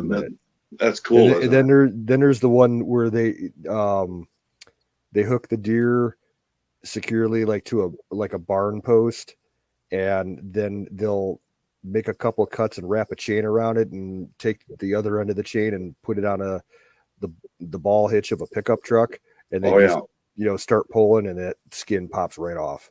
Yeah, I did that. I've did that a bunch of times. We hook it on a 4-wheeler now. Hangs on the big pipe on the top, and then we just hook it. You start skin loose, you get it in a knot, and you take a piece of tie wire and you kind of tie it into a knot. Then you just stick your knife through, and you put a little hole. You put the chain through the hole with that knot of tie wired on clump of deer hide. You wire it on like that, and you cut a hole in the back, and you wrap the chain around it, and you just ease that 4-wheeler forward, and it'll just pull it right off it.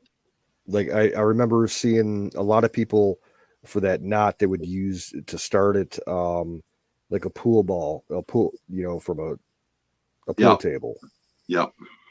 Seen guys roll up sticks, sticks like that, and they'll give it a couple of rolls and hook the chain around that. Yeah, I've seen that done a bunch of different ways. There's some people that are pretty good at that stuff out there. And especially the cooking. Holy shit. I run into that a lot. Just not bragging, just another luck thing that I stumbled onto was a lot of them old people out there, them old farm wives and stuff. Yep. They'll come pulling in deer camp, and they'll bring in a, casserole or a pot roast or something. And here, I made you guys this, It's like, look at it, and holy crap, do they cook. Yeah, there's this old lady on YouTube, like she's legitimately probably 90-something years old, and she gives like a little lecture about how like food buying and preparation and shortages that she went through like back in the Great Depression and everything. And she'll make like old-fashioned poor people food and show like what to do with like the cuts of meat that people usually, you know, feed to the hogs and everything. She did mostly like old style skillet dinners and shit like that. She showed like she had a video on shit on a shingle and everything.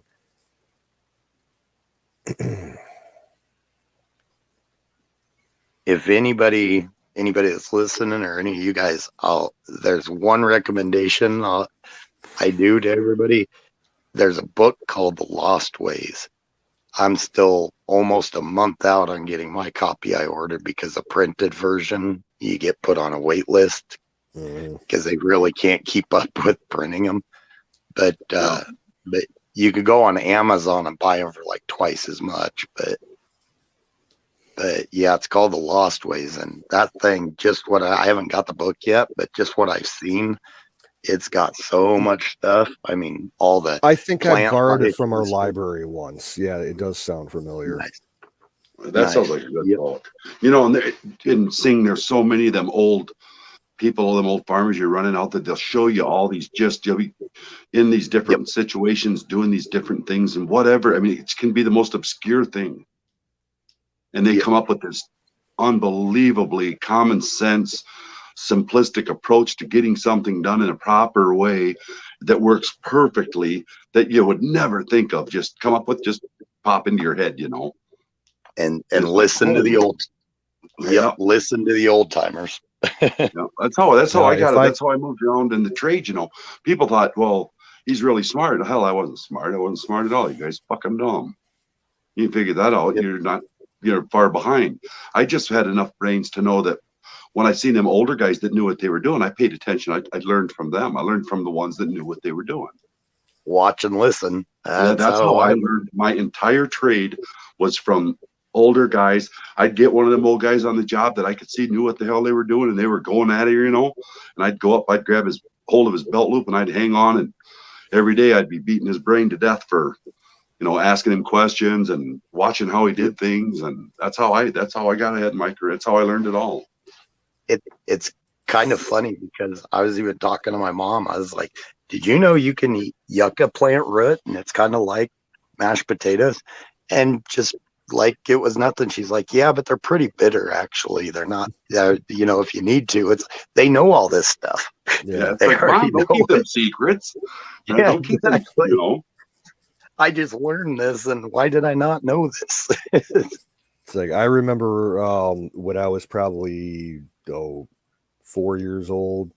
I used to go on walks around my property and into the neighboring properties that were all just, you know, forests and fields and shit. And Grandma was like in her early 70s, I think. And me and her, we'd go like, she'd show off and identify all the trees for me, tell me, you know, what they could be used for. And we'd pick walnuts because there was a bunch of walnut trees back there. And she'd tell me all the different things you could do with walnuts and walnut bark and, you know, the husks of the fruit and everything. She'd show me where the deer bedded and everything. All the different wildflowers and wild plants and what you could do with them medicinally or which ones are poisonous and shit like that. Yep. And that's just it. They show you so much, but there's a lifetime of knowledge that there's still stuff that you don't see. Yeah. Well. And my grandma, it's not like she grew up on the country. She grew up kind of high class. And, you know, they still knew that shit from living in the Depression back in the 20s. No. Well, and that's what you guys were talking about one of them mills, one of them counter where you grind corn and wheat and stuff. Mm-hmm. Yeah, I remember. I was just a little boy. I was real little, but my grandma. That's how she made. Like when she'd be out in the kitchen and she was cooking cakes and bread and whatever, and she cooked. All you had at my grandma's was homemade bread. You never had a loaf of bread. You didn't get a loaf of bread. Yeah. The only thing you had was, but she had that one, and it was just like a vice, and it had thing on the bottom. You'd hook it right to the counter, and you'd crank it on, and it'd come up, and it had a bell with a hand crank. Yep. like a meat grinder, but it was a grinder. That's what it was. Yep. But when I look back now, she was grinding all of her own flour, all of her own corn, everything. She ground everything herself. And then she used that to bake with. I don't know how she did it. I don't know what else she did. I have no clue. But I remember my grandma used to use when you talk about from scratch, I mean from fucking seed. Yeah. You know, it was crazy the way that I look back at that, and then I look at the way we live now. Like, I wouldn't think anything but buying a loaf of bread. And I don't know about your grandma, but like my grandparents, there was no fancy, they didn't have the screening machines or anything to screen out all the junk. It was literally they poured it out in a pan and picked out the stuff they didn't want. Yep. Yeah, I remember a lot of times having that stuff in the bread, and it was the hospital. It tasted good, and it made no difference. Yep. But I remember it being in there. I remember that her bread, my grandma's bread, was good. That woman could bake, and everything she baked was like that, was from scratch. Mm-hmm. I mean, literally from scratch. And that woman. That's why my grandma was my mom's mom. Yeah. Now my oldest sister Bobby, she got the baking bug, the baking gene, or whatever you want to call it. Because my oldest sister can bake big time. If I ever lived with her, I know I'd weigh 300 pounds. I'm serious, you guys. I mean, just chocolate cake, homemade thick frosting, every kind of bar you could think of, everything. It's her house constantly smelling like that. And she's not fat or nothing, but man, she can bake. Holy crap. Well, that's just it. That's what when I watch streams and stuff, that's what I'm learning.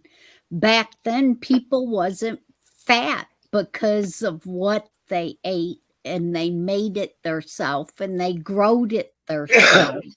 So your food filled you up. With nowadays, the foods and everything have so much added into it.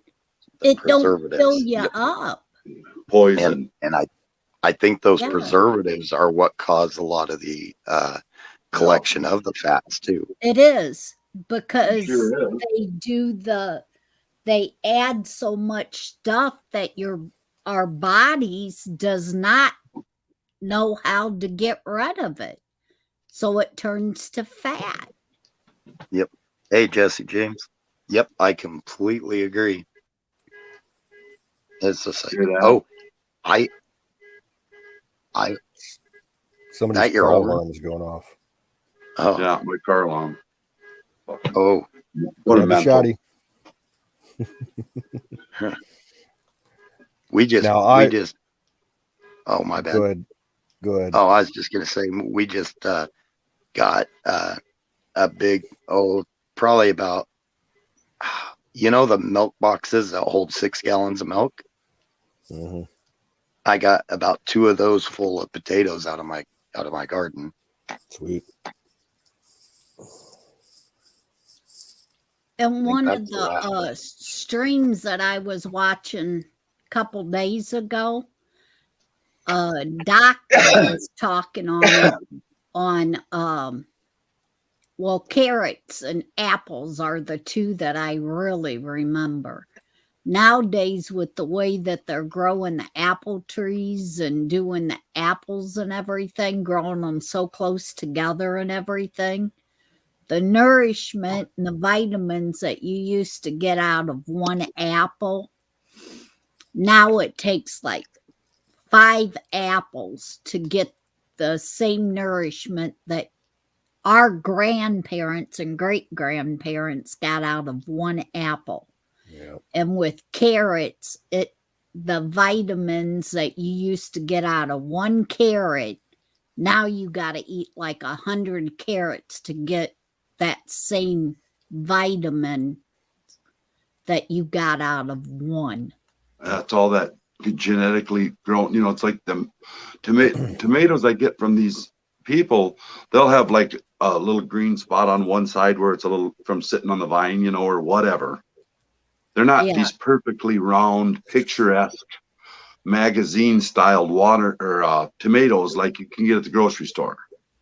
So you go in there and there's these perfectly round, perfectly formed, perfectly looking, bright red tomatoes, and compared to the ones that you get out of the ground or the gardens, there's like no comparison in flavor. Yeah. Like I don't notice it so much right now when all I notice is, boy, these, like the green beans I've just been getting lately are really good. I mean, really good, you guys. And I notice that, but I don't really notice it until the end of the, like I said, January, February, March, whatever, when all the stuff that I've been given starts running out, and I have to start replacing it with store-bought canned vegetable. Then you notice it. Well, because everything, and like they say in the Bible, you're supposed to grow crops and then every 7 years leave the ground lay for it to get the nourishment and stuff back in it. Yeah. And they it ain't that long ago, Kimmy, that anymore. no-till came back into existence. It ain't that long. I remember when there was no-till, they tilled everything. They plowed everything up. Yeah. Now no-till, they just, you harvest the crops. They kind of flatten it out a little bit on the very top. And then the next year they just flip it once and plant right in it. They use that for fertilizer. Yeah. And they found out their grounds, that just no-till went back, I don't know, 10 years ago. And even to city people, you don't have to have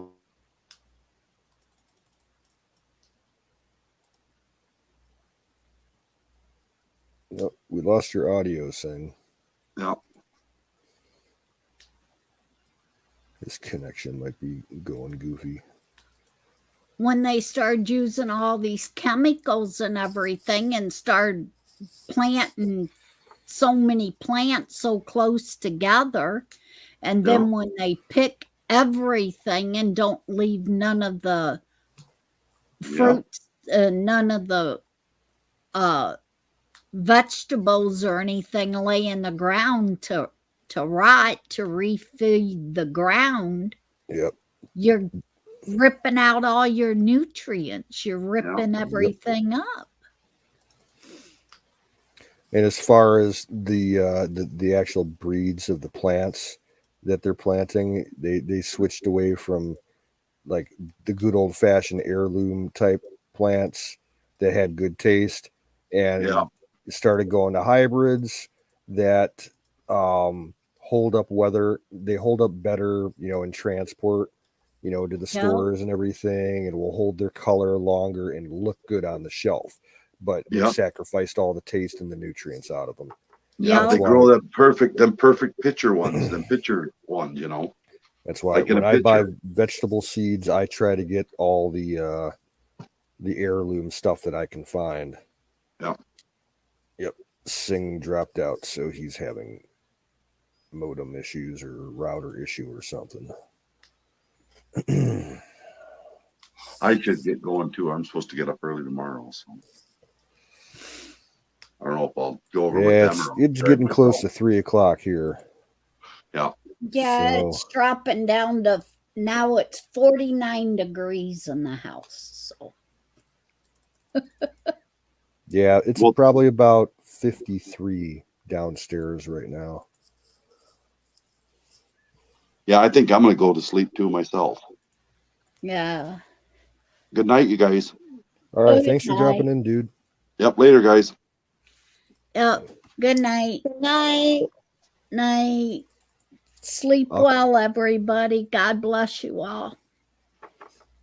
Yep. Kimmy, I'll try and work out a way to get that kerosene heater out to you. Okay.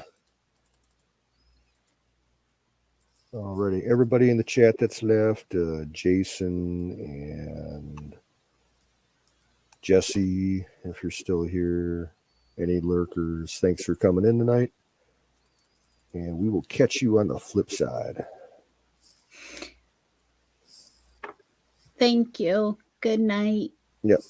Good night, Kim. Good night, Nightingale. Night, Nightingale. Sweet dreams, everyone.